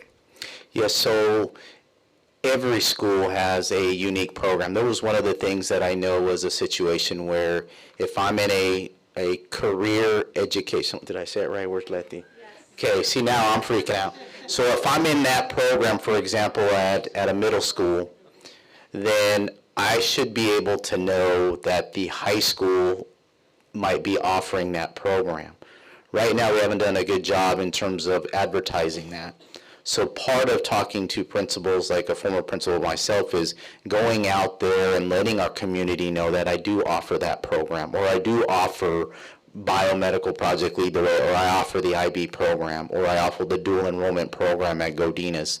That's so critical because, like we talked about, our parents trust the schools, and who better than to sell the schools than our schools? So that's part of our ongoing conversations and the committees that we've committed to. Michelle and I speaking with the principals about it's not just support services, it's all of our job to really get the word out to parents.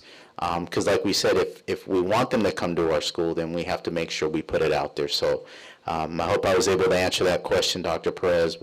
And those conversations are continuing to happen even throughout the summer. And just one final comment, and I'll be done on this topic here. And to that point, I think that there's a lot of ways for us to be creative. I think that we've also talked about even like releasing some type of like catalog for each school ahead of the enrollment period even opening. So parents and family can look through that catalog at every single school, all of the options that they have, and be able to read every single and learn about every single program that they offer, right? So I think that there are things that we can be creative. And there are ways that we can be creative. There are things that we can do ahead of that enrollment period to really inform the community. And I appreciate you really bringing that piece to the forefront. And really, it's our site admin's responsibility. And part of the role here is to be able to present to the community all of the amazing programs that they offer at their site. Because every single school is so different. Every single school is so unique. And they offer so many great things. And our community doesn't know enough about it. So I appreciate you sharing that. Thank you. And I know one last thing too is there are schools that do need help because we do have elementary schools that are small and they don't have that full capacity. Michelle and the team have done a great job in regards to really helping those, for example, dual schools, right, like Pio Pico and all of them. So there's a concerted effort to make sure that we are also advertising for the small schools that don't have, the full-time employees to put it out there. So that you can have as well in September because, like you said, we are looking at all those schools to help because at this time it's like everybody, all hands on deck. So. Thank you. To build off of Mr. Bustos' question before you leave the podium, I'm going to jump in really quick because I have a question that just kind of elaborates. You mentioned, I believe you mentioned training for, was it site office managers or site staff? And the question that I have, because I know in some of the conversations that I've had with student services, with you both, with support services, this question has come up around, when we do hear confusion around the enrollment process, like what's happening. And I know, Michelle, you've shared just about like a lot of the best practices that your staff has and that sometimes maybe what the barrier is really just a different approach from the site level to the district level. And so the maybe, valid frustration or confusion that can cause when you're getting one answer and then you're thinking something's going to be one way and then you're being told, sorry, that doesn't work that way. And so also with how we build trust, right, to maintain and retain our students. So can you share a little bit more about that? Because it sounds like that was maybe part of the work that you're on July 6th. Doing to address that and get everybody on the same page. So last summer was an opportunity for the enrollment team and myself where we engaged in dialogue about just the whole process for enrollment. And really for myself, when we had 5 different applications for parents to engage in all different timelines to select a school, felt really inefficient, and I wanted to make sure that it wasn't something that became like a discriminatory practice, right? It was only the opportunity that you had within a moment in time to actually engage in an application. And so moving it to one application and having conversations initially were just with the office managers and then also with the FACE liaisons, just what was their experience, what were their ideas, and that's where like the letters came from, where we were already sending communication out to families in November and December to help prep for it, and those were personalized letters as well with QR codes embedded, but to that initial point of trying to streamline and make sure that everybody had an access and an opportunity within a moment in time or window, I can tell you, because I pulled the data for Dr. Alvarado, last year, just within those 5 different application windows, we had 2,996 applications. This year, we had 3,665.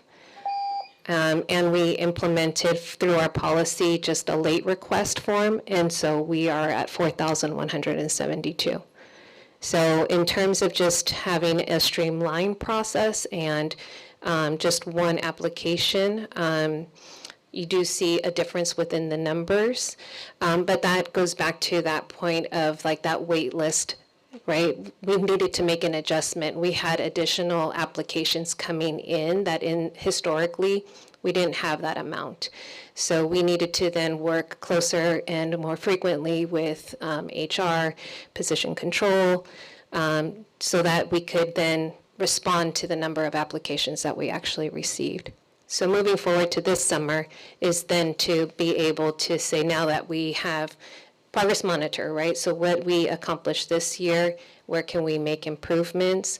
And then where can our communication at the site level and with our team be aligned?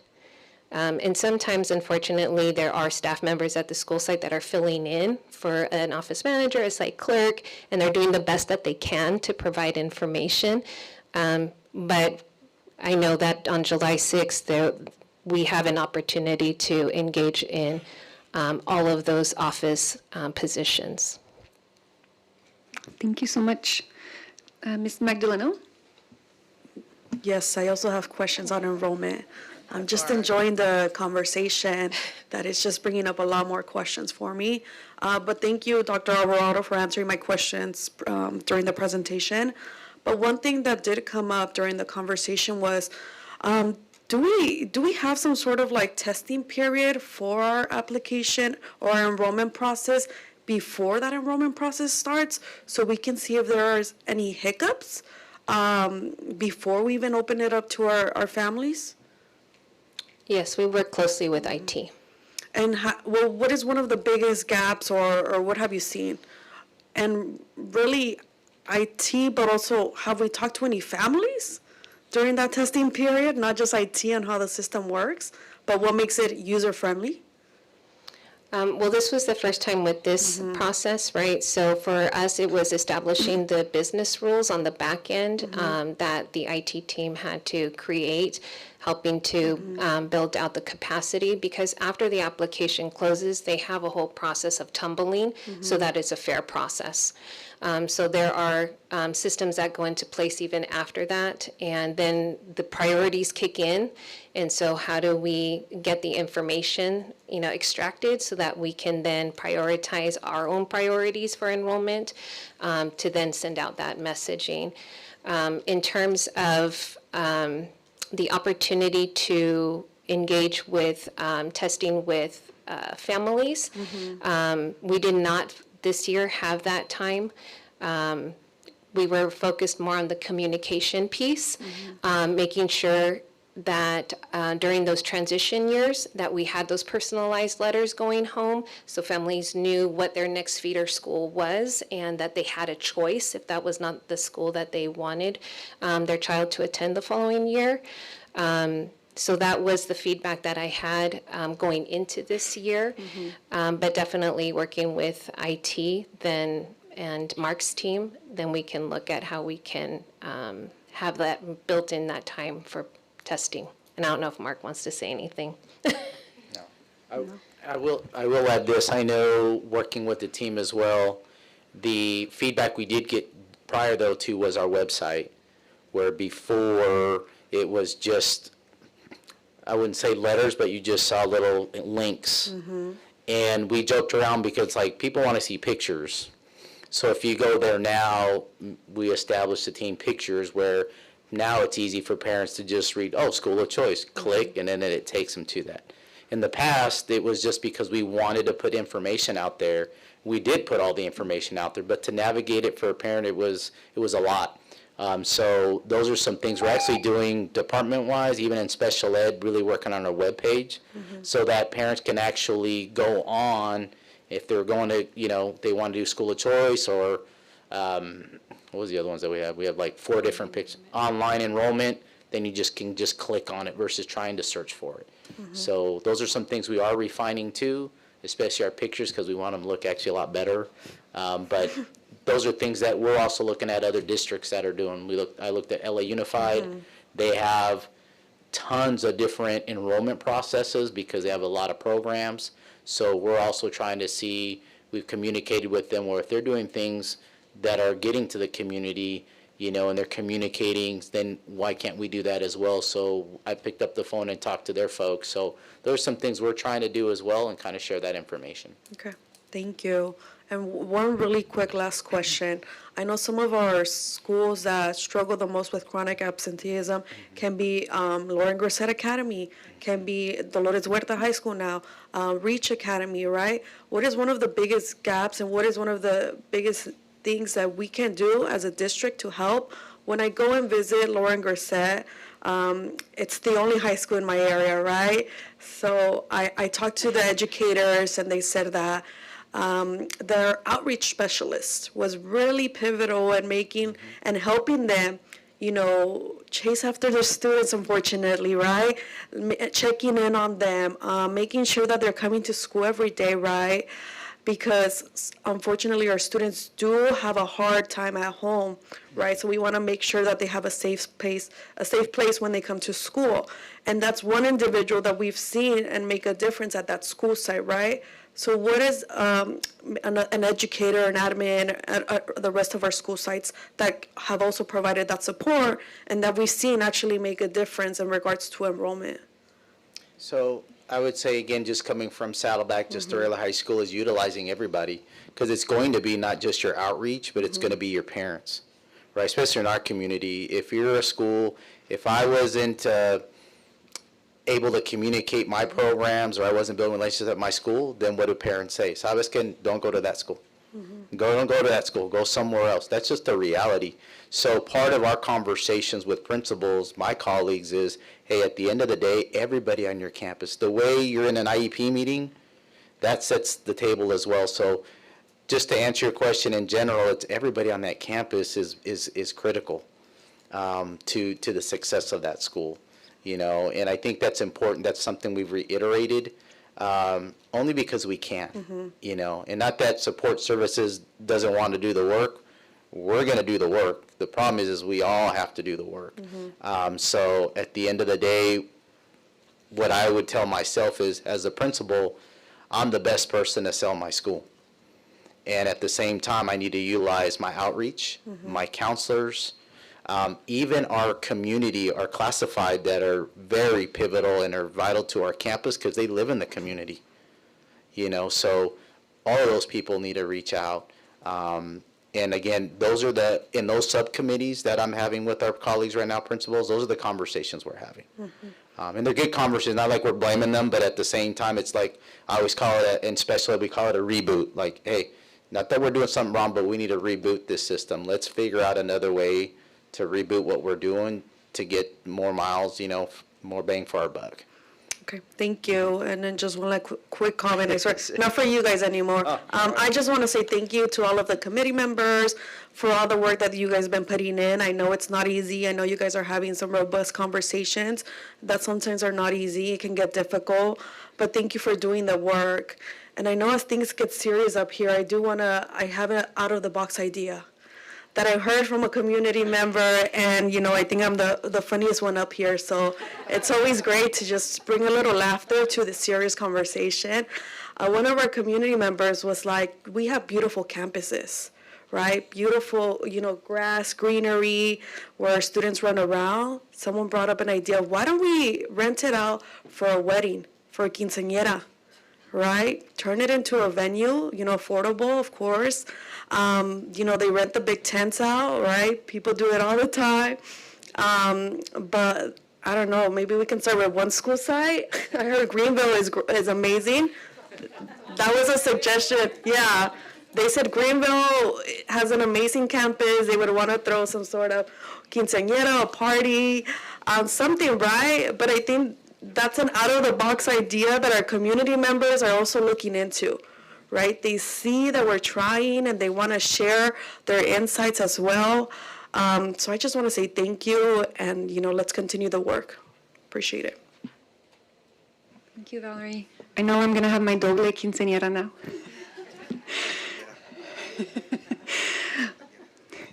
Okay. Now we have Dr. Alvarez next on the list. First of all, I just wanted to start off by thanking each and every one of you for all your work and dedication to this. For me, it's really helpful because you answered a lot of questions that I get asked all the time. But as I was listening to the presentation, the first thing that popped to my mind is family and community engagement.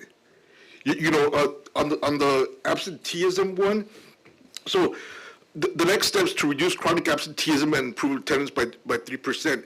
So on here, we talk about the Capturing Kids' Hearts program or initiative, but we can't forget about the parents. If we want the kids to show up in school, we got to involve the parents so that they can make sure that the kids are in school. Capturing Kids' Hearts, from my understanding, that's a program for staff to help strengthen relationships with the students, to help with social emotional learning and things along those lines. So my question was, well, for Capturing Kids' Hearts, is that still just an idea you're throwing around? Is it something that you're looking at piloting? Are you looking at implementing it? Is it going to be one site to start, or is it going to be everywhere? And not only that, but the thing is, how do we link it in to the family and community engagement part? Because if you're hooking the kids, if you're getting the kids, this is the thing. If you get the kids to attend school and you implement this program and staff develop relationships with the kids, that creates school connectedness. Research shows that school connectedness is tied to academic achievement. And then also family community engagement is also tied to academic achievement. So I'll stop there and I'll let you answer before I move on. Go ahead, Michelle. So actually, Capturing Kids' Hearts is a portion of what actually a proposal I spent time with teaching and learning and special ed today. And really what it is like you said, the two outcomes that impact your daily average attendance rate is the sense of safety and the sense of school connectedness.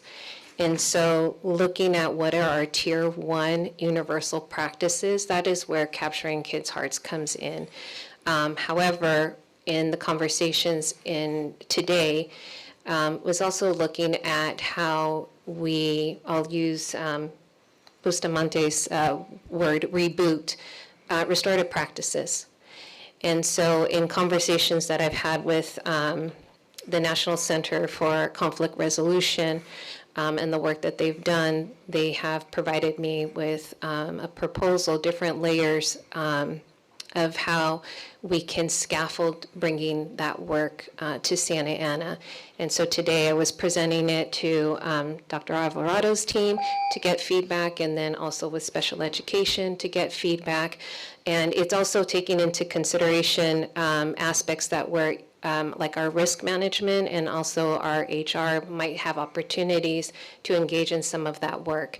And essentially it is so that we have a skill set and build capacity so that our adult to adult interactions, our adult to parent interaction, adult to student interactions, that we provide that sense of safety, people feel connected, and that translates down to our students.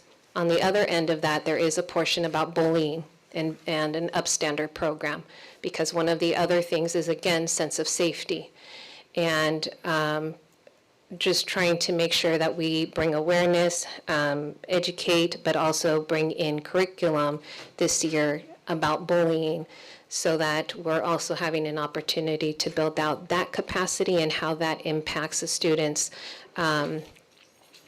wanting and desire to engage in school, right, to come back to school every day. Thank you.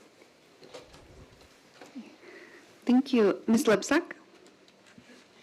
You don't have to respond to this because it's late, but I just want to put it out there, and I'll get the answer from Dr. Perez later, okay?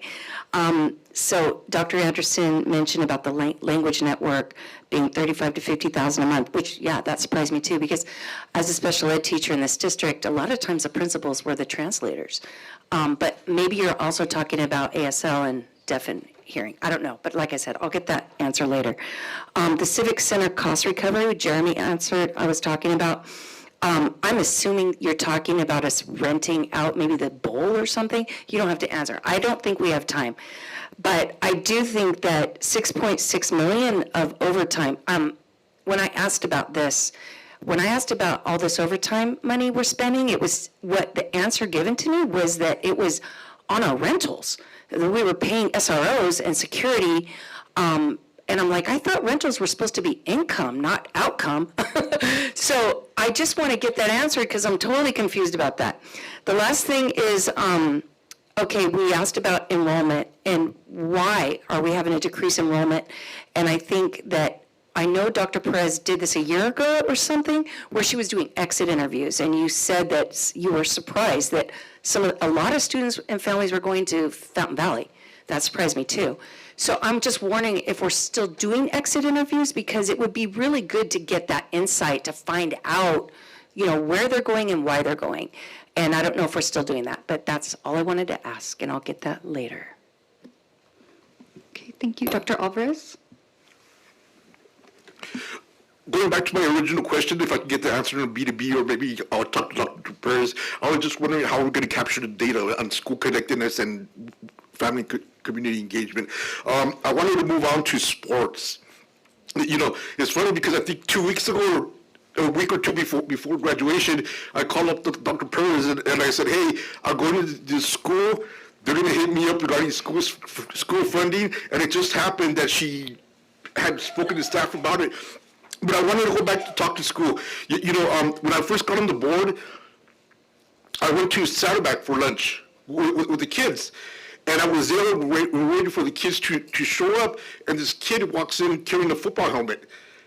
And the teacher says, you don't need to carry that, you can leave it in the locker room. And he raises it up and he says, this is the reason why I come to school. This is the reason why I'm doing good. I think that when school districts come under economic strain, the thought of the parents and everybody else is cut VAPA, cut sports. But the thing is, VAPA and sports are part of the school experience. They are part of what makes our children successful. And going back to the school connectedness is connected to academic achievement. So I'm glad to hear that you all are having those conversations regarding the funding for intramural sports and also for high school sports. I think that those are important components, and I think that that's what leads to a well-rounded education. So I just wanted to make those comments in regards to that, and I still got a minute. and then, okay, so let me move on to special education. So in special education, I think one of the words that was used was trust, building trust with the parents. And that comes back down to family community engagement. One of the things that I had mentioned to Dr. Perez before is that I had the opportunity to work with 4 graduate students. We did a literature review on family community engagement. And one of the things that the group asked me is, why is FACE the only ones doing family community engagement? Why is it isn't the framework applied district-wide? And I did have that conversation with Dr. Perez, which led to the conversation of family community engagement is everybody's business. And I think that little by little, we've seen everything merging, everything is seeking, everything is coming together towards where I'm glad to hear all of you saying, oh yeah, we're having conversations with the other departments and where everybody else. But the bottom line is, since I'm running out of time, is I just wanted to say the secret to our success is building that connectedness with the students and the family community engagement. And I have 20 seconds left, but I'll give it up. Thank you. Thank you, Dr. Alvarez. I wanted to briefly just highlight the example that was given earlier around the attendance. I know we've talked a lot about attendance, so I'm grateful for the robust discussion, and thank you to the staff for your time on this tonight. The example of Diamond Elementary, I had an opportunity to meet with our community schools team, with Dr. Gomez and Ms. Barkeen earlier today, and that was one of the examples that they had given, and I think the numbers were, they went from 30% to 9% absenteeism rates, and just the creativity that the team used, and that they didn't just overlook our students in special education. They said, okay, our students that are in special education are struggling. They're a large part of this number. Let's really dive in and see what are the barriers, and teaching the skills. To Dr. Alvarado's point earlier, you mentioned having the soft skills with the families in their attendance academy around advocating for appointment times. And Dr. Perez and I were talking about that, right? That's a skill that at some point, someone helped us with, right? Like, no, I can't come at 12 p.m. on a work day. Do you have something that starts my day or ends my day, right? So I love to hear the creativity and just the attention. And it's just a true example of community schools, right? Like looking at what are some of the barriers for our families, and then how can we support with the solutions as a community. I was hoping to get more into the facilities usage fee study. Maybe I can follow up offline for the sake of time, because I know I get that question a lot from community members, and I've asked, and we want to make sure our parents and our families have access to the sites and have events, and sometimes I hear that they're, maybe being charged a fee. Then we have our outside, programs, but they may be providing programs to our kids in our community, and so I'd love to get some more information on that. And I apologize if we don't have the time to get into it. And then independent education evaluations. I know that we have our special education presentation coming up next week, and so I'm wondering if I'd love to know more about how often do the results come out the same, similar, or different? And if we can maybe incorporate some of that into the conversation next week, that would be very helpful. Okay, and with that, I see Ms. Magdaleno. I just have a question for you, Board President or Superintendent. These are great, robust conversations. Is there a way for next time maybe we separate different board meetings, the budget, and then this presentation? Because they are very informative, and I think we should be answering all of the questions we all have up here, as long as it takes, right, just for our community to hear a thoughtful response. But just a request for next time, maybe we can separate them since they're both long and very important. Yes, I can answer that. So I will be presenting what will be a proposal for the board around the lineup for next year, working with our board president, so that we're taking into account all the things that we learned from this year and bringing forward a calendar from July to June of next year where we're pacing things out a little bit better. Mm-hmm. Yeah, and I know that our presentations are robust, like our scheduling, and there is a lot of conversation each time. So I know I'm going to bring back my question on special ed next week, and then I know we have facilities, a presentation in July, board meeting dedicated to facilities, and so I'll bring up the facilities usage fee. So I don't know, maybe we can think through if folks from the team have the time and want to come out, if that was your topic. I apologize we didn't get to it tonight since you took the time to be here, but thank you for that suggestion. And with that, thank you to the team for your time, and again, just really the intentionality and the care for our district that you're pouring into this work. Thank you.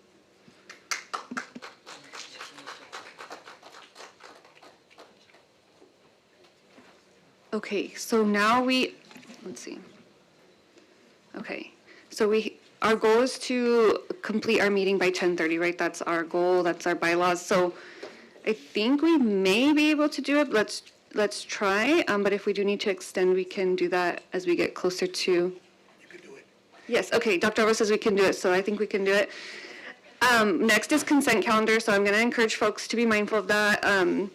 If we do need, I'm going to open it up if folks want to remove an item for discussion.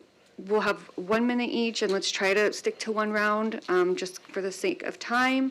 Do any of my fellow board members wish to remove any items from consent calendar, items 9.1 through 9.12, and construction and bond-related items 10.1 to 10.3? Okay, Ms. Lebsack? Only 9.2. 9.2, okay. Okay. Okay, can I get a motion and second to approve the remainder of the consent calendar? Motion to approve. Second. Let's go ahead and vote.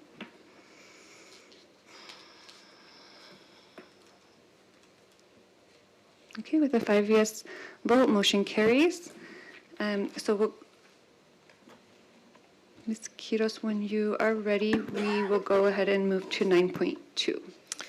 Approval of extended field trips in accordance with Board Policy 6153, School-Sponsored Trips, Administrative Regulations 6153, School-Sponsored Trips, Administrative Regulations 6153.1, Extended School-Sponsored Trip, and Board Policy 5145.31, Transgender, Non-Binary, and Gender Non-Conforming Students.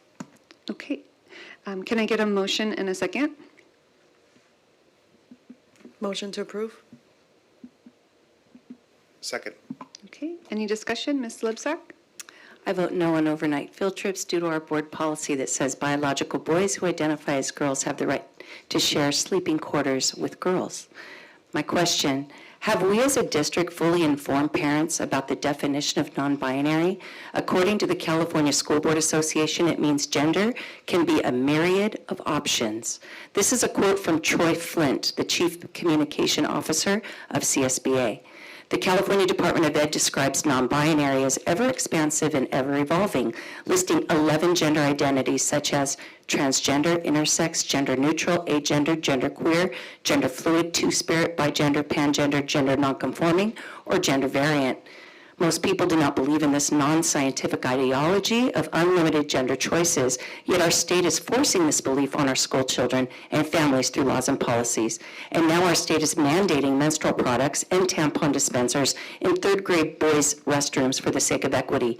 This is not equity, it's insanity, and we need board members who will say enough is enough, because this is causing decrease of enrollment, and I see it firsthand. Thank you. Okay, let's go ahead and vote on this item.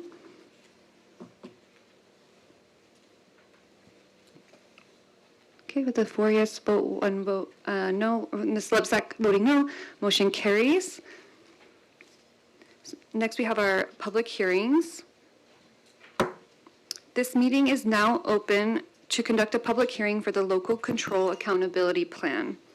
Ms. Quiros, is there anyone wishing to address this subject? There is no one. Okay, hearing none, I now declare the public hearing closed. This meeting is now open to conduct a public hearing for the 2026-2027 proposed budget and statement of reasons.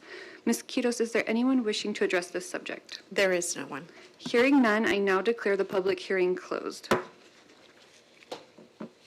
We will now go to our regular agenda action items. Ms. Quiros, you may begin. 13.1, approval of attendance for 2 board members at the California School Boards Association Delegate Assembly, December 1st through the 2nd, 2026, and 5 board members, 2 student board members, and the superintendent at the California School Boards Association Annual Education Conference, December 3rd through the 5th, 2026, in San Diego, California. Thank you. May I get a motion and a second? Motion to approve. Okay. I'll go ahead and second. Any discussion? Okay, Ms. Lebsack? Can you remind me of the 2 board members that are the state delegates? I'm sorry, I forgot. Who are they? Our delegates are Mr. Bustos and Ms. Magdaleno. Okay, so my question is, this is an election year. my question is, Bustos is up for reelection. So I don't know. If he doesn't make it, does he still go? Or does the new person who got elected go in his place? Because when I won, Rigo didn't go. I went. I'm sorry, So Ms. that's my Lepsak, I'm question. just gonna interrupt. Is it something that maybe could be like more like a side conversation? I think it doesn't. It's going to affect my vote. This is probably something, did you have a chance to ask this during your agenda review? Because I just feel like this is becoming a very, kind of like a side conversation. And again, we have 30 minutes to get through the entire agenda, so. Okay. Go for it then. So I'm going to go ahead and call the vote. Okay, yeah, let's call the vote. I forgot to ask you. I meant to, but I forgot.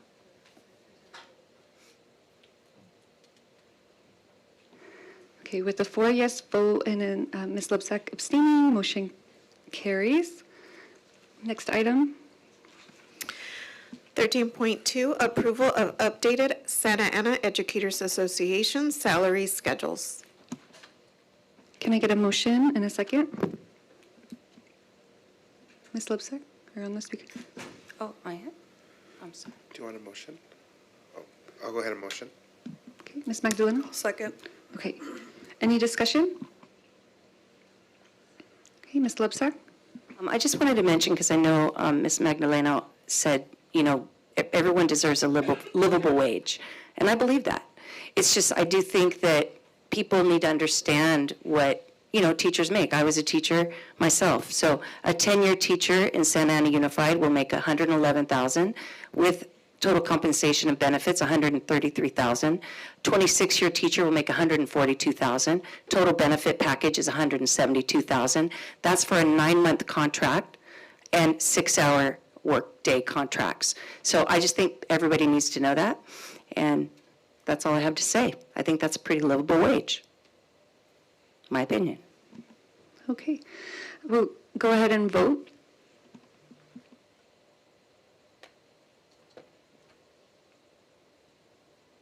Okay, with a 5 yes vote, motion carries. Next item.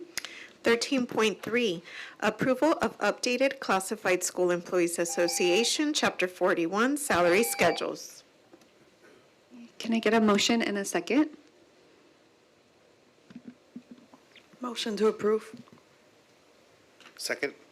Okay, any discussion? Okay, Ms. Lepsak? Yeah, I mean, I just want, because a lot of people don't look at the attachments. So, you know, I learn and I want other people to hear. So they do this according to hourly wage. In our classified, we had from $15 an hour up to $100 an hour for classified employees. And I, you know, wow, it's good to know. $15 an hour to $100 an hour for classified employees. Okay, let's prepare to vote.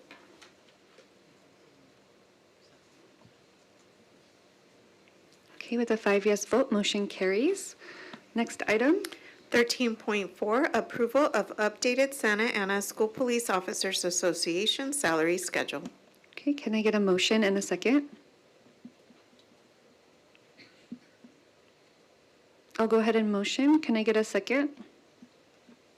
Second. Okay, thank you. Seconded by Dr. Alvarez. Any discussion? Ms. Lepsak? Yeah, I just wanted to mention, so it's good to know that our school police officers with this raise will make between $41 to $63 an hour. Okay, let's prepare to vote.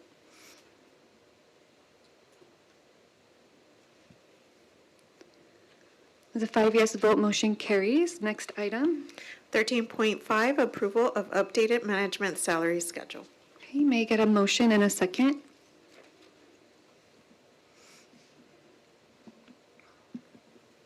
I'll go ahead and motion. Okay. And I'll second. Any discussion? Okay, Ms. Lepsak? Yeah, our district goal on the agenda says, the district says in the agenda that the objective is to create systems which improve efficiency and implement solutions in order to support the educational programs of the district.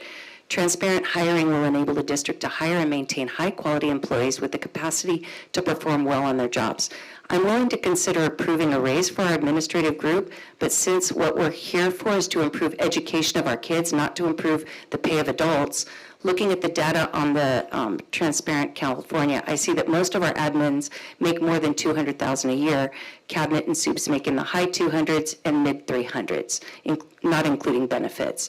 So I would think our entire board would agree that spending $3.8 million increasing the pay of adults who are already making very nice six-figure incomes would require some data to show the increase in pay would actually improve the education of our kids. So I make a motion that we delay this vote until our next board meeting and require the district to provide objective, measurable goals that will determine whether this race produces the results the district says it wants, and will be used in the next round of raise requests to decide whether that round is justifiable.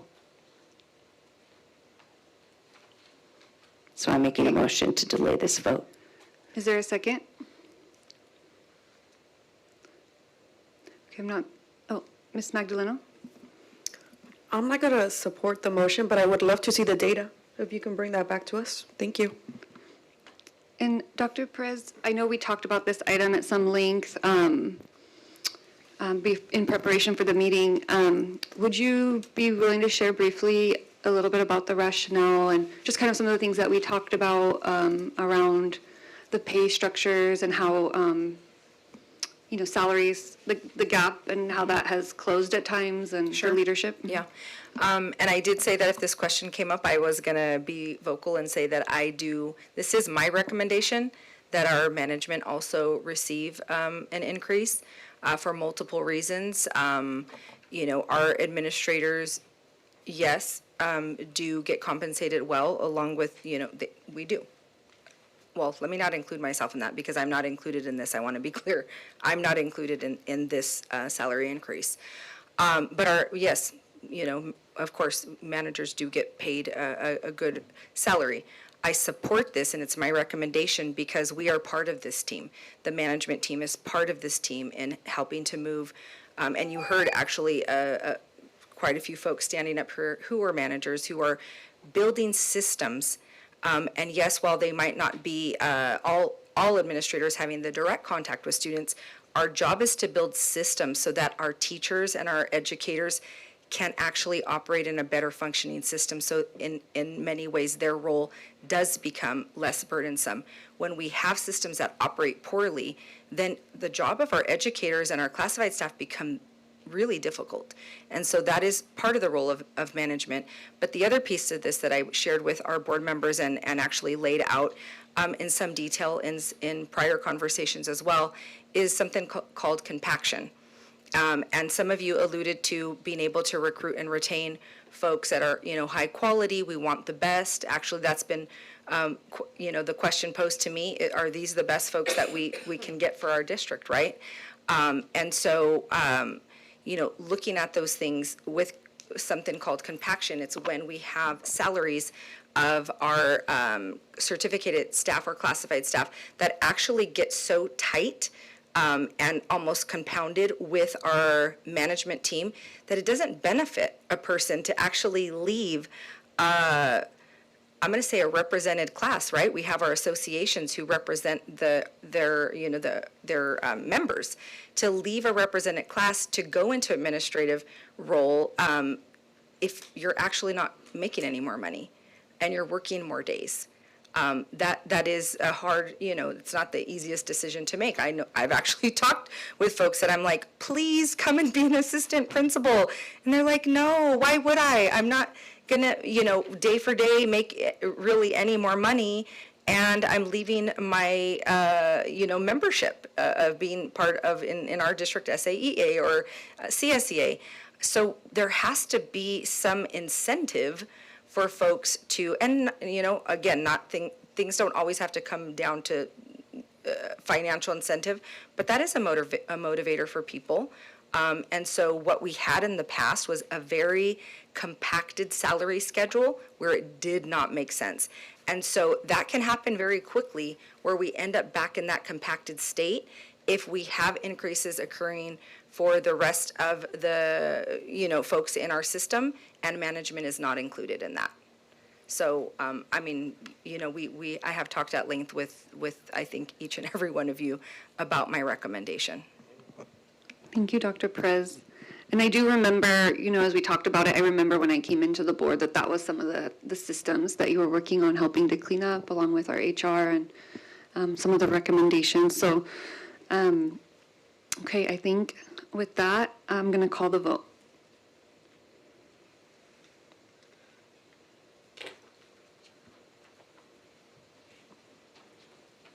Okay, with the 4 yes vote with Ms. Lebsack voting no, motion carries. Next item. Acceptance of Communications Workers of America Local 9510, initial reopener proposal to the Santa Ana Unified School District for the 2025 to 2026 school year. Can I get a motion and a second? So moved. Second. Okay, any discussion? Okay, let's proceed to vote.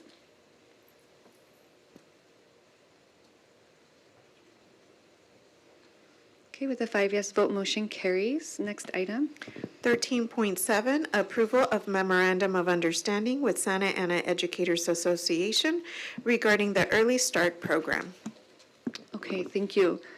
Can I get a motion and a second? Motion to approve.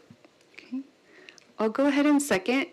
I did share that we would be circling back to this item and encourage folks to tune in. I know we had quite a few folks come out and share concerns around our Early Start program in the future and just wondering, like, what are these agenda items about our Early Start program? And so, today I had an opportunity to have 2 meetings, 2 different, interactions with our associate superintendents, from HR and also support services to ask about this. And so I wanted to just take a quick moment before we act on this to ask staff to please clarify what exactly this MOU that we're voting on tonight is intended to do, whether it changes any services for our students and families, and just really our intention for our Early Start program as it speaks to this item. Good evening. So the Early Start program, this MOU, is actually a result of our STRS audit and fixing all the different criteria. So this is what this one is about. So as I've talked to in the past, we had our STRS audit. We identified positions that didn't have job descriptions that we need to create, which is on the next agenda item, and then also salary schedules that matched those job descriptions and the days that worked. So this program in the past has worked either 205 or 206 days. Currently, it's being reported for CalSTRS at 187.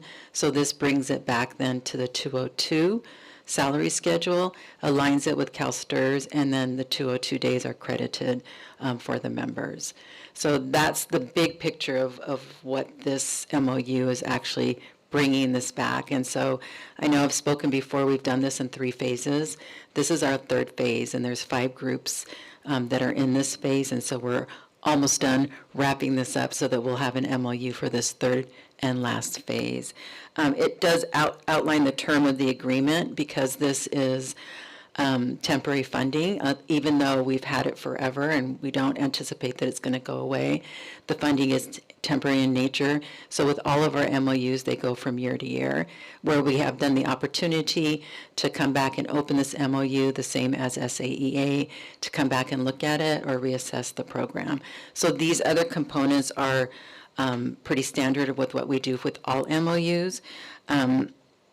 The work year and the program responsibilities are just an outline that connects to the job description.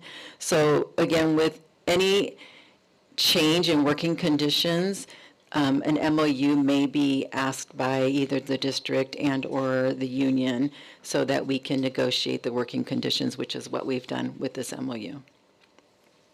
Thank you, Jennifer. And so just for some clarity for our community as well, so I know I asked you earlier, this MOU on our agenda tonight, this to me shows, we have this continuous commitment to providing the early intervention services. This is actually kind of an act so that we can be in compliance and continue providing those services. Correct, so we can be in our STRS compliance, yes.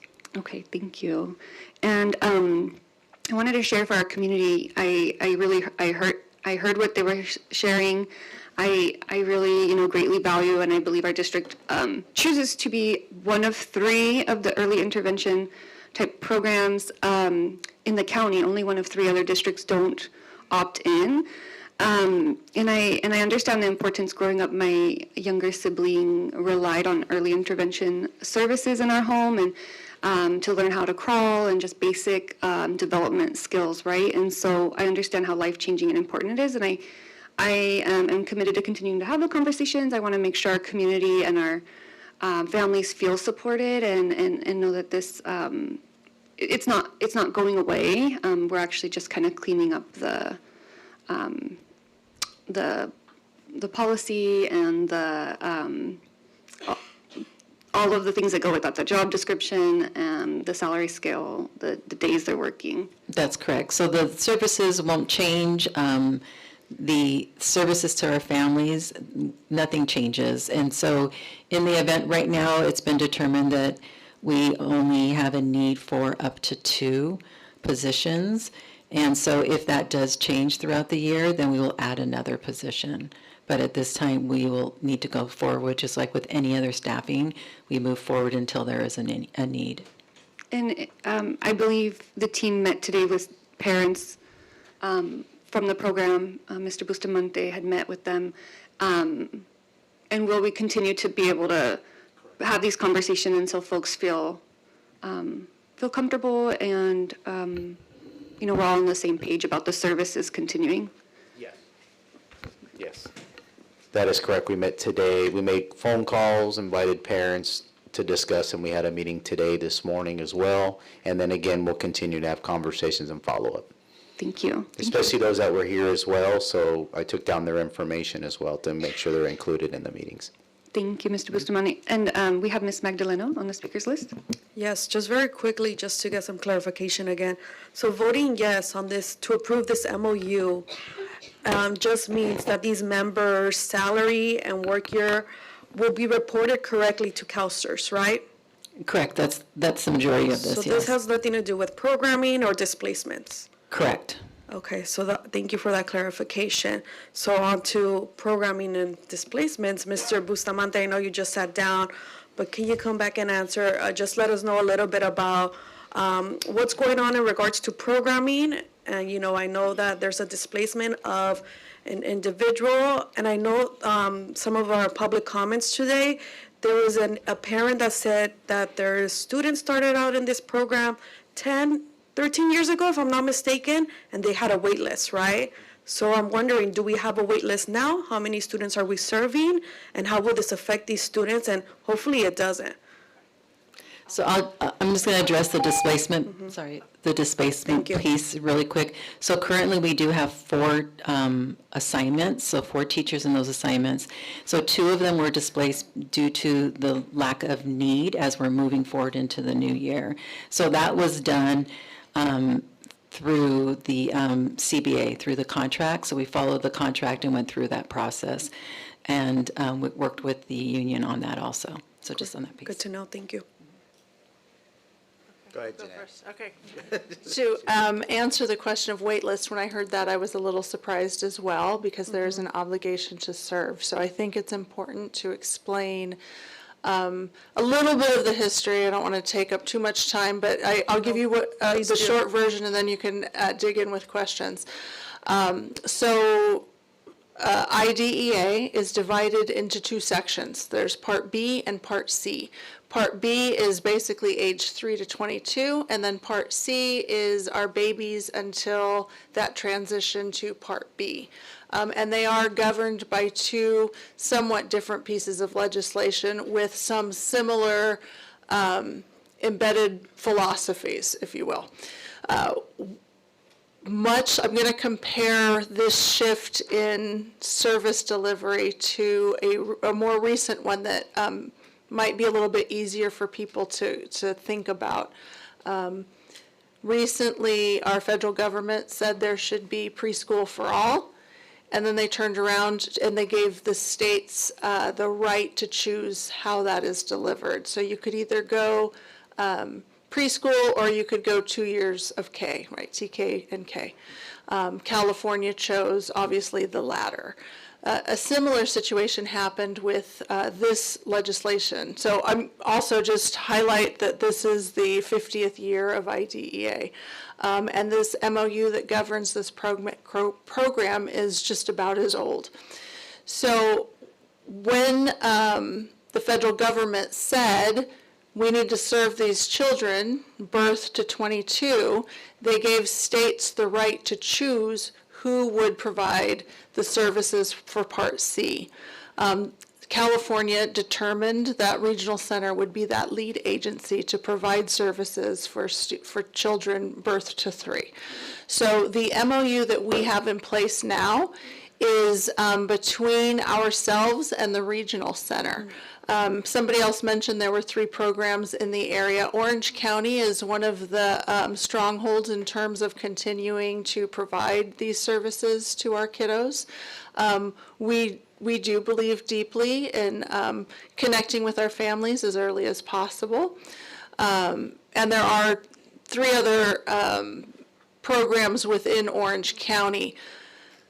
I think one of our parents mentioned that we operate 2 programs. There's only one early start program. Santa Ana is unique in that we operate as 2 separate programs. The funding streams are the same. So most of the programs are providing services only to low incidence students, so students with very rare disability types. And those 3 disability types are deaf or hard of hearing, blind or visually impaired, or orthopedically impaired. And so our program is kind of split. We have a separate DHH program, and then we have what we've been referring to as the dually served. In other words, there's students who are shared between Regional Center and Santa Ana. The waiting list itself refers to when Santa Ana's program was full, Regional Center continued to provide services for those students. Currently, to answer the caseload question, there's roughly 16 students we're expecting to start the year in either side of the program. So in the DHH program, 16, and then in the dually served, 16. There's some oddities in terms of the workload that goes into facilitating those 2 programs. So the low incidence students, which are primarily served by the DHH, but there's a few of them in the dually served, students who are blind or visually impaired or orthopedically impaired do get served in the dual program. So those particular students, the bulk of the workload in terms of doing the assessments, in terms of writing the IFSPs, which happen more frequently than IEPs. They happen every 6 months instead of annually. All of that workload is done by the district. However, for the dually served kids who are not low incidence, Regional Center picks up that work.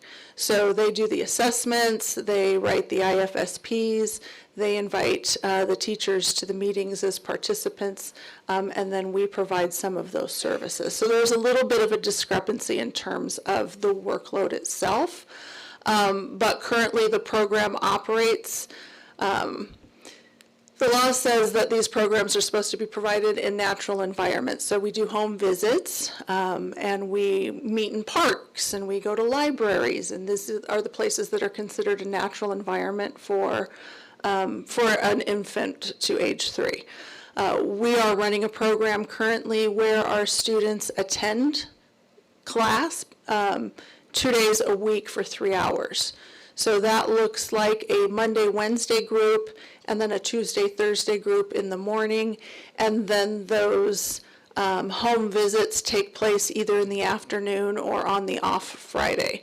Those are also opportunities to engage in IFSP meetings or do some of the other work that's required in order to run the program. Thank you for all that information. I think another, we had a public comment that also talked about funding, right? It's a grant. Is it funded through the state, federal, or through our general fund?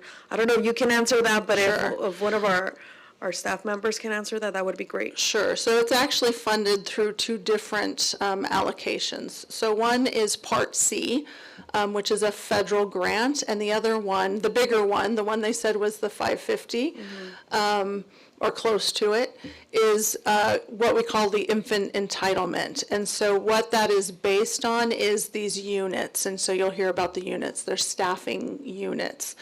So back in 1980, the staffing that was in place at that time dictates the amount of money that we receive to run the program. It's important to say that it doesn't matter if the Part C grant can run out, we still have to cover the services. And then as far as the units go, we can maintain the units or we can release the units back to the state of California, but we get like 4.1 or 4.2. I added it up. It's a little bit more than 4. To run the program, currently we have the 4 teachers, and then we have part-time staff, itinerant staff, who also provide support. So there's a school psychologist, an audiologist, a physical therapist, an occupational therapist, a speech and language pathologist. So all of those same services that we would see provided for on any other type of, it's not an IEP, it's an IFSP, but it's similar in terms of those types of services that we provide. And so that's where our budget deficit is coming into play. We're spending about $200,000 more per year than the program brings in. And when you analyze the workload itself, it's hard to justify running it that big when we only have 16 teachers right now split between, or I'm sorry, 16 students split between 2 teachers, and they teach 3 hours a day. So that's where there's a little bit more flexibility, in other words, for them to make sure that all services are provided. Okay, thank you. 16 students at each of the 2 sites? Right, so there's 2 programs, DHH and then the dually served. So there's roughly 16 students who we're expecting to be participating in the next year, and then 16 DHH. And okay, thank you. And then the 2 instructors at each, currently 2 instructors at each? Correct, for a total of 4. Okay. And the way I understood this is this really came up because part of this work that the teams are doing at looking at, our budgets and things like that, they saw, okay, we're operating in the red, we're spending more than what's coming in, we have a lower amount of students, and then they took a closer look, if I understood correctly. I'm sharing this because my goal is I also heard, Ms. Anderson, that you have a lot of experience with these programs from your former district, and so actually some of the team members, we were talking about how we actually hope that this will help us create even a more robust look at, how we can support that program in different ways and just make sure it has all the support that it needs. For sure. As we dive into, what are the barriers, challenges, but also supports as we can grow it. And that's so critical to highlight. We love running this program. We want to keep the program. We love that early connection with our families. It's time to put on our skinny jeans. That doesn't mean that we're going to have to be more careful about funding when times are better. Funding ebbs and flows in school districts, and sometimes we have to tighten the belt, and sometimes we can spend more freely.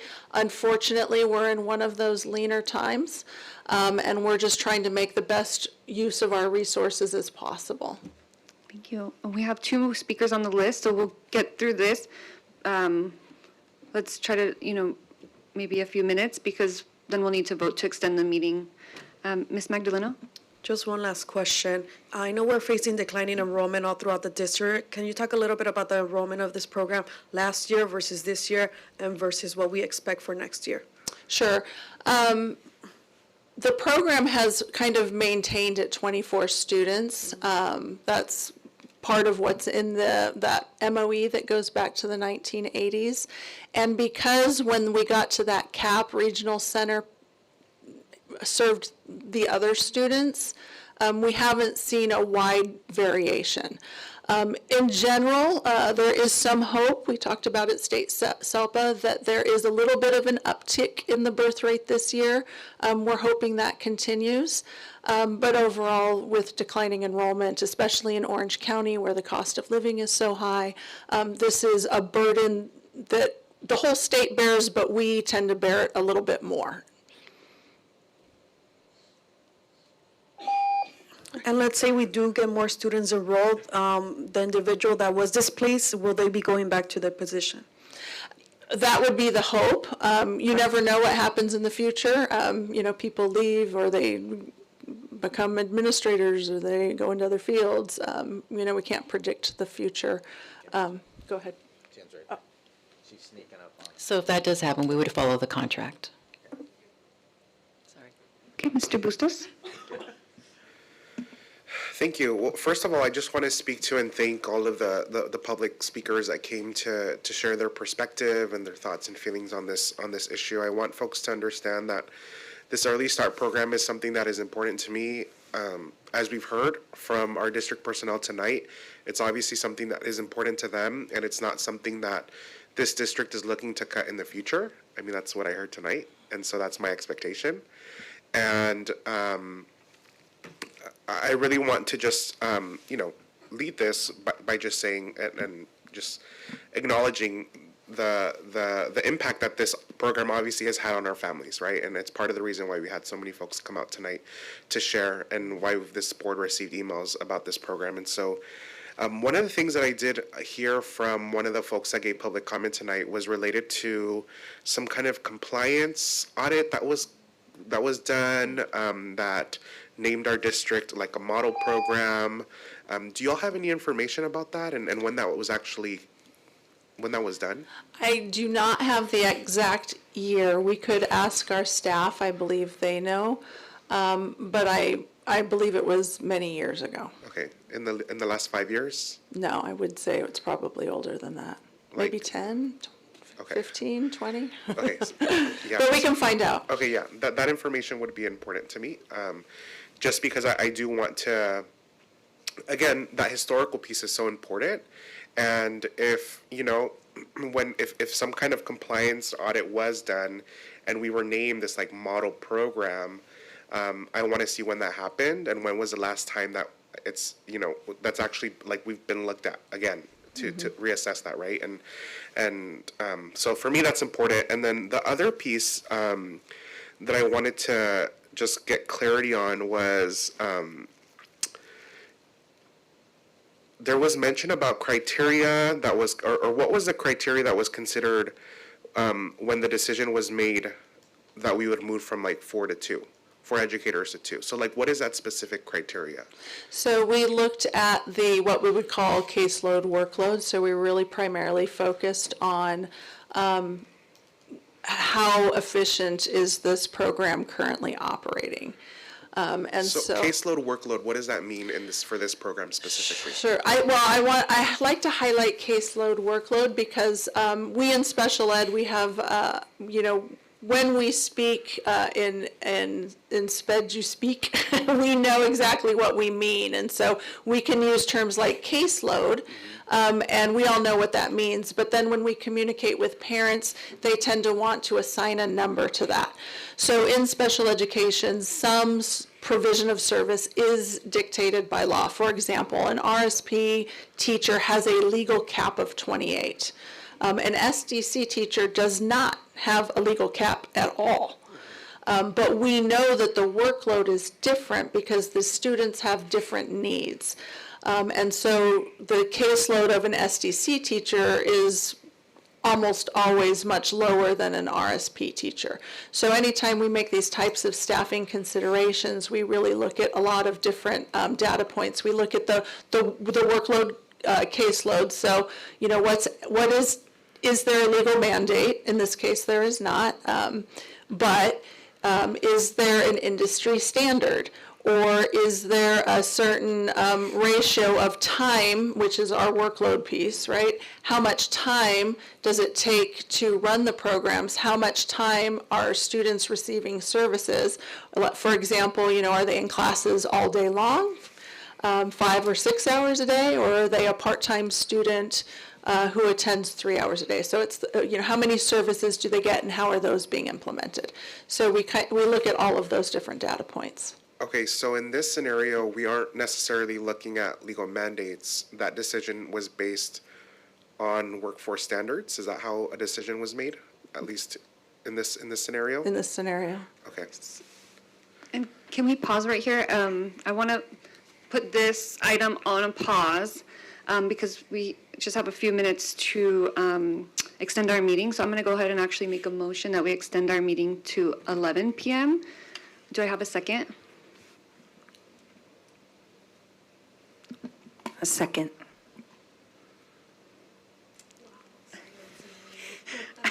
You weren't next. Okay, so let's go ahead and, Do I dare say 12? I'm just kidding. Oh my gosh. Okay, let's go ahead and vote to extend the meeting to 11. Oh. You want to make a comment? Yep. Okay, sorry. Okay, okay. Go ahead, Dr. Alvarez. All right, let me pull out the policy real quick. Actually, sorry. I'm sorry to interrupt, Dr. Alvarez. We only have like 30 seconds, so we do need to vote. Go for it. Okay, sorry. Let's vote. Okay. With a 5 yes vote, motion carries, so we'll go ahead and continue to 11.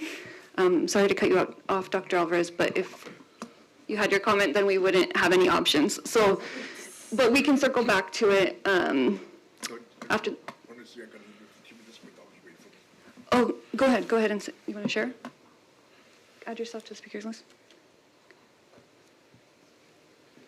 I just wanted to make a comment. I would love to stay until midnight with you guys, but my daughter's waiting for me, so I'll stick around for another 15 minutes, and then I'm going to have to take off. Okay, thank you. Okay, so we can get back to where we left off, and then I know we had Mr. Bustos was wrapping up, and then we had Ms. Lebsack, and then I'll call. Do we still have Ms. Lebsack on the? Okay, and then I'll call the votes because we do have some more items. Go ahead. Okay, thank you. So since we're just looking at workforce standards, I think that's something, for me, that's important. And so I'd like to see that in the B2B, like what exactly we're looking at and how that's comparable to other districts that have this program implemented. Because I think that's just one piece of information that I think is key for me here. And I think it's important for us to all have as a board, all have an understanding of how this decision was made.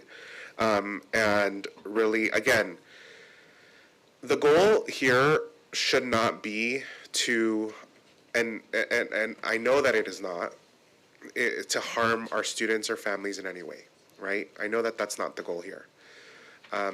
But I want to make sure that the decisions that we're making and the criteria that we're using and the standards that we're using are something that works for our districts, and ultimately is in the best interest of our students. And so for me, that's going to be critical just to learn more about. And I do just want to make sure, my final question here, I heard that there was a parent meeting that happened today. Were parents from the DHH program a part of this meeting as well? They were invited, and we made personal phone calls to all of them, but none of them chose to attend. Okay, thank you. Okay, thank you. Ms. Lebsack? Okay, yeah. None of them chose to attend. Was this during their work hours, or was this before or after school? So this was early this morning at 8:30. I don't know all of their individual work hours. A great many of our early start students' parents are home because their children are so young. So you notified them today? No, we notified them, the first time was day before yesterday, and then we sent out parent square notifications, and then we called them all. And was the meeting during their work hours? It could have been. Okay, so I'm going to request that we delay this vote because I'm not saying that everything you said sounds wonderful. However, the problem is communication. Obviously, we have a lack of communication somewhere. I know you tried, but obviously we have employees, we have future SAE, whatever, presidents, we have parents, and a great number didn't, there's a miscommunication. And I just don't feel comfortable voting on this when the communication, maybe it happened too late, maybe they weren't able to attend because it was during their workday, it sounds like. So it doesn't feel right. Okay, and that's, Can I share really quickly, and then Jennifer, if you want to share? I just want to remind the team up here that this item we're voting on, and Jennifer can remind us, this was actually kind of going back to my original question. This item, can you remind us what we're actually I was voting just on? going to say, this item is about the components and the STRS. This MOU is completely different. What the discussion is right now is about the program components, which has nothing to do with the MOU. The MOU deals with the working conditions of the members. And so completely two different separate items here. And the MOU does not dictate program. So what you're referring to, and what this whole discussion has been, is about the program completely 100% separate from this MOU. Yet they think it's about the MOU? Those that spoke today seem to think it's because this number was mentioned, 13.7. I don't believe so. I don't think the MOU was brought up. I think it was more about the program itself and the effects of the displacements.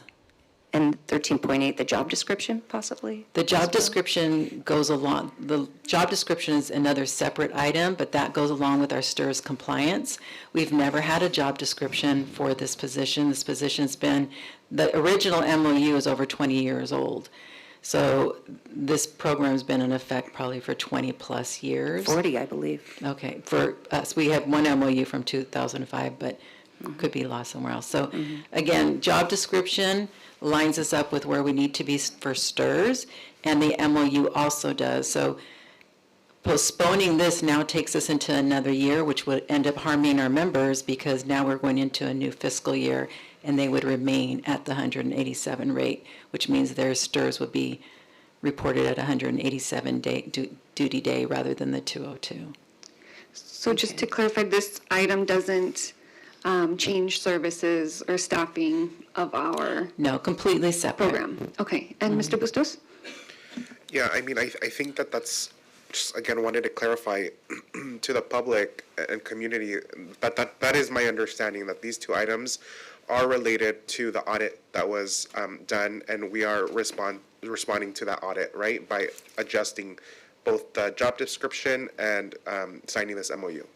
Correct. Okay. And so I think what's happening now as a result, and what's happened in this item as a result of public comment and emails that we received, is then we've also started having a discussion about what programming looks like. But there is no decision that is being made by this board tonight about what programming looks like. That decision technically has already been made administratively by our superintendent and her team, which they have the authority to do. But now that these issues have been brought to our attention as a board, we have the opportunity to engage in conversation with the superintendent and her team outside of this meeting tonight to discuss what the future of this program looks like and what staffing for this program looks like. So just clarity there. Thank you. And I did hear something earlier about the parent communication. And so one last thing, will the team continue to reach out to parents to make sure that folks have an opportunity if today was too short notice? Yeah, not only that, but we also invited them, they could also have a one-on-one with us, because again, when we're talking about special education and their kids, making sure confidentiality is good. So we've also extended our hand to let them know if they want to meet one-on-one, that's not a problem as well. So that invitation has also been extended. Thank you. Okay, and with that, I'll go ahead and call the vote on this item.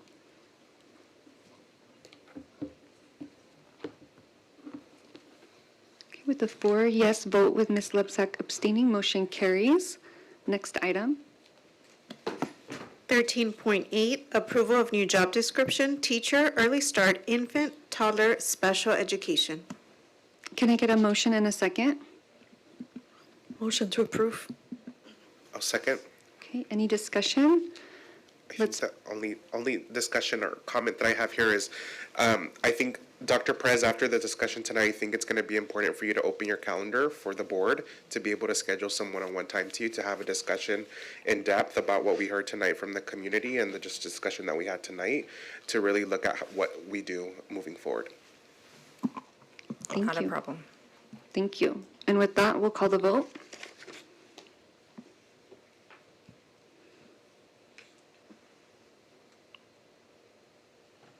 Okay, with the 4 yes vote with Ms. Lebsack abstaining, motion carries. Next, I am going to make a motion that we combine items 13.9 through 13.13 as, for the sake of time, they all have to do with approving amendments to contracts. Can I get a second? I second. Okay.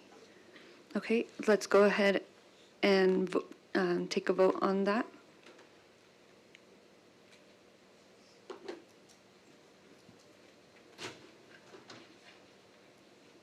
Okay, Dr. Alvarez and Ms. Magdaleno? To combine? Okay, with the 5 yes vote, we'll go ahead and combine those items. Ms. Quiros? 13.9, approval of amendment to contract of employment for superintendent of schools.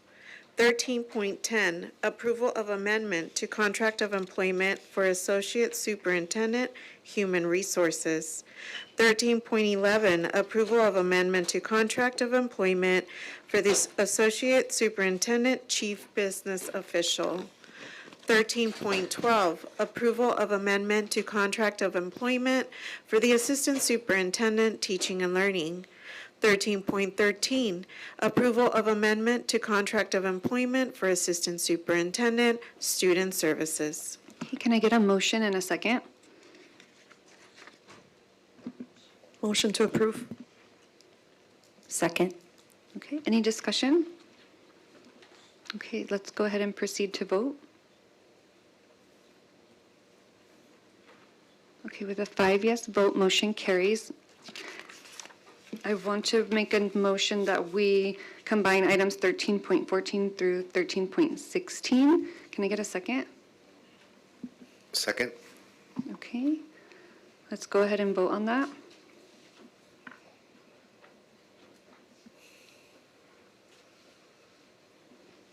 Okay, Dr. Alvarez? With a 5 yes vote, motion carries. 13.14, authorization to award a contract for the practice field synthetic turf replacement rebid project at Saddleback High School. 13.15, authorization to award contract for the track and field synthetic turf replacement rebid project at Santa Ana High School. 13.16, authorization to award contract for the athletic field synthetic turf replacement rebid project at Willard Intermediate School. Thank you. Can I get a motion and a second? So moved. Second. Okay, any discussion? Okay, let's proceed to vote.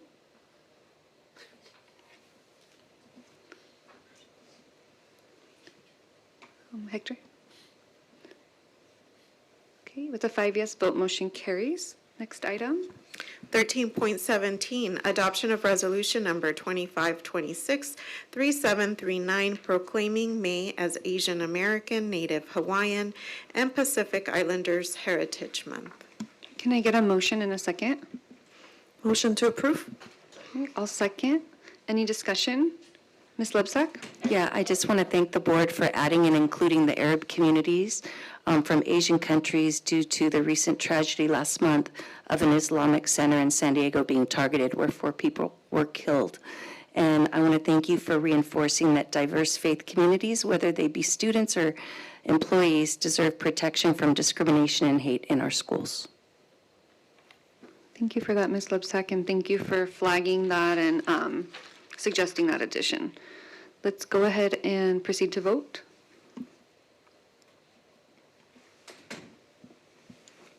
Okay, with a 5 yes vote, motion carries. Next item. 13.18, adoption of resolution number 2526-3746, approving additional emergency expenditures and ratifying emergency remediation, relocation, and repair work at Taft Elementary School. Okay, can I get a motion and a second? Motion to approve? Okay, and I'll second. Any discussion? Okay, let's go ahead and proceed to vote. Okay, with a 5 yes vote, motion carries. Now we'll move on to our new and revision of existing board policies for the first reading. With no action required, but I will open it up for discussion if folks have any suggestions that they would like to see brought back to us for next meeting. Ms. Quiroz? 14.1, Board Policy 2110, Superintendent Responsibilities and Duties, revised for first reading. 14.2, Board Policy 3550, Food Service Child Nutrition Program, revised for first reading. 14.3, Board Policy 5145.13, Response to Immigration Enforcement, revised for first reading. 14.4, Board Policy 5148.3, Preschool Early Childhood Education, revised for first reading. 14.5, Board Policy 6159, Individualized Education Program, revised for first reading. 14.6, Board Bylaw 9200, Limits of Board Member Authority, revised for first reading. Thank you. Ms. Quiroz, I see you're on the speakers list. If anyone else has any comments on these items, feel free to. Oh, sorry. It's getting late. I want to hear from you now, Ms. Quiroz.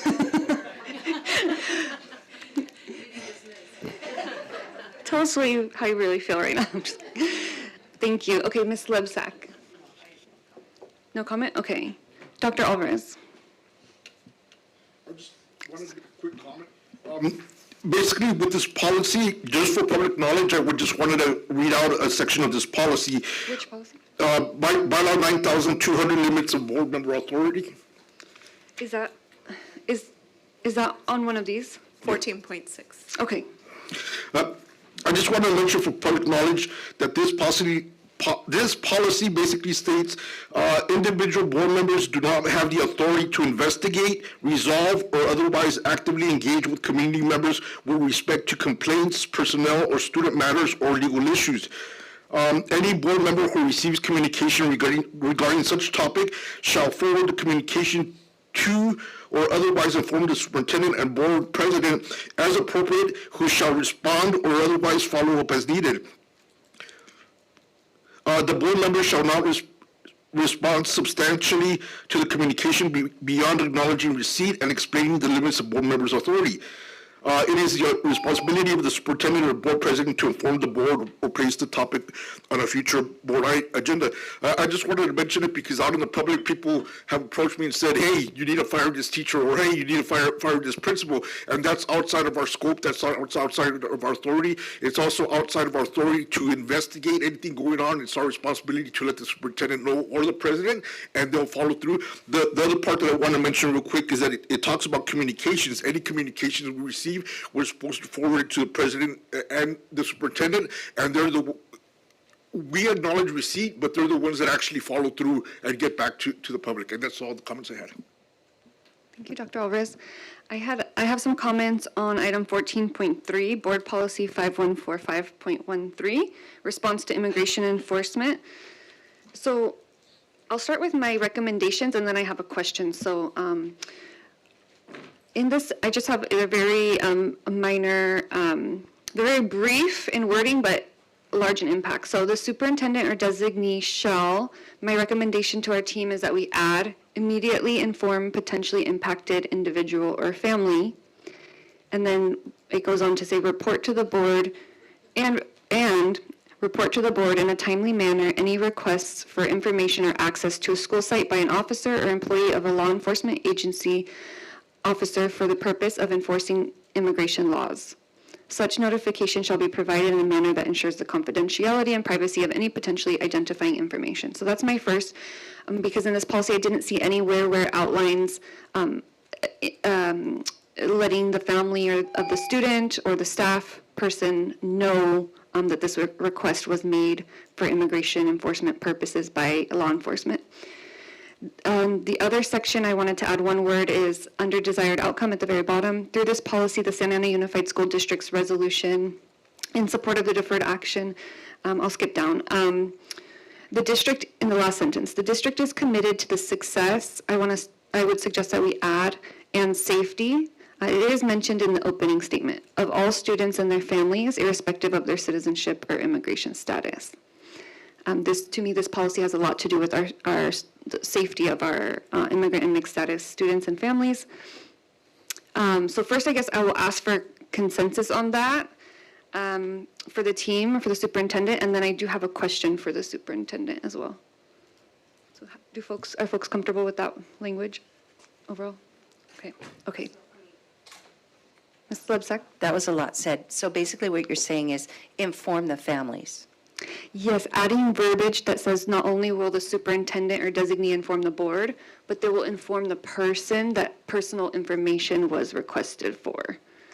So, Yeah, and I don't know why, I would think that that would be more important than telling the board. Yeah, I agree with you. Okay, thank you. And then the word safety. So then my question, and again, we can include this in the B2B and circle back to this, but there's a section that says the superintendent or designee shall notify parents, guardians regarding their children's right to a free public education, regardless of immigration status or religious beliefs and their rights related to immigration enforcement. And so I wanted to just hear how exactly how do we see that we're fulfilling that? How are we communicating with families to fulfill this requirement? I know we have a very robust immigration support plan, and that in and of itself, I think, meets part of this. But I was just curious if there are other methods that maybe the team could speak to. Just briefly, and then we can follow up. Sure, I wasn't sure. Okay. Thank you. Yeah, come on up. I heard you say B2B, so I was like, okay, let me. A little bit of both, B2B and live. As to informing, and it's the portion about informing the families of their right to free and public education, correct? Regardless of immigration status or religious beliefs and their rights related to immigration enforcement. Okay, so some of the ways that we've already informed parents about that is through the posters that you guys have right in front of you, and we've had to post those at every single school site to make sure that parents know what their rights are. It has other information on bullying and things like that, but it's all tied back to that they're going to get a free and public education, feeling safe and secure within no matter any immigration status. It includes other things as well, but it is posted at every single site. As we're going through our web pages, we've also posted it on our website, and we're going to be making sure that it's posted on all of the schools' websites, so then we have it as well. Thank you, Ms. Solomon. And I know that the work around the immigration support plan in and of itself, I think one of the goals around that and what the teams have really been able to accomplish, I know you were in a news segment just this past week around this. I think part of the intention that I know I wanted to see as a board member through that work was that our families got this message loud and clear, that they are welcome and it's a safe space regardless of immigration status. And we've done that through our workshops that we've been hosting, making sure that we do review what our board policies are, and we've even had some of our board members who've joined in to remind parents of their rights as well, and the signs that are behind you as well, just to make sure that we got those out at every single school site. And the news, they really focused on those posters. I don't know if it's because they're so ginormous, but I think it's just that we're sending a message that we're safe and welcoming for everybody. So I do think that message was sent out. And it was also originally sent out, I just remembered, with the letters, with all the red cards that we sent out. It was also written in there as part, and it stated the board resolution and what you guys had stated originally. Thank you, I remember that. Yeah, thank you. And how many languages did it? We ended up, I think at the end, we had 22 different languages. Thank you. Thank you to everybody who's been part of it. I know it's been many, many departments and many folks. Thank you, Ms. Solomon. Thank you, Superintendent. So with that, Having no further business to come before the board, this meeting is adjourned. The next regular board meeting of the Board of Education will be held on Tuesday, June 23rd, 2026 at 6 p.m. Thank you, everyone.